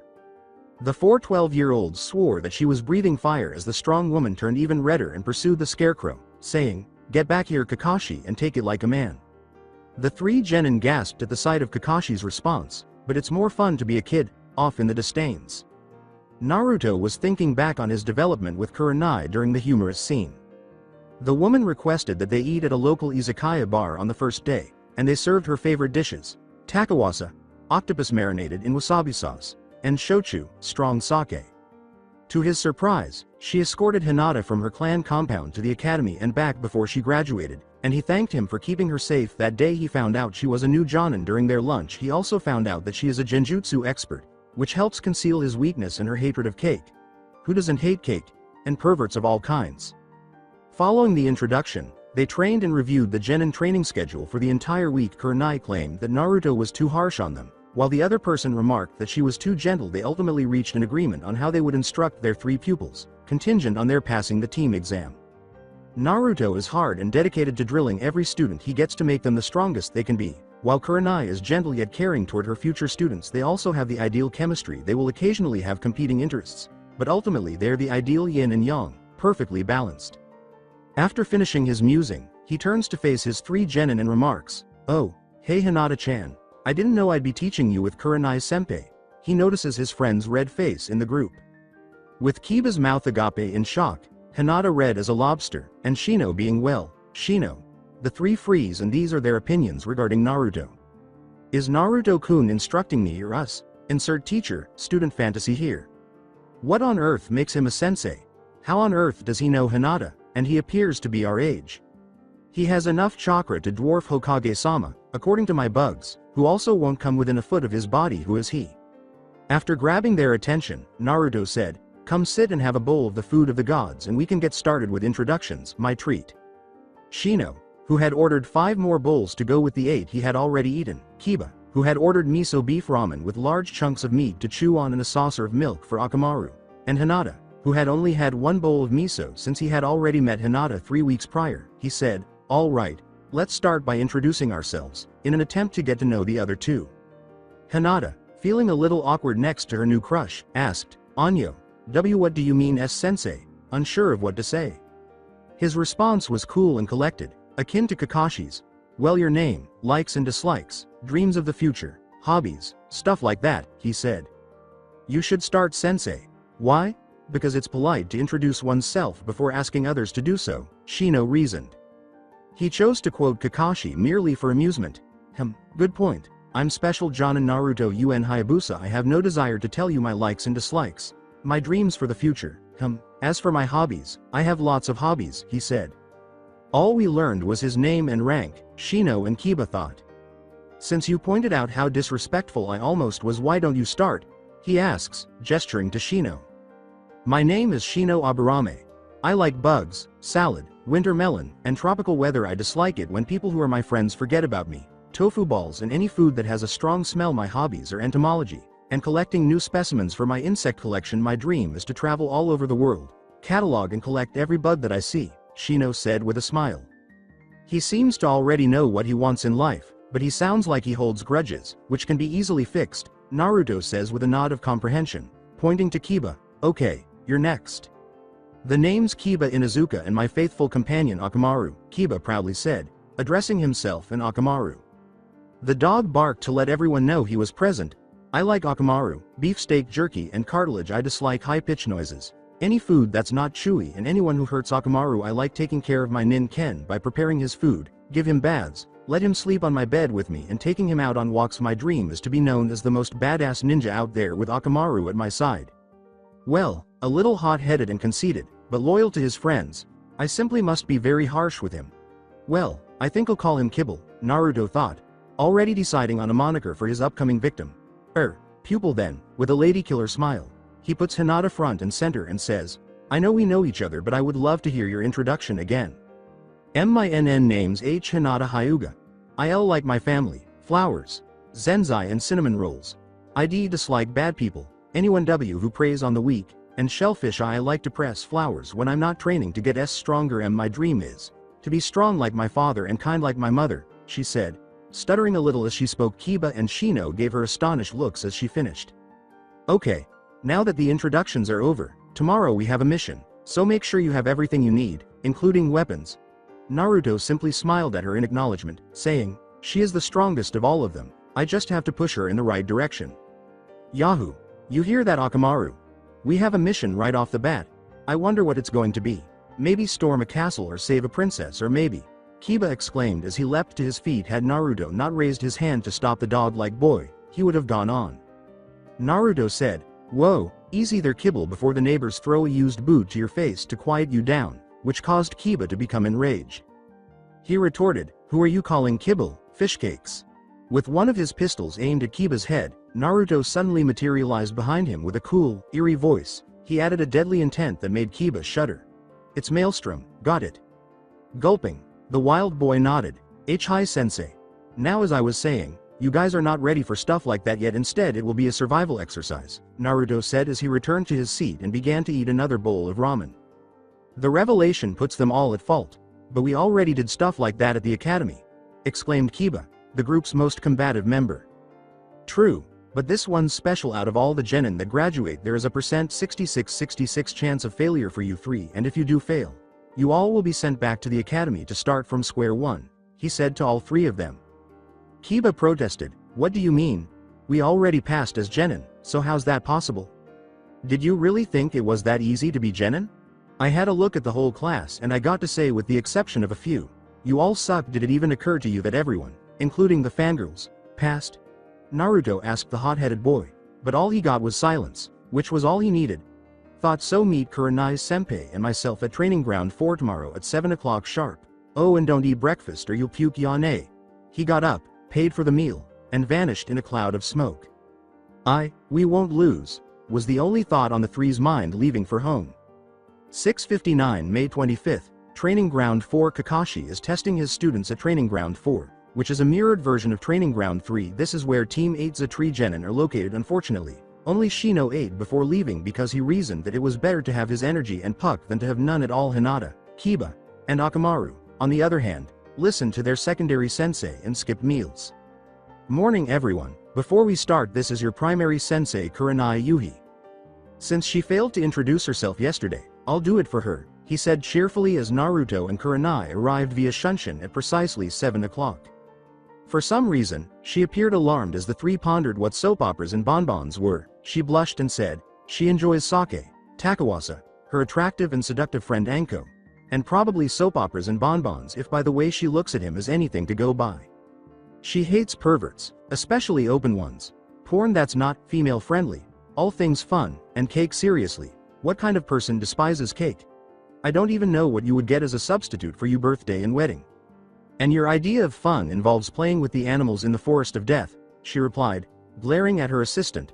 I hate sweet things, she said, adding, I swear you are so much like Anko that she could be your mother. Naruto squeaked in mock fear as he exclaimed, or as I like to call her, Oni-chan. Kurenai gave him a glare that foretold pain in the near future. Moving on her hobbies are drinking, gardening, beating up perverted men. Well, any man really except her Asu-kun. And promoting the feminist movement wherever she goes in her dream. Aside from getting Asuma in bed with her, I got nothing, Naruto said. She became very red as he introduced her, and she glowed like a Christmas tree with steam emanating from it. When this is over, I'm going to kill you, Naruto, she said menacingly, frightening both Kiba and Akamaru and reminding them of the way the former's mother behaves. Now before I explain the test, Naruto said, turning to the three stunned genin, without displaying any signs of fear. He then pulled out a picture of what throat cancer looks like, causing Kiba, Akamaru, and Hinata to dry heave and Shino to lose his breakfast.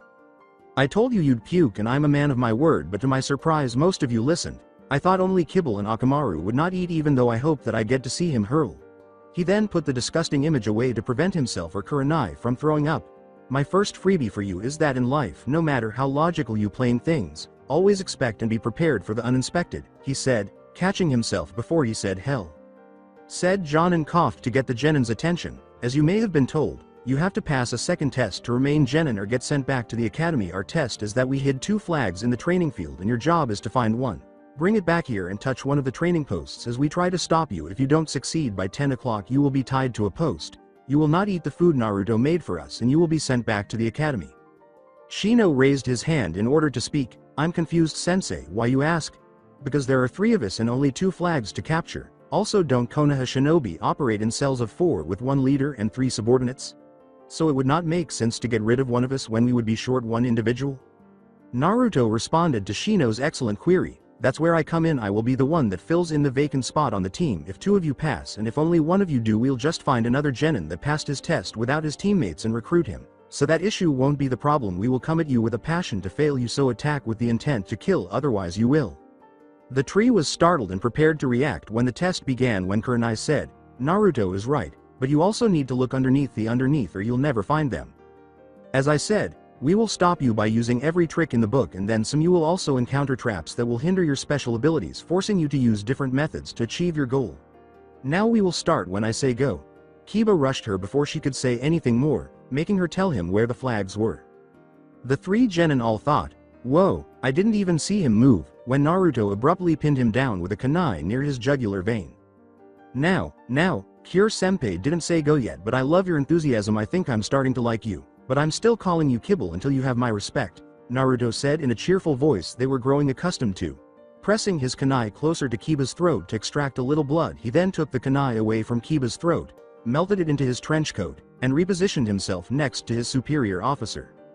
She held out her right arm to the sky and said, all right, you have till 10 o'clock to pass. Ready, set, go.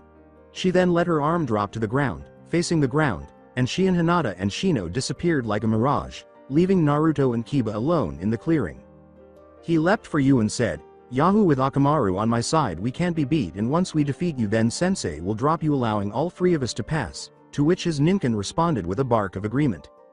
You know, it's the dog that barks the loudest that gets knocked down the fastest. The traits of the dead last, if I'm not mistaken, Naruto said calmly. As always, Kiba, on the other hand, was now trembling and growling in anger at being called the group's weak link. He said, now lesson 1.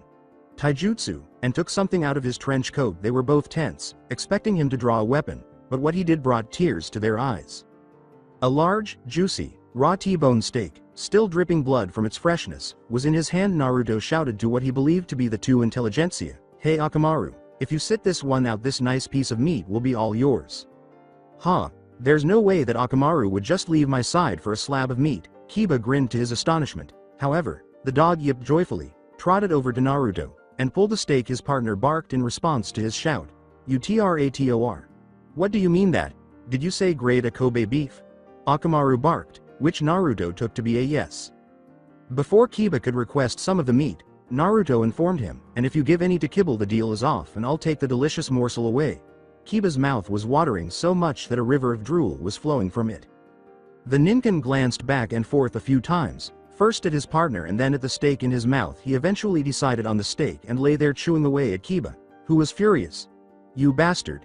He screamed as he charged wildly, his fist cocked back, aiming for Kiba's head. Kiba became even more enraged and launched a barrage of punches and kicks, all of which missed, after Naruto easily avoided the punch by tilting his head. As he ducked, Naruto abruptly turned serious and gave him another lecture, but this time, instead of speaking in a cheerful tone, he used a cold, calculated voice that made Kiba shudder. In the cruel world full of deceit and trickery, you can only rely on yourself when everybody, human and animal, are faced with a choice of their survival over others. Even if they have a comrade they knew and trusted for their entire life, will choose theirs over everyone else's. That is the harsh reality of this dark world, he said, recalling one of his post-parents missions where he had to team up with another mercenary only to be literally stabbed behind the back. Shut up. Me and Akamaru aren't like that. We have a special bond that can never be broken. Once I defeat you, I'll get my buddy out of the spell you put on him. Kiba blurted out, his eyes full of rage. What spell? It's the nature of all creatures in this world whether we like it or not. Tell me. If you were stranded in the middle of a scorching desert with only the clothes on your back and a canteen of water and you stumble across another person that is just about to die of dehydration and the only thing you can do to save him is to give him your water, would you save him or watch him die? The gunslinger asked, continuing to avoid without exertion this time. He was referring to his own experience of being left stranded in the Arabian desert with little food and drinks. His initial reaction upon seeing someone in distress was to offer assistance, which he did, only to have everything taken from him when he discovered that he kills people every day and lets them perish in the desert. He eventually located the filthy bastard and took his belongings. Of course I would. It's safer to travel as a pack rather than a lone wolf, he said angrily, still hitting nothing but air. Wrong. In the end you would take the water for yourself to last longer, and after the man dies you would cook him to make sure you don't starve to death. The survival of the fittest. In the end every creature in the world is afraid to die. Even shinobi like myself who risk our lives serving the village. Sure, on the outside we seem fearless about dying, but at the last second we show that even we fear death, and it stays that way on our cold dead corpse. Naruto continued to frighten the dog boy, which caused him to cease his assault on the blonde. He's saying what the devil? He can go from being a silly child who enjoys having fun to a heartless individual who would play mind games with you and then kill you with little regret. Who exactly is this child? Kiba pondered in amazement and terror. He then shook those thoughts from his mind, saying, I don't care what bullshit comes out of your mouth. I will kick your ass and take your spot on the team so all three of us can pass. He then went on all fours and became even more ferocious than he already is, saying, Shikyaku no Jutsu. Eventually, he leapt up in the air and quickly twisted his body into a tornado, which was headed straight for Naruto. Suga.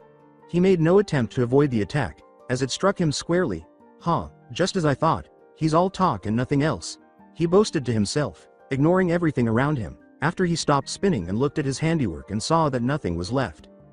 He felt cold metal on his ass after hearing a familiar voice that was, to his relief and horror, back to its upbeat tune. Never let your opponent get behind you or you'll regret it, kibble. The slightly cocky dog boy thought, I bet that he's bluffing and it doesn't do anything, but in horror, he felt chakra fill his rectum as he slowly looked behind him and found one of those strange weapons that the blonde used. After hearing the two words, Senin Garashi, that would haunt him for the rest of his life, Kiba was hurled into the air, screaming like a girl, covering his butt, and landing in the icy lake that is shared with the nearby training ground. Before moving on to victim number 2, Naruto silently asked himself, now, who's next? Before blowing on the gun's barrel and holstering it back into its resting position, he saw Akamaru on his way to his partner with a half-eaten steak. As he was leaving, thinking to himself, I guess he was more loyal than I thought. He decided to leave the puppy alone. 734 with Hinata became even more perplexed by the blonde enigma as she watched in silence as Kiba and Naruto engaged in combat while concealed in the bushes, rather than searching for the flags. After bribing Akamaru to go out to a stake and leave one of her closest friends alone, He evaded the situation and completely changed his demeanor while accusing him of being self-centered. She seemed to be perplexed because when she looked into her crush's eyes, she saw a lot of sadness rather than hatred when Kiba drilled right through Naruto. She nearly screamed for him, but the little sensei appeared directly behind him, embarrassed, putting one of his weapons up his butt and sending him flying into a lake at last. He saw Akamaru making his way to Kiba's place, but he chose to ignore the puppy and leave. She was about to assist her friend in getting out of the lake when she heard a tap on her shoulder. She almost screamed in shock when she turned to see it was Naruto. "Enjoy the show, Hinata-chan?" he asks as he vanishes in a cloud of smoke that obscures her vision in an unnatural way. Leaves swirl around her in the air after the smoke has cleared as they pass. She notices a figure coming toward her. "Hinata," it said, supporting itself with a tree. "Oh, over here, Kiba-kun, are you?" She calls him over after recognizing him as Kiba when she looks more closely and realizes his condition. "Run. He's too strong," he managed to say before collapsing face first on the ground, covered in shuriken and kunai, and with blood oozing from all over his body. He also appears to have a broken leg with some bone protruding and a limp arm. She screamed, "Ah!" before fainting and passing out from shock. The dead Kiba caught her limp body before she hit the ground, and he was later consumed by smoke, revealing himself to be Naruto. The leaves were also covered in puffs of smoke before they vanished, indicating that they were hanged cage bushes. Sweating uncontrollably at his own creation, he told himself, "I think I went too far that time," as he held Hinata. Even though he can't use genjutsu, he can definitely mimic it thanks to that and the acting abilities he developed during his gambling years as a child. "Two down, one to go," he said as he made his way to the posts to gently place her down before pursuing the final one. In the meantime, Shino was searching the entire training area for any hint as to where the flags were when Naruto dealt with Kiba and Hinata. He has so far found a few paper bombs with storage seals inside that let loose unknown substances. From a safe distance, he activated one of those notes by throwing a rock in its direction. "That was the most horrendous odor I've ever let through my nostrils," he said, after discovering that it had released some sort of gas onto the area. He cautiously sniffed it, thinking it might be poison, and then gasped in disgust. According to the nature of this one, it must have been for Kiba, and it must be one of the traps Kurenai-sensei was discussing that prevents us from using our unique abilities. Hinata's is to block out her sense of sight if Kiba's is to block out his sense of smell. But what does, and how will he do it, my Kakaichu? This indicates that I'm approaching one of the flags and that I need to exercise greater caution going forward. That was the 7th time that I passed that tree, he said, beginning to realize that he was passing a familiar tree with a cut in it that he had made so that he wouldn't get lost. He put his hands in the ram hand seal and released the low-level genjutsu Kurenai had set up. He instantly located one of the flags. It was colored in forest camouflage, making it difficult to spot from a distance because it was concealed in a cluster of bushes. Either I'm lost, but that's unlikely because I wouldn't be passing the same tree, so that would mean one thing, genjutsu. However, just as he was ready to capture a flag, he heard a buzzing sound that caused him to look up behind a cage of some kind. He saw a huge lantern-like object with a lovely neon blue light. His bugs are now moving in the same direction as he was, as though the light were calling to him in the same seductive way that a mermaid would call to a sailor who was lost at sea. However, if you approach the mermaid too closely and she pulls you to the ocean's bottom, where you will drown, well. Zap Shino was paralyzed and the majority of the hive was killed when he and his young companions were zapped by the enormous lantern. Out of everything in the test, the jumbo bug zapper did you in? Kami helped this child, but at least he found a flag. Naruto arrived a few minutes later to observe Shino's condition and resisted the urge to slap him, being cautious not to get zapped. He led Shino away from the bug killing machine and toward the posts. 7:45 with Kiba. "Wait till I get my hands on that asshole and I'll rip him a new one," Kiba said angrily after he was soaked wet and pulled himself out of the lake with a sore butt. While it may be amusing to others, the technique is unpleasant to the victim or victims. When he arrived on dry land, he noticed Akamaru eating the steak. The ninken dropped the steak in front of Kiba just as he was about to chastise his partner for leaving him. Then everything made sense to him. "You did that so that bastard didn't take it away from you, and once I was beaten you were going to give the rest of the steak so I wouldn't go hungry." Akamaru barked joyfully, confirming his claim, and adding, "And to teach you that we can't do this alone?" Kiba nodded in agreement before gorging on the remaining steak, oblivious to the fact that it had already reached a dog's mouth and had touched the ground. To hell with passing. It will be worth the extra year in the academy for the look on the bastard's face when we kick his ass, he said, getting up and running to find his friends, with the dog following his lead. 7:54 posts for training. Shino, whose hair appeared even more spiky than before, was lying by the other one to the right, Leaving the middle one empty, it took him a while because of the bright stage lights that blinded him and the stink bombs that blocked his sense of smell, but he eventually found Hinata lying on the ground with her back on the training post to the left. While his partner went to Shino to wake them up, Kiba made his way to Hinata. "Hey Hinata, you got to get up," he said, shaking the blueberry out of her sleep. She screamed, "Ah, Kiba-kun. But it thought, why you were, how are why you," as if she had just woken up from a nightmare. He yelled, "Whoa, calm down Hinata and tell me what happened," to get his friend to stop freaking out. She needed to calm down for a few minutes before she could speak clearly, saying, I saw why you die before telling me that sensei was too strong and that I had to run away." The dog boy simply appeared perplexed. "What are you talking about?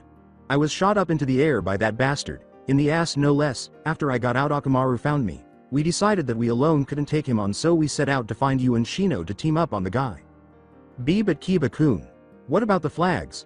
If we team up then one of us will be sent back, Hinata thought when she was relieved that her friend was okay. Before she could finish, Kiba interrupted her. "It's okay. I'll fail so you two can pass, and before you say anything I'll be fine. Besides, the look on that Baka's face when we beat him in his own game will be worth the extra year." With a defeated sigh, she simply said, "Okay Kiba-kun, I'm in." When Shino arrived this time with Akamaru all slobbered up, hair a spiky mess, clothes wrinkled up and twitching every few seconds, the dog boy grinned at his friend and said, "All right. Now we just need to fill Shino in and we can work on passing this damn test." "Man Shino, what the hell happened to you?" Kiba asked with concern, a hint of humor and relief that he wasn't the only one who had it bad.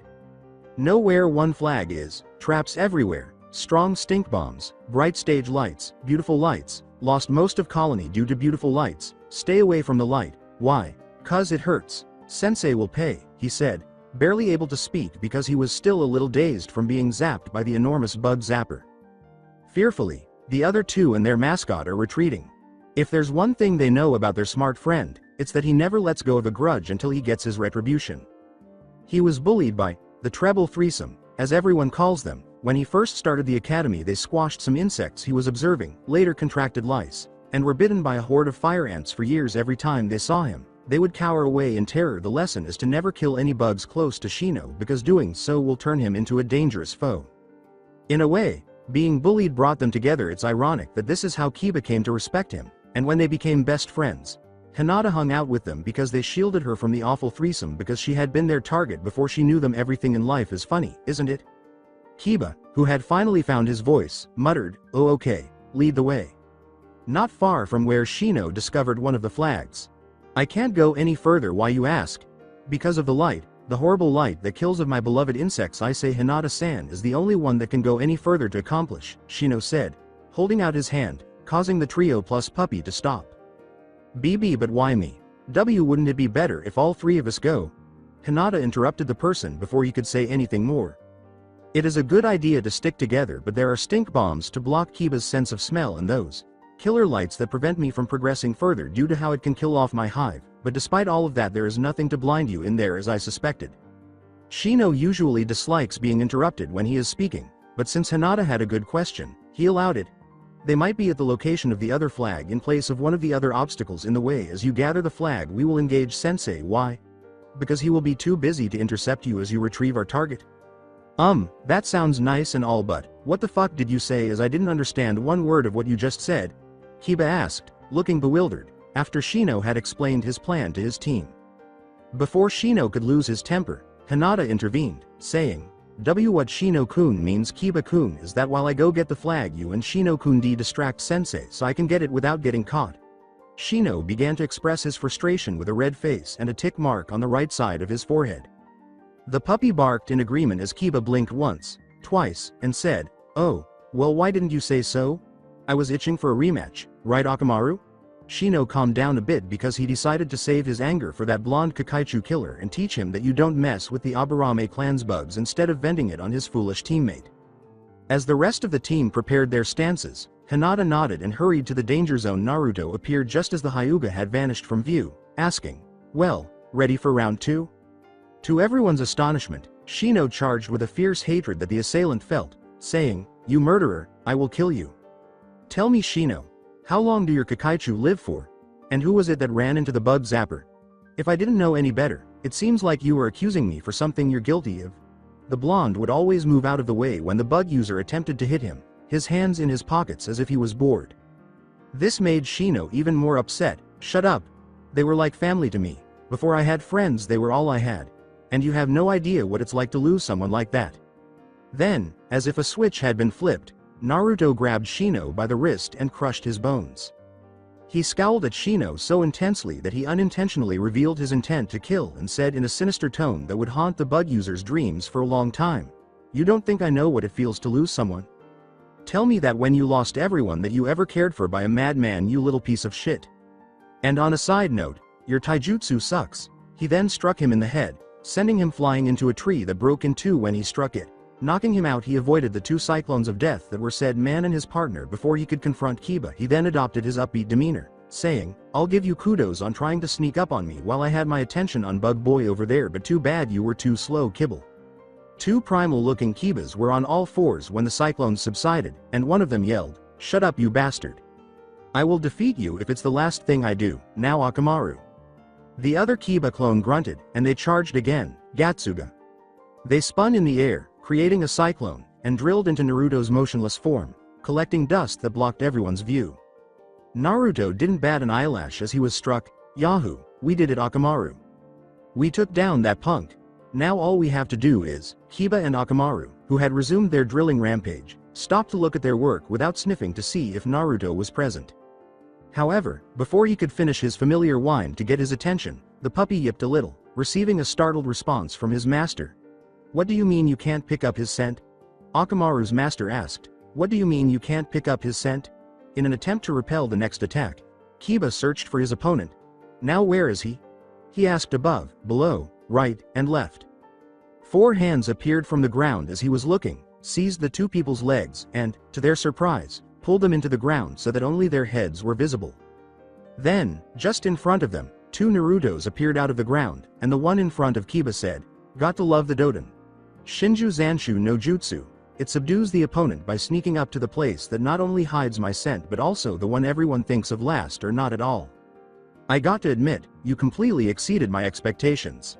And before it gets to your head, they were low, if not non-existent, but that's mainly thanks to your partner over there. If anything, he's smarter than you as he was the only one who figured out the true nature of the test, and you may think having Hinata complete the objective while you two, EH3 distract me, but you forgot one minor detail. Before Kiba could question him, Naruto said, You know little to nothing about me, including what I can do, before the two vanished in puffs of smoke. They were Bushins, weren't they? Kiba asked, turning to face his partner and noticing a smile on the puppy's face. Yip. Yes. And we completely failed, right? Bark. No shit. And you're enjoying this, aren't you? Yip yip bark. Let's see, he fed me, praised me, gave me a show, humiliated you and made you scream like a little bitch. What do you think? Why did we ever become partners in the first place? Kiba sighed to himself. Bark yip yip. What I'm wondering who the master in this relationship really is. Suddenly, a seal appears and lands directly in front of Kiba. The seal on the piece of paper looks like it was made at home, and he recognizes it as one of the items he purchases from his favorite joke shop in the village.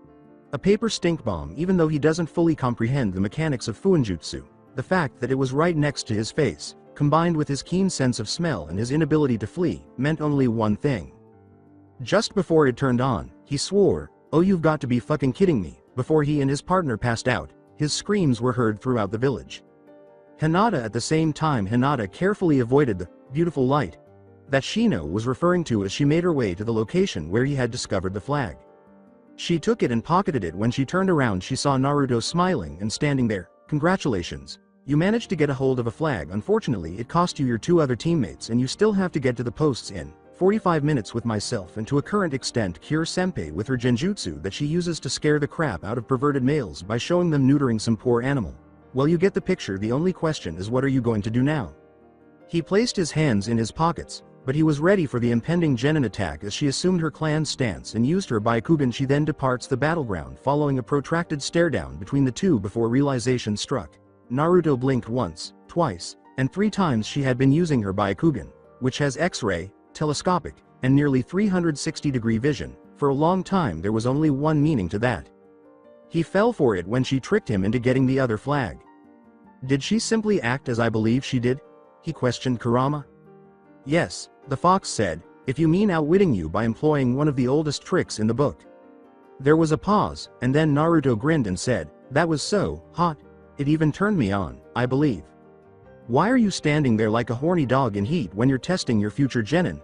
The fox face scolded at the statement of love, then screamed at his partner to wake him up from his hormone-induced daze before I take over and put your own foot so far up your ass that it will reach the seal so I can bite it off. Romeo, get the fuck out of it.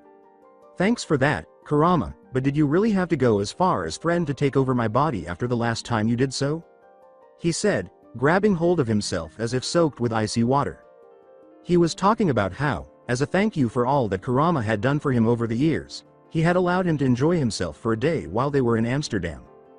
In the end, he woke up with a terrible headache, wearing only glow rings on his wrists, a cotton top hat with red and white stripes, and a glowing binky around his neck. 5 naked women, ranging in age from 18 to 30, were all around him, and one of them was their hotel receptionist.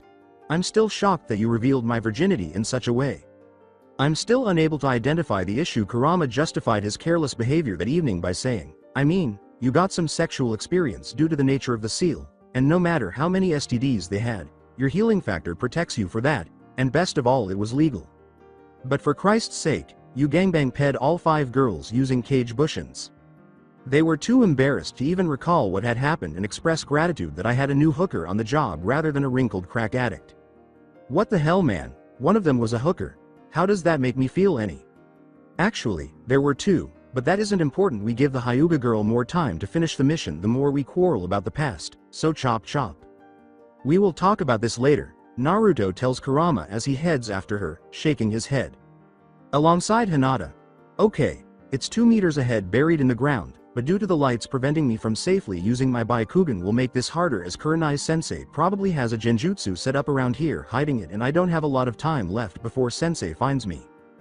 Hinata was forced to turn off her dojutsu as she approached the other flag because of the blinding stage lights that turned on as she approached. She uses it to assist others, from finding misplaced items to alerting her friends when they are being approached by the treble threesome, or any of Sasuke's yelling fangirls, rather than concentrating on using it for combat because of her passive personality. She didn't waste any time in running to the location, where she discovered a tree directly above her goal. Knowing that this is a genjutsu because she saw it through it while her Byakugan was active, she quickly dug into the dirt until she found it, ignoring the presence of the trees. Her life depended on it, so she grabbed it, put it in her pouch with her other one, and ran while reactivating her eyes. She jumped to avoid 2 kunai that were aimed at her. When she was halfway to her destination, a familiar voice then said, wow, color me impressed. You managed to make it farther than I ever expected out of all of you, but I can't let you go any further. She turned to face the voice and saw Naruto standing with his hands in his pockets, prepared to stop her if she fled. Even though her stance was full of holes, he could see a fire in her eyes that screamed determination, knowing that she had no other choice.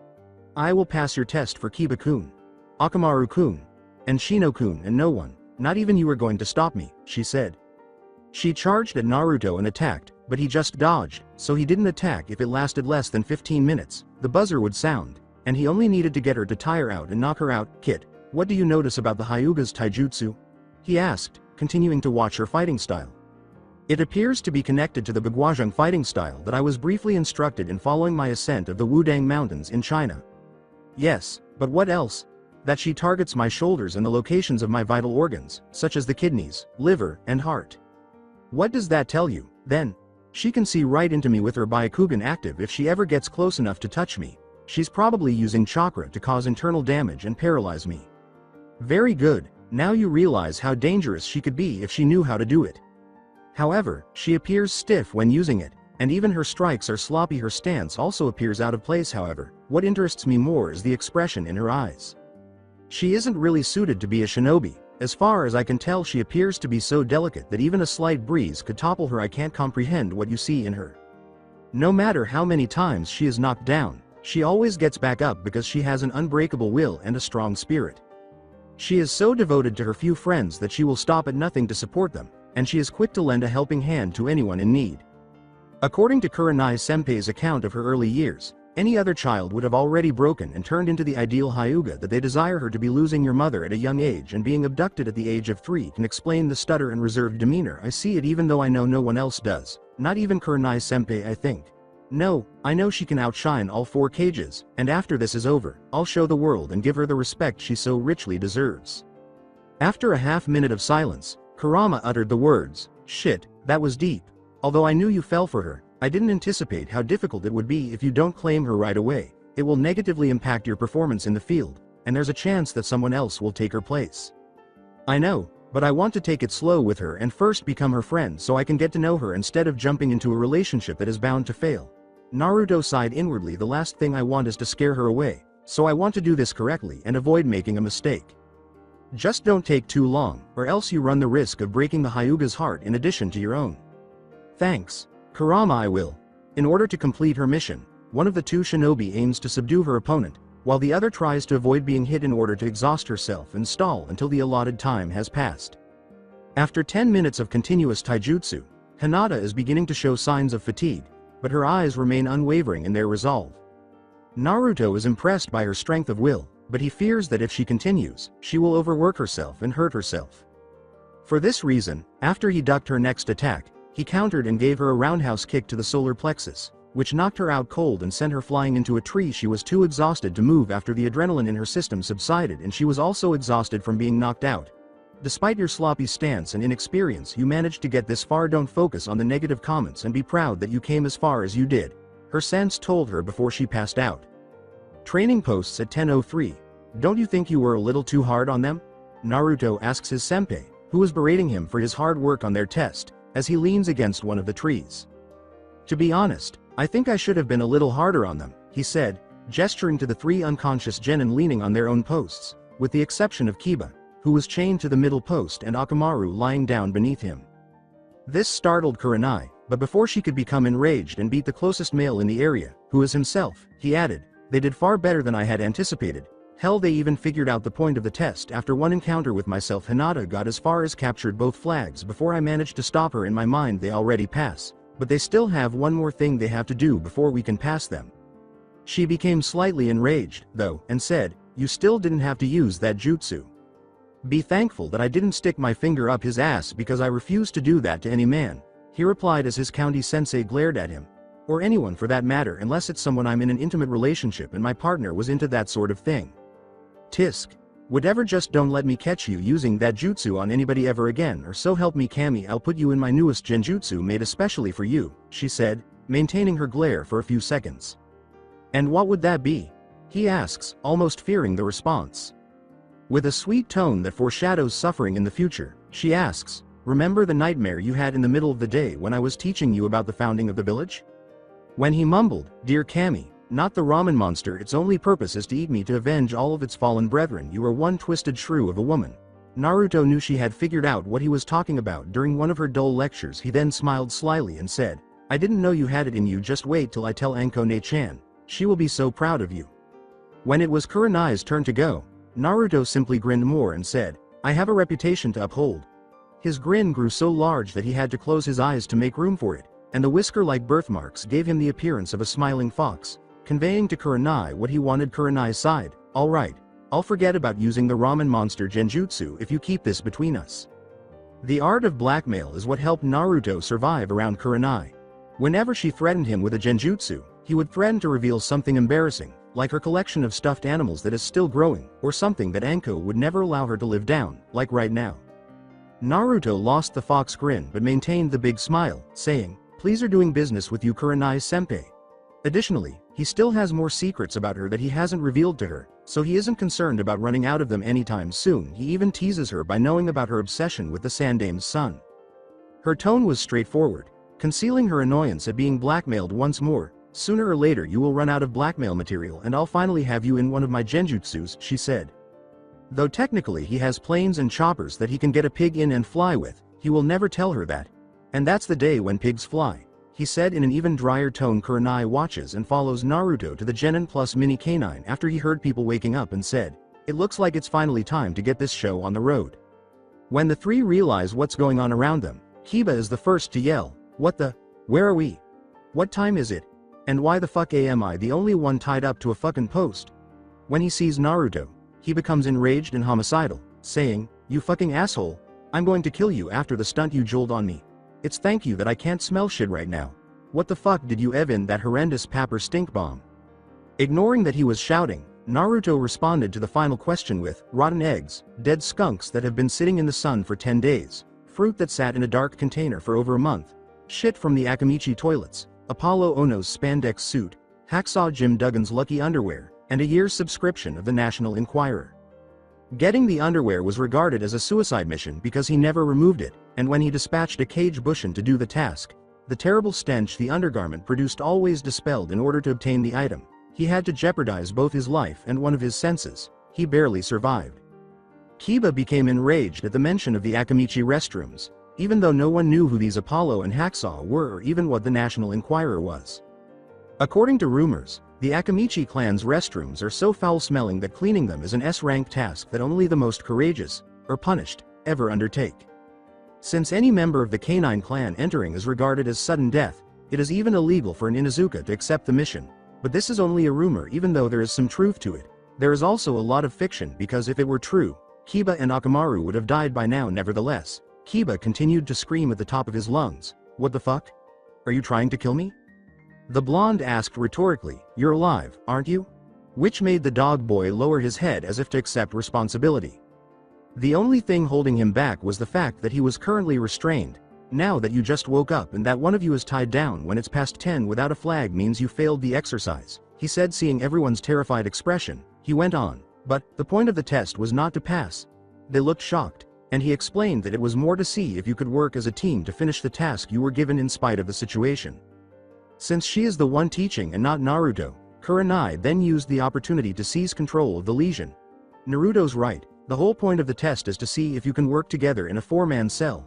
Well, 5-man cell in this case. What we value the most as Konoha Shinobi is our teamwork. We value comrades far more than the other hidden villages. This reason alone increases the shinobi lifespan for years, even decades. When Naruto praised the village leader for living that long in a profession where people rarely live past their 30s, Kurenai glared at him for, in her opinion, disrespecting him. The Hokage is living proof of that. A shinobi that old deserves the title of Shinobi no Kami, Naruto said. He took another picture out of his coat, this time showing what lung cancer looks like, causing Kiba to lose the steak he had just moments before. No feeding kibble over here, as he did the poorest out of you also as punishment he doesn't get to eat, he said, adding, even though you tried to use teamwork in the end, you failed to show me that you deserve to pass now rather than stay back another year in the academy. But after you got as far as to have both flags in your possession, I decided that you deserve a second chance to prove me wrong. Since he was singled out, Kiba cried out, what the hell, you bastard, how is that fair? He genuinely thought Naruto detested him. However, he simply enjoys making fun of the Inuzuka heir. The tree stared in stunned silence at the conditions set for them. Either have Kiba starve and pass, or fail and be sent back to repeat another year of Iruka-sensei's dull lectures. Sorry, but those are the rules. If you break them you will all fail and you will be sent back to the academy, the tree said. Naruto and Kurenai then left the clearing, leaving the tree, Genin and Puppy alone. Remember, in the world of shinobi those who break the rules are trash, Naruto said, adding, enjoy your lunch break because when it's over we will be even harder on you now that you know the truth behind the test. Kurenai expressed her worries after they were out of sight, saying, don't you think you're a little hard on them? I mean, to not allow Kiba to eat will only drag the team down, ultimately defeating the purpose of the test. With a blank expression on his face, Naruto said bluntly, you forgot to look underneath again, Kurenai-senpai. What do you mean by that? She sputtered, surprised by the remark. You are aware of Kakashi's reputation when failing Genin he is handed to, right? He explained with a sigh to his superior, who nodded. Well, he had a good reason for it. The test that those three took is actually biased on his bell test. I only modified it to test their tracking by hiding them instead of placing them on my person as Kakashi does. By doing that I give them the option of whether to fight or not and still complete the mission, but everything else is pretty much the same, even the last part. That means denying Kiba food is also, she said, her eyes widening.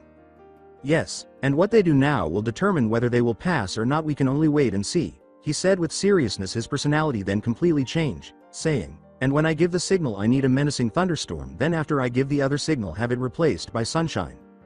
What do I look like? Some lowly assistant? The rookie Jonin yelled to her junior subordinate. She received a blank stare before responding exhaustingly, okay. What's the signal?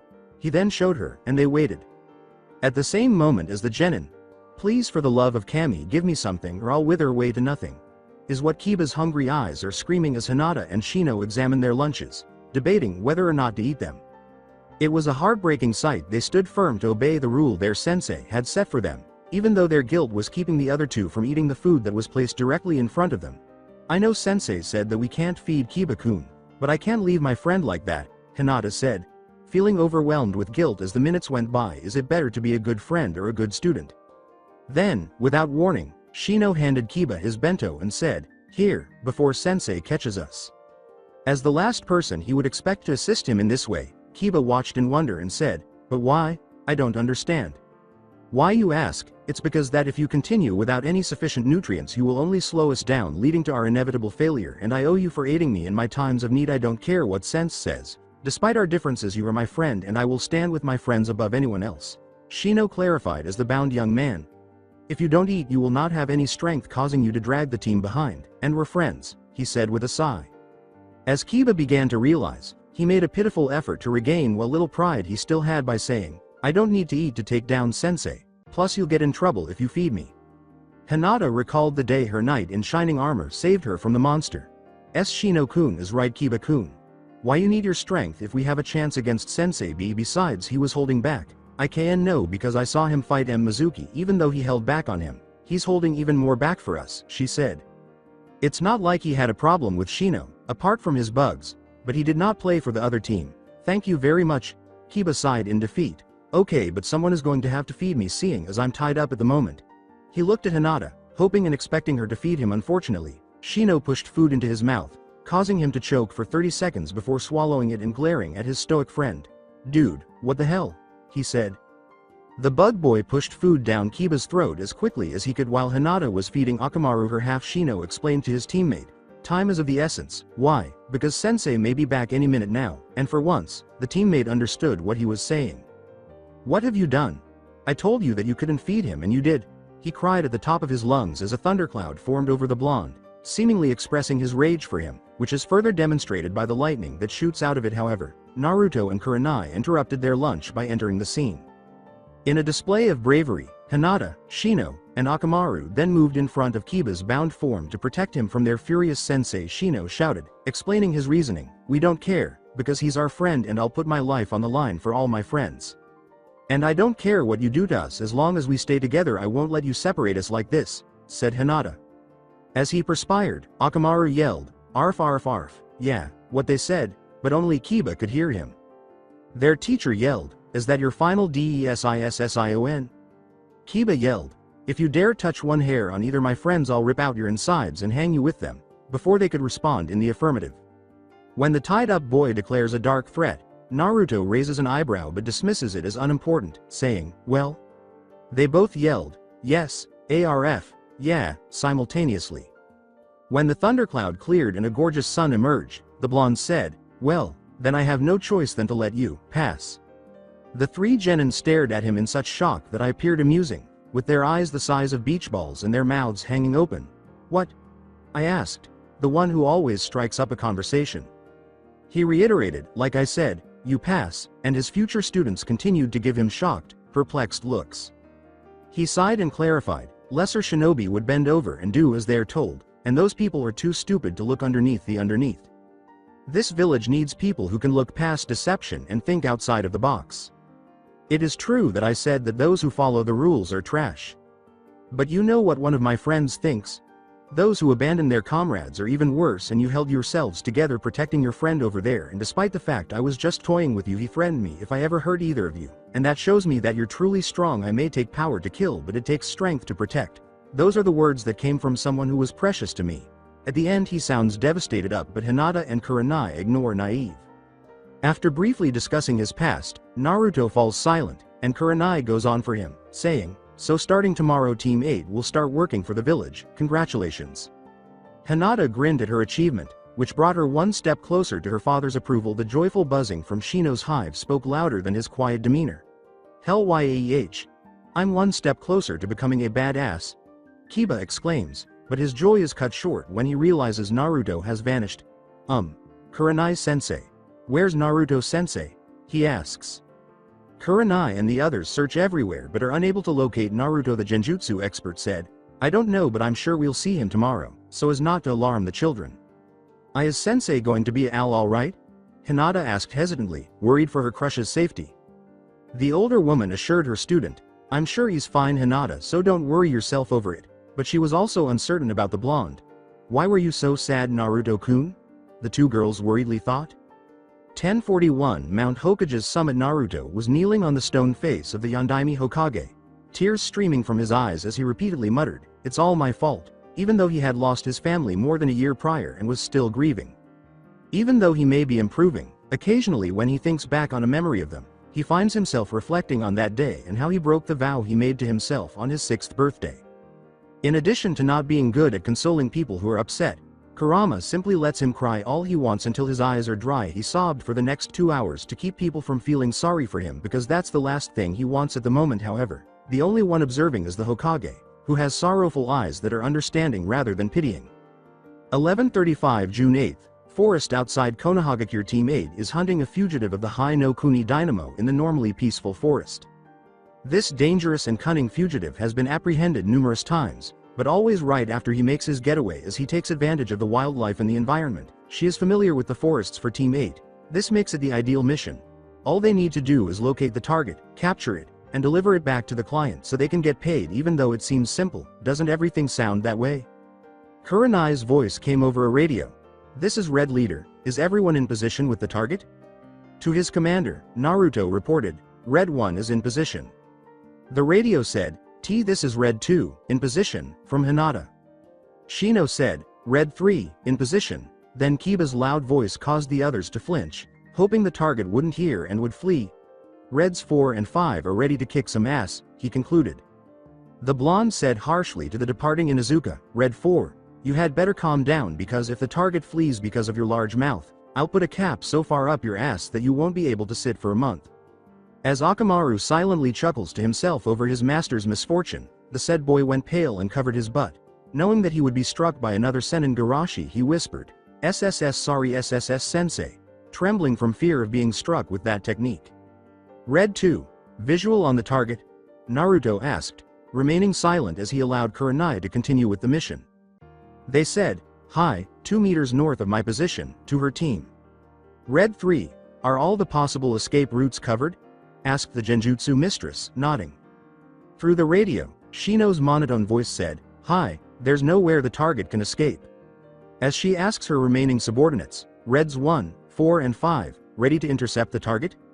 The blonde said, Roger. As she waited for a reply, he explained to his team after an awkward silence, it's just like hi but more commonly used where I'm from. The unnecessary pause was immediately followed by Kiba's drawl, right, Red 4 and 5 are ready to go.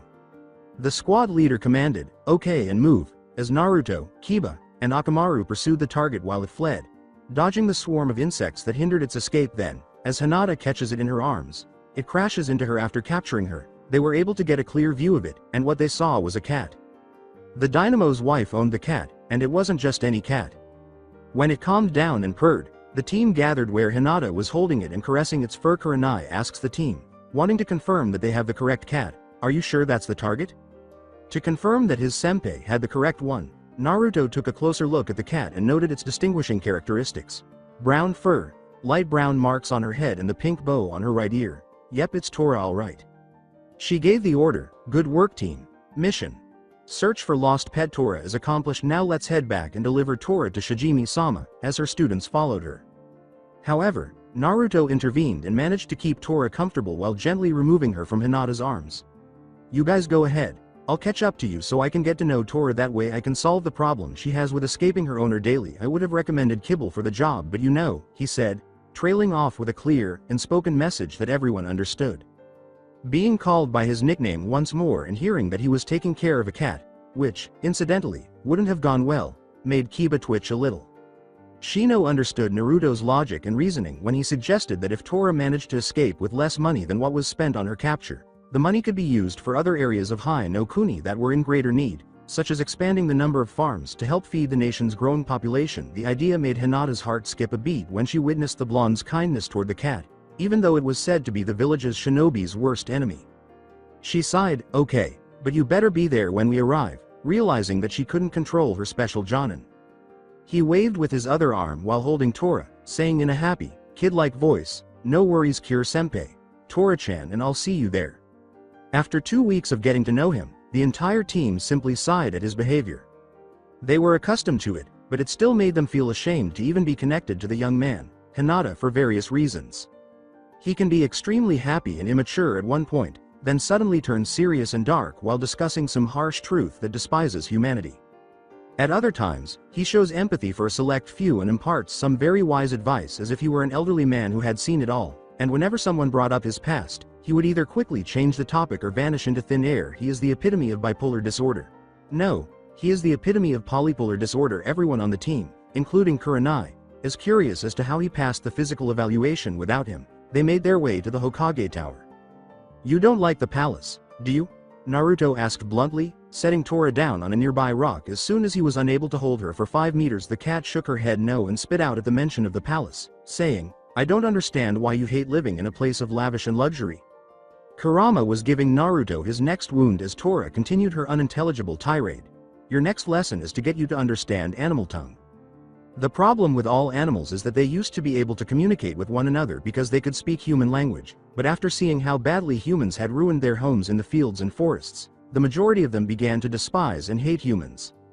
They were the only ones who could be held accountable for their overconfidence in humans, so they avoided them and never used their language again, with each species creating its own language, much like the various nations did in the future. They were still able to understand the language in spite of all the efforts to eradicate it, but that was only to anticipate human behavior. Additionally, I heard about bloody human-animal conflicts when I was still a young child. The majority of the more powerful animal clans eventually grew weary of the senseless violence and struck a truce with some humans they thought worthy, agreeing that if they are left alone, they can be called upon if the worthy person is in need. This allowed the animals to regain their ability to speak human language and have been helping people ever since. In rare instances, a human and an animal have fallen in love and begun a family. I personally oppose this because it makes me sick, but I won't stop others from doing so if they so choose. So that's how clans like the Inuzuka and the Kachiyose no Jutsu started, Naruto thought to himself. But the real question is, how can I comprehend animals if I'm human myself? You should have more of my abilities than anyone else in the elemental nations because your mother is my Jinchuriki and you are also one of them. The fox explained. Just focus my chakra to your ears as if you're enhancing them with your own. Naruto obeyed. And Tora's meows began to make sense to him. Nia Nia na, and don't get me started on how she's trying to drown me in warm soapy water. It's like that cow's trying to kill me. Nia, if I have to deal with one of her death grips I'm going to. She continued to rant until Naruto intervened. Whoa, whoa, whoa, back up, calm down and start from the beginning. All I got so far that she was giving you a bath the wrong way, that she literally smothers you and you're really pissed off, the blonde said to the cat. She resizes that a human can understand what she has said. Well, I'm a prisoner of my, wait, how can you understand me, Nia? As far as I've known, most humans are unable to understand our kind and there is no known feline-human hybrid ever known in history. Nia, she asks. If Naruto were anyone else, he would be sweating uncomfortably because he is backed into a corner and needs to think of a good lie to keep from being labeled a Jinchuriki. Fortunately, he is not anyone else because John taught him how to lie on the spot. My master has just taught me how to communicate with all of you and I was just taking this opportunity to practice. This is the best way to conceal a lie. Not entirely believing his explanation, Tora questioned suspiciously, and who is this master of yours, Nia? A kitsune. When I turned 6 I got lost in the wilderness and found him trapped in a cage. When I first met him he was resentful towards humans, but when I saw him the way he was I freed him without a second thought. When he asked me why I answered that everyone, human and animal, shouldn't be in cages unless they are a danger to everyone, for the time being he accepted my answer and felt indebted to me. At first he didn't like the fact that he has to follow a snot-nosed kid, as he called me, but over time we became great friends. Later on I asked if he could train me to be strong enough to protect him and others I consider close to me like he has for me, and he accepted. Now when I think about it, he was training me to not only become stronger but to help unite both humans and animals so we can live in the same world as we used to long ago. I must have changed his views on humanity if he's willing to go this far in my training. Well, he found him in a sewer in his own mind, but she and anyone eavesdropping, cough 4 eyes cough, didn't need to know that. Surprisingly, Tora was still not buying it. That still sounds like a lot of bullshit to me, but I can sense some truth in it, Nia, she says, examining the human's beautiful face. After being on the run for so long I have the instinctual ability to separate truth from fiction. Comes in handy for when someone tells me they have tasty tuna when they are there to capture me and hand me back to that cow of a woman Nia. Well, I now know that the rumor that Tora cannot be bribed true, he says, nodding in understanding after he has recovered from his stunned expression. Now that we understand each other, can you tell me why you run away every chance you get so I can understand and fix the problem, he asks again. Tora responds bitterly, the problem is that my cow of an owner doesn't know how to take care of a cat. Nia, all of my predecessors died by being crushed by her death hugs or drowning in the hot tub of doom. And this one time I heard that she stepped and crushed one. Nia, we all have one goal in mind that none of us have ever accomplished. Nia. Naruto encouraged her to go on, asking, and that would be? To be free and away from that death trap of a cow woman, to live without death lingering over your shoulder due to a giant of a human that would kill us with a show of affection. Nia. Maybe find a nice owner that will give us a saucer of milk and a nice bowl of tuna every night. A warm bed to sleep in and affection that feels nice and doesn't feel like our 9 lives are being squeezed out of us. Nia, she says, her intense passion for milk and tuna causes Naruto to perspire. But after my legacy's reputation I doubt that anyone would want me besides that cow from hell. Nia, she sighed, the cat's melancholy reflected in her ears. Then, Naruto realized the issue that had baffled the shinobi for years, which could be solved in a matter of minutes if one could simply grow the balls to observe the dynamo's home in silence. Whether it's a cat or any other small animal, Shijimi has no idea how to properly care for it. As he devised a strategy to not only save Tora but also stop the dynamo's wife from ever having another Tora, his mind was racing. He then smirks after a minute because he has the ideal plan to do just that. How about I take you in? He asked a startled cat. Tora was shocked that a Konoha nin would take her in, especially after what she had done to them when they were successful in capturing her. Some even enjoyed seeing her owner squash her. What do you mean, Nia? Tora asked. He simply smiled and assured her that everything was going to work out. You can live at my place, there's a lot of room to roam around inside. A spacious yard in both the front and back. I'm always either training or training my squad all day while doing missions, so you mostly have it all to yourself most of the time. And I don't have a shortage of funds, so I can buy you all of the milk and tuna you can eat. All I ask of you is to be yourself and be my friend if you wish. But why would you take me in when I gave you, your team, and fellow village trouble? Nia. Why aren't you like the others? I'm nothing but a monster. Nia, she concluded sadly, still in shock at his offer. She was startled by Naruto screaming, you are not a monster. You're just someone that wants to be free of her prison. You want to live your life the way you want it, to make friends with everyone you meet and to love a family that will make you feel warm and safe. I too want friends to help fill the hole that was made in my heart after I lost my family to a true monster, all so he can make me his living weapon. So don't call yourself a monster when all you want is freedom. If you accept, I will tell you my whole story and nothing will be left out, I promise, he said with a grin. Even if you did take me in, but what will you do about that fat cow? You know that she'll pull all of the Kuni no Hi's resources just to get me back, Nia, and if you hid me long enough she'll just get another cat and it'll start again. I may want to be free, but I will not sit idly while another one of my brethren are getting poor care from that cow. Nia, Tora said, beginning to change her initial SK. The cat was a little alarmed by Naruto's evil laugh and smirk, but he said, just leave that to me, I got everything covered. 12:10 Heading to the office of the Hokage while Naruto and Tora were walking to their destination. The other members of Team 8 were thinking back on their brief time together, particularly the day following their test pass. Flashback. May 26, 07:06, Training Ground 4. Naruto is off to the side, leaning on a tree with his arms crossed and looking as cool as a cucumber, while the tree Genin and Puppy are sitting by the training posts in front of Kurenai. The female trainer then began, okay, as of now we officially start our duties as Team 8, and as shinobi we serve our village without question. But unable to do so, we need to get stronger both as a team and as an individual, so every Monday through Saturday we will start you off with team training exercises and any jutsus that you will all be using till lunch. After lunch we will take a mission. D ranks for now until we see if you are ready for higher ranking missions, and finally you will be split up to work on what Naruto assigns for you till the end of the day. Any questions? But why do we need to train separately? Wouldn't it make sense if we do that but together so the whole team knows what the other can do and work better as a group? Kiba raised his hand, and Kurenai gestured to him. Though I'm surprised that you could think of that, Kibble, but the three of you already are strong as a team already that we might not spend a lot of time with team building exercises. But you all have very noticeable weaknesses that can't be overlooked, Naruto said, getting down from his tree to respond to the dog boy's question. He pointed to Shino and said, you think so fast you can predict most of the possible moves of your opponent and know how to counter them a lot like a tactician.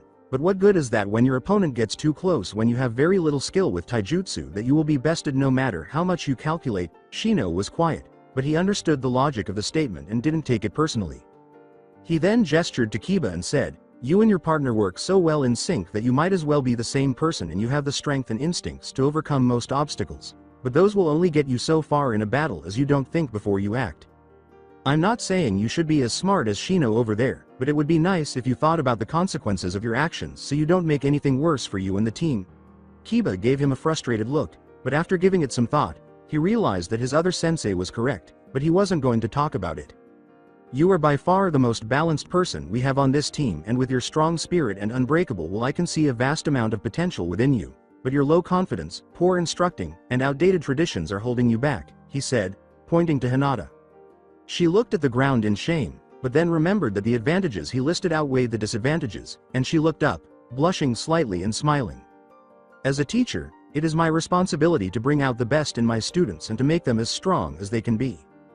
To help with that, I exchanged some favors for the four of you so you can have the best instruction on your trouble areas.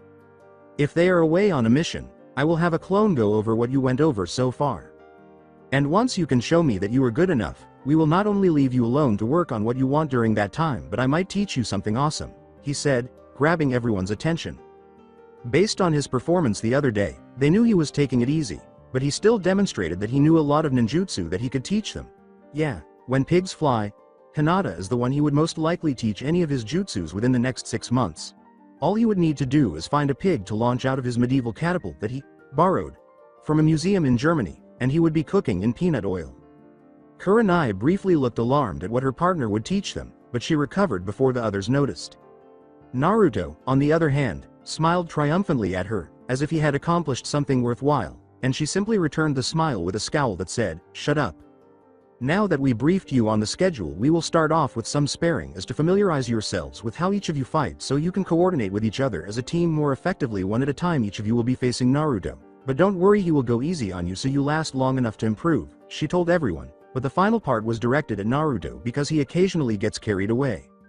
Kiba enthusiastically offered, and the wild boy let loose after the blonde simply waved back and said, "No promises now, who's first?" Flashback. Final. Even though Naruto refrained from intervening, he still mopped the floor with them and offered advice and criticism to help them slightly enhance their fighting techniques. Since Kiba is a member of the Inuzuka clan, who have a very positive relationship with domestic dogs, walking the dogs of all the citizen council members after lunch was by far the easiest mission they had completed. Naruto summed it up in one word: dull. He had the team divide up for their individual tutors at the end of the mission. After Shino was sent to Guy and his group to assist him with his taijutsu, he was emotionally frightened and unhappy with Naruto the following day. It is likely that he saw the dreaded sunset genjutsu. After that, Kiba went to Asuma's team to practice his tactical abilities. Kurenai accompanied him, claiming she could assist in the field as well, but Naruto knew it was so she could spend more time with her Asu-kun. In order to help Hinata improve her Juken stance by incorporating the Habikatas into it to better fit her flexible body type, Naruto personally led her to Training Ground 44, also known as the Forest of Death. Anko also had her snakes chase her around, but that was purely for amusement. Despite the fact that Naruto would have stopped her, he thought it was a good training exercise and it was amusing to watch her hilariously flee from a group of snakes.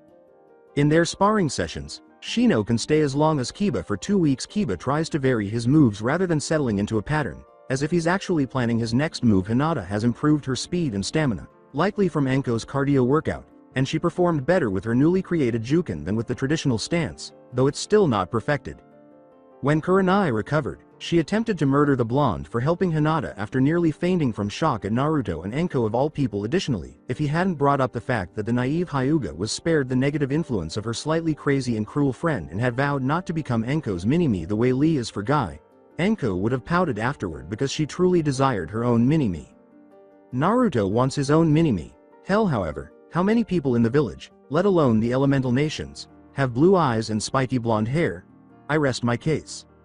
They realized they had reached their destination as they were leaving their musings, so they entered. They discovered Naruto already there, holding Tora close to him, at the door of the Hokage's office. "What took you guys so long to get here?" he asks, grinning at Kurenai.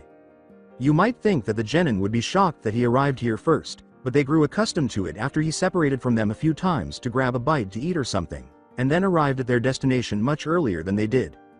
Kurenai gave her partner a sour look and said, "Shut up," before opening the office door and leading the others inside. When they enter, they see the Hokage sitting behind a desk with Iruka to his left and an unidentified Chunin to his right. The large desk was covered in various colored scrolls, and a plump woman wearing pricey clothes and a ton of jewelry was sitting behind it, essentially shouting, "I'm rich, please mug me." She is wearing so much makeup that she could pass for a clown basically. It should come as no surprise that she is Shijimi, the Dynamo's wife. "Oh Tora, my sweet baby. Did you miss mommy?"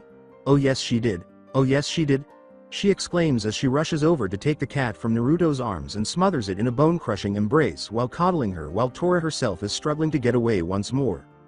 "Break, Tora. Baby. What's wrong?" Shijimi froze like a statue as her cat lay limp in her arms. She grabbed it and tried shaking it awake, thinking she was asleep, but she knew she wasn't, and it scared her. "Come on. Wake up for mommy.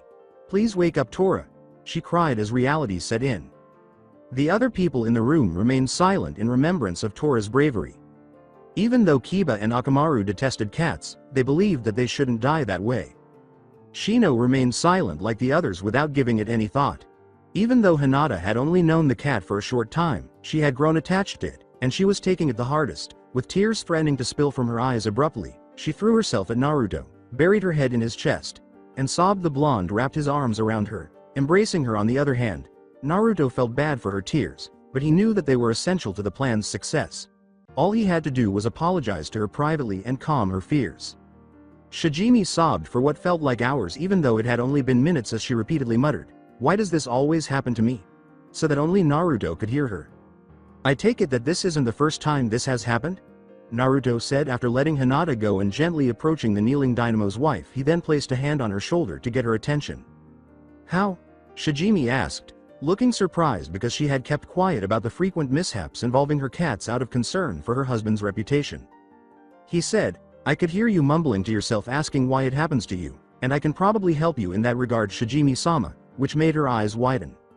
"I beg of you, young man, please help me. I don't understand. I did everything I could think of to keep my babies alive, but they just keep on dying on me one way or another like some sort of curse. I will give you anything you want. Just help me save my future babies," she said, bending in a doggy's position and doing something that no one would have expected of her. The fact that Shijimi was practically pleading with Naruto for advice shocked everyone, and the man himself couldn't help but think, perspiring, "Isn't this a little overdramatic?" Another reason I made an effort to avoid people is that, although we grieve for the deceased, we, in contrast to them, move on whatever the tub of lard over there is doing. We don't do it. I'm glad I'm the only one who can hear you, because otherwise she might throw you in the dungeon or something. That'll happen the day Isobu grows a backbone under that shell of his, he heard the fox snort. You have another sibling? Don't remind me, you need to get back to reality? Why is Kurama ni-san there? They're beginning to gaze. Thanks for the heads up, Naruto said, looking around and realizing that the fox was correct. He puts a hand on Shijimi's shoulder and says, of course I will, and the thought of saving a life is rewarding enough for me. Phase 1 is over, and it's time to move on to Phase 2. His generosity made the Dynamo's wife and the other women in the room smile, and if they didn't know any better, they would believe he was a saint sent from heaven. Yes, the Shinigami will begin to resemble and behave like a Saturday morning cartoon character the day he is declared a saint. After unleashing a Shinigami chop on the skull of a perverted death scythe, Shinigami-sama simply sneezed in a different time and universe. Returning to the narrative, Shijimi begs with gratitude, oh thank you, kind young man. Now what do I have to do? While still in a doggy's position. The portly woman gave Naruto a disapproving shake of her head when he said, well, first I got to ask, did you own any other pets besides cats in the past? In that case the solution is quite simple. It is? She asked, seeming doubtful of the assertion. When he said, of course, the problem isn't you at all but the type of animal you choose to have as a pet. The wealthy woman had a startled expression that could change to anger at any time. Naruto quickly clarified, so as not to offend one of Konoha's devoted customers. What I mean is that while cats are smart and agile, they are small and fragile animals. The way you show them love and affection isn't wrong, but it's not recommended for cats, for they prefer to be left alone to their own devices, and when they come to you they want to be lying on your lap while you pet them instead of having their lives crushed. In other words, you need something big that can take the power of your hugs and doesn't need to be handled like a porcelain doll. She then asks, what kind of animals? With an understanding expression in place of her bewildered one. albeit one that is a little depressed over the fact that she can no longer have a cat.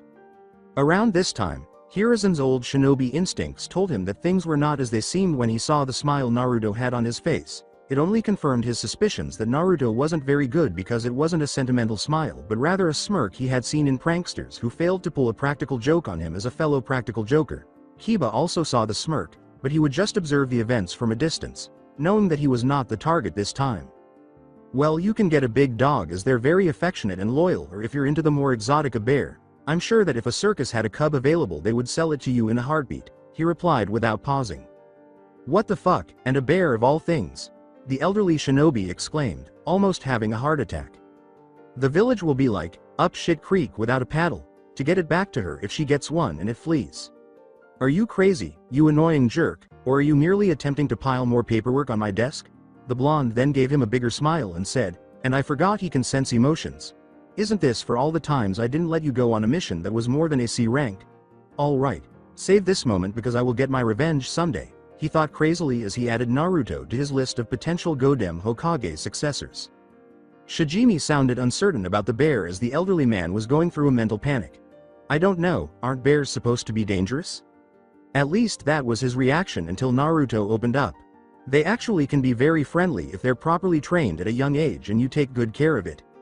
Especially the black bear. They are smart enough to be good pets and are said to be the comedians of the circus bears. All you need is an open outdoor environment. Foods like rice, maize, sweet potato, cassava, pumpkin, ripe fruit, animal fat and sweet foods, and a trainer if you don't have experience training them yourself with the money and, I assume, the proper connections. You should be all set. Oh, thank you. Thank you. Thank you. I will forever be in your debt. If there's anything you ever need just ask and I'll help anyway I can. Naruto muttered something that no one could understand, which made Shijimi ask as she released her hold on him, I'm sorry honey, but can you repeat that? The plump woman stood up and swung the blonde back and forth while hugging him almost to death. You can start by letting me go. Can't breathe, he said, and everyone could see that he was blue from the lack of oxygen while Kiba and Hiruzen are secretly laughing at the special Jonin suffering through death hug with sadistic glee. Kurenai, Hinata, and to a lesser extent Iruka are worried about him. Naruto hit the floor hard after the dynamo's wife let him go after examining his condition, treating him like a piece of metal that had been in a fire for hours. His face may have been returning to its natural hue, but something that seemed to be the blonde's soul was humorously floating out of his mouth. I'm so very sorry young man, but I apparently don't know my own strength. I hope you're all right over there, and again I'm very sorry, she cried out in a panic after realizing that she had hurt him. I'm sure he's fine Shijimi-sama, aren't you now my boy? The Sandaime Hokage asks Naruto after taking pleasure in his misfortune. He gives his leader a shaky thumbs up before his hand goes limp. See, he's perfectly okay so there's no need to worry. With a sigh of relief, she said, thanked Kami, took out an envelope filled with Ryo notes, and said, here's the payment for the mission. Giving it to Iruka before taking out a 5,000 Ryo bill and placing it in Naruto's pocket, she also said, and here's something extra for helping me out of my dilemma young man, thank you again Hiruzen Dono. She then departed the mission room. Hokage-sama, shouldn't we get Naruto to the hospital or something? Iruka asked, casting a worried glance at Naruto after Shijimi had left. To reassure his subordinate, the elderly man said, nonsense, he will be up in a few minutes like nothing ever happened. If Hiruzen had the opportunity to break the fourth wall, he would also mention one of the manga, anime rules. If someone is beaten or injured by someone who isn't the enemy, they immediately get back up and act as though nothing had happened. The dead cat in the room would have exploded in a puff of smoke if anyone had been paying attention, and Naruto would have winced afterward. Home at the same time, Naruto's Kage Bushin enters his boss's house with Tora in his arms as everyone is in the mission room. Phew, we made it home safe and sound. I don't know how long the boss can hold a Kage Bushin and hench for while getting crushed by Shijimi, but at least we made it.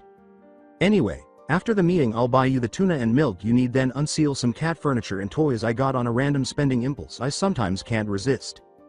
Because of the amount of money, gold at the time, he had when traveling, he would occasionally buy an entire store and seal everything in the woman's department at JCPenney's, including the perfume and makeup. The fox merely face-palmed and muttered baka under his breath when Kurama asked him about it. He claimed that he needed to improve his Naruto persona in case someone noticed the disguise.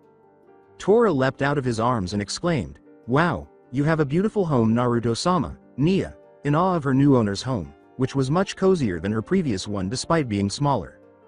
Naruto nodded in agreement, saying, I know, it used to belong to the boss's parents and we recently had it fixed and cleaned up.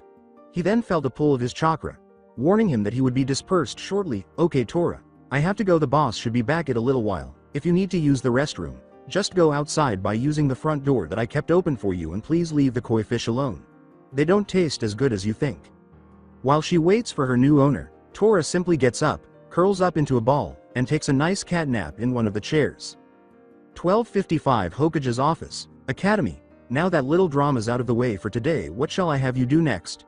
We got babysitting, dog walking, garden work, fence painting, the Sandame asked, examining the D-rank mission scrolls, after Naruto had recovered from the combination of holding up a cage bushin and a henge that was crushed by Shijimi's surprisingly strong bear hug.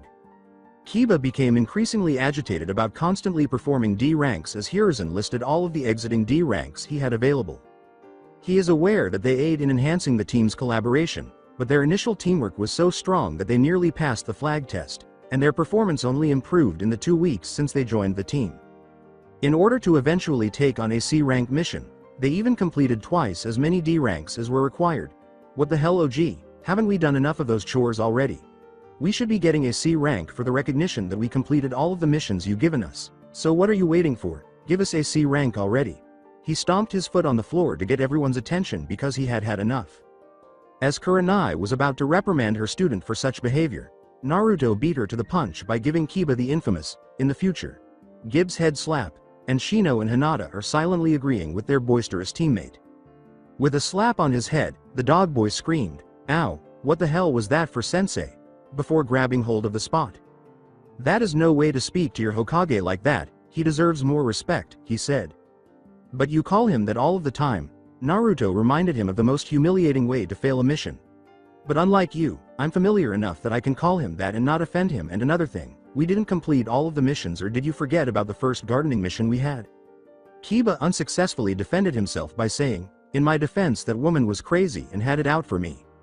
Of course she would. You took Akamaru out and you both urinated in her vegetable garden. If Akamaru hadn't been a regular dog, it wouldn't have been an issue, but he has some sort of acid in his urine that destroyed all of her crops. You're lucky I reaped the damages and punished you myself, otherwise she would have neutered you both with a rusty bronze sickle that she has in the back of her storage shed. Kiba and the other males in the room, who weren't Naruto, fled in fear of upsetting that particular farmer, while Kurenai smiled pleasantly at the thought of another supporter of the feminist cause.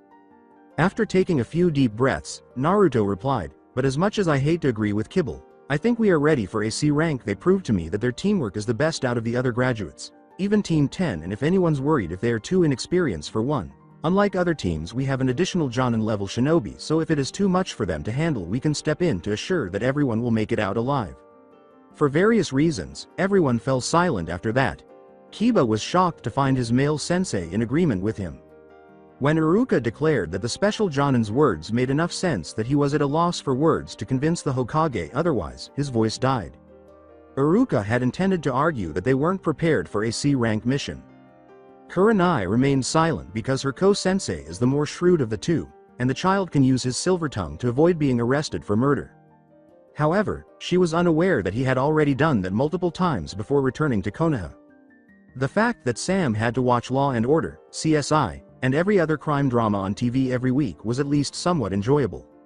She enjoyed them just as much as John enjoyed anything from the 1980s, and Naruto for anything otaku, and Ramen Hinata was thrilled that her crush, friend, or sensei had faith in her team to complete a C-rank mission, and that he had faith in her as well. As Hiruzen set down the D-rank mission scroll and picked up the C-rank scroll, the others were considering Naruto's argument and couldn't help but agree with that kind of logic.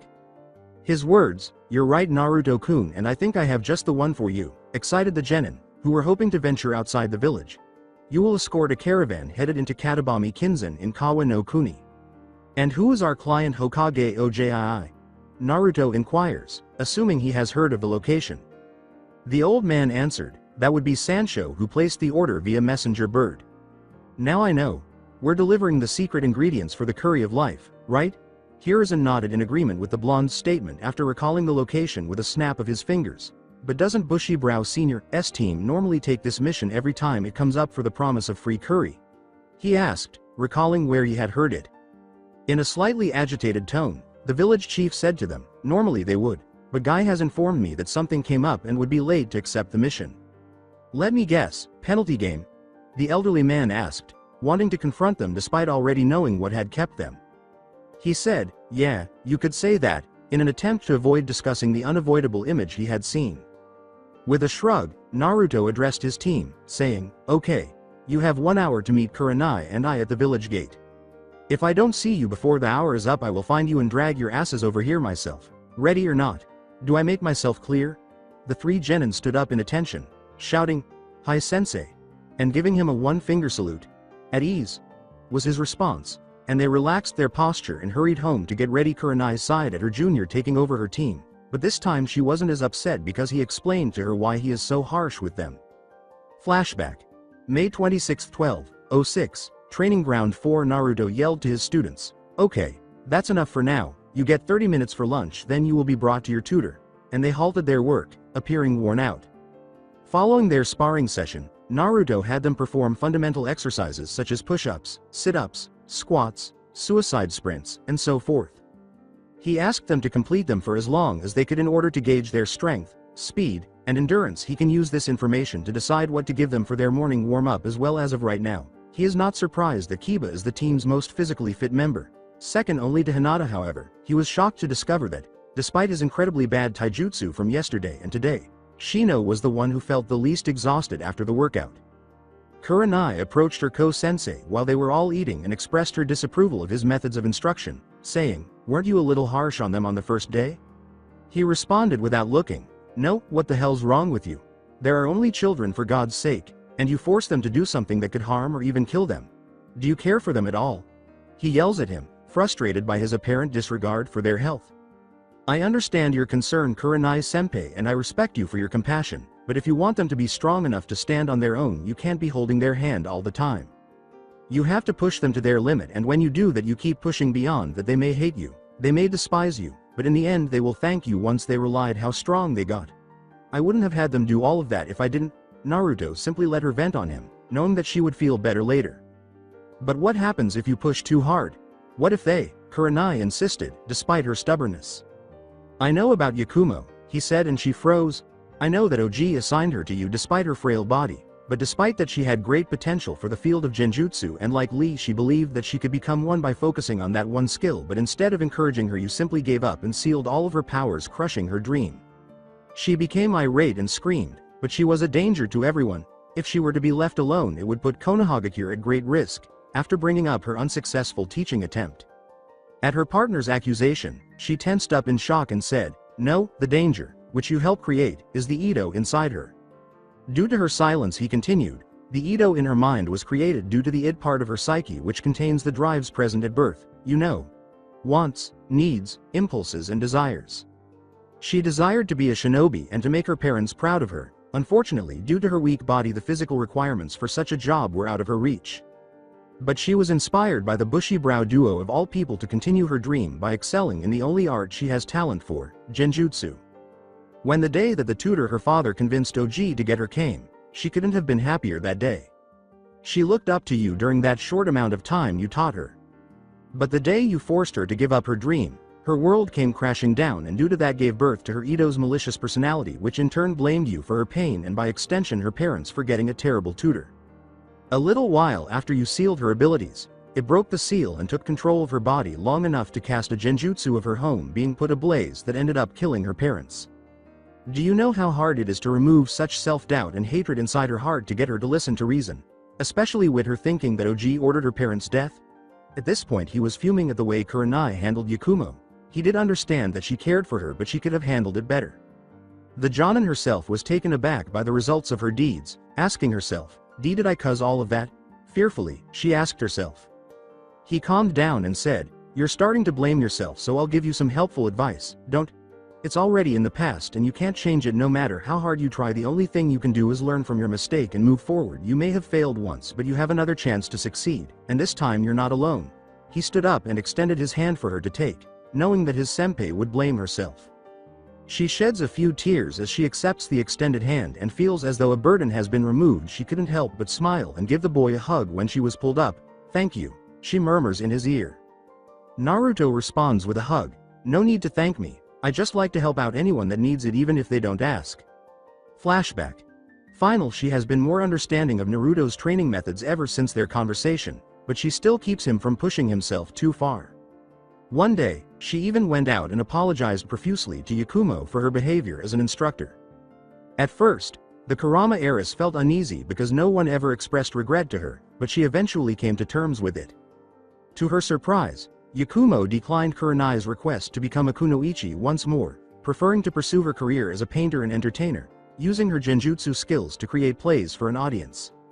When Kurenai asked her when she considered that, she replied that Naruto, her new counselor, had noticed how artistic she was with all of her paintings and had advised her to pursue a career in the arts. Naruto even gave her the idea to use her genjutsu talent to tell stories rather than harm people. She gained a better understanding of him after that visit. He may be a pervert based on the way he looks at Hinata while training, as well as an idiot, joker, crazy, insane, and immature. However, as demonstrated by his actions in defending Hinata and eliminating the hatred in Yakumo's heart that had been fueling her Ito's impulses to destroy the village, he is also a saint who will help anyone without expecting anything in return. Maybe he's not so bad after all, she thought as she broke out of her reverie and watched Naruto leave the office, trailing closely behind. 1359 Village Front Gate. Kiba just arrived at the gathering spot, where Team 8 members and a rather slick guy are dragging a big wooden cart filled with the delivered produce. Naruto notices him and says, "Alright everyone, this is our first C-rank mission as Team 8. We'll travel in a diamond formation with Shino in front so he can spread his bugs around to take down the weak bandits and warn us if any are coming from where." Knowing that having him take the lead made sense, Shino nodded in agreement. Kibble and Hinata will guard the sides of the caravan as you two are proficient in taijutsu. Also keep your senses sharp for any enemies lurking about. If you spot one, take care of it. He continued to receive nods from both of them. Kurenai's senpai will guard the back since she's the most likely to counter attacks from behind, and I'll be in position on top of the cart with a bird's eye view of it all. This will let me take advantage of my long-range capabilities. Any questions? Kiba raises his hand and expects a dumb inquiry. Yes, what is it, Kibble? He asked. What long-range capabilities? Which caused Naruto to smile. When he reached inside his trenchcoat and unlocked a Colt Model 653 Car 15, Colt Automatic Rifle 15 military weapon system, with scope and a 15-inch barrel equipped with his reloading and wind elemental seals, he said, "For once, I'm glad you asked, Kibble. If anyone gets even within my sight, they're dead, but I'll only interfere if I see that either you can't handle the bandits or I see an enemy that's not supposed to be in a C-rank mission, like a missing nin." Following everyone's awe of the weapon never before seen in Naruto's hands, he yelled, "Okay everyone, let's move out." Omake Hokage Mountain broke back. 1025 June 8th, base of Mount Hokage. Sai got his ass kicked for calling Sakura ugly. Sakura yelled at the Jonin for being late. Kakashi was running late and gave a weak excuse while reading his smut, and Sasuke didn't give a shit while imagining gory yet inventive ways to kill his older brother. It was just another typical day for Team 7. After that, Guy and his group arrive for their daily tasks. In his own flamboyant manner, Guy exclaims, "Hello my eternal rival, are you ready to partake in another youthful competition?" While he continues to read his book, he responds in a firm tone, "Sure, why not?" "Damn you Kakashi and your hip attitude," the strange man exclaims, gesturing to the pervert as though accusing him of something. He then gets back up and says, "I challenge you to a youthful game of Jan Ken Po." Kakashi had an idea for a practical joke. While he was only partially paying attention, he wouldn't normally participate in one, but ever since he spent time with his sensei's son, he has been influenced by the tricks that the son plays in addition to being bored and in need of a good laugh. Guy was about to agree when Kakashi held up his hand to tell him that he wasn't done, saying, "Without using your arms, legs, and head, okay, and the loser has to climb Mount Hokage." He was regarded as crazy by everyone who wasn't Guy or Lee. After all, how can someone climb without limbs? However, Kakashi is aware that he will still consent in preparation for an epic game of rock, paper, scissors. He and Kakashi put their right hands out in a fist. "What a youthful idea. And that's why you're my eternal rival. I accept your conditions," it said. Jan. Ken. Po. And he chooses rock with all of his heart. Paper, however, is Kakashi's choice. Paper covers rock, I win. "No. You bested me again, my eternal rival. That makes 51-50 with you in the lead. But might Guy, Konoha's sublime green beast of prey, doesn't back on his word. If I can't climb up that mountain with only my torso and pelvis, then I'll wrestle with the bears in the forest till I win 10 matches in a row." Guy concludes by giving his good guy poise. complete with thumbs up and sparkling teeth, while Kakashi appears carefree. Lee volunteered because he felt partially responsible for not encouraging his beloved sensei, and I'll join you guys sensei for it's my fault for not supporting you enough which contributed to your youthful defeat, Lee said. Guy spoke passionately to his student, but you did my faithful student. Just by being there by my side shows me that you support me with your overflowing youth. Guy sensei. Lee, Guy sensei. Lee. Guy sensei. Tenten yelled, will you knock it off, to the two just as they were ready to embrace so she wouldn't witness the horror of the sunset genjutsu. When they reach the mountain, they put their hands behind their backs and begin to hump up the mountain. What's even more incredible is that they are truly on their way to the summit. As everyone watched in a morbid manner, Kakashi pulled out a camera that Naruto had allowed him to borrow if he ever saw anything that could be used as blackmail. As long as he wasn't a target himself, this is one of those occasions. Everyone spoke about their scarring after they had recovered from the shock of seeing two ninjas wearing green spandex hump up a mountain with the faces of the village leaders. What the fuck? Aw, my virgin eyes, I don't know what's going on with Gay and Gayer, but even I know this is wrong. Seeing this as a fate worse than death, I should have just let them embrace, that would have been better than this. While laughing to himself, Kakashi made a humorous remark as he captured the moment on camera in breathtaking high definition. I heard of defiling a national landmark, but this is ridiculous. As the other genin watched, the Hokage said, it's just like a train wreck. You know it's ugly but you just can't look away. Except for Kakashi Hitaki, who now has dirt on Guy. That was a bad day for everyone in Konoha at the time. What possibilities there are.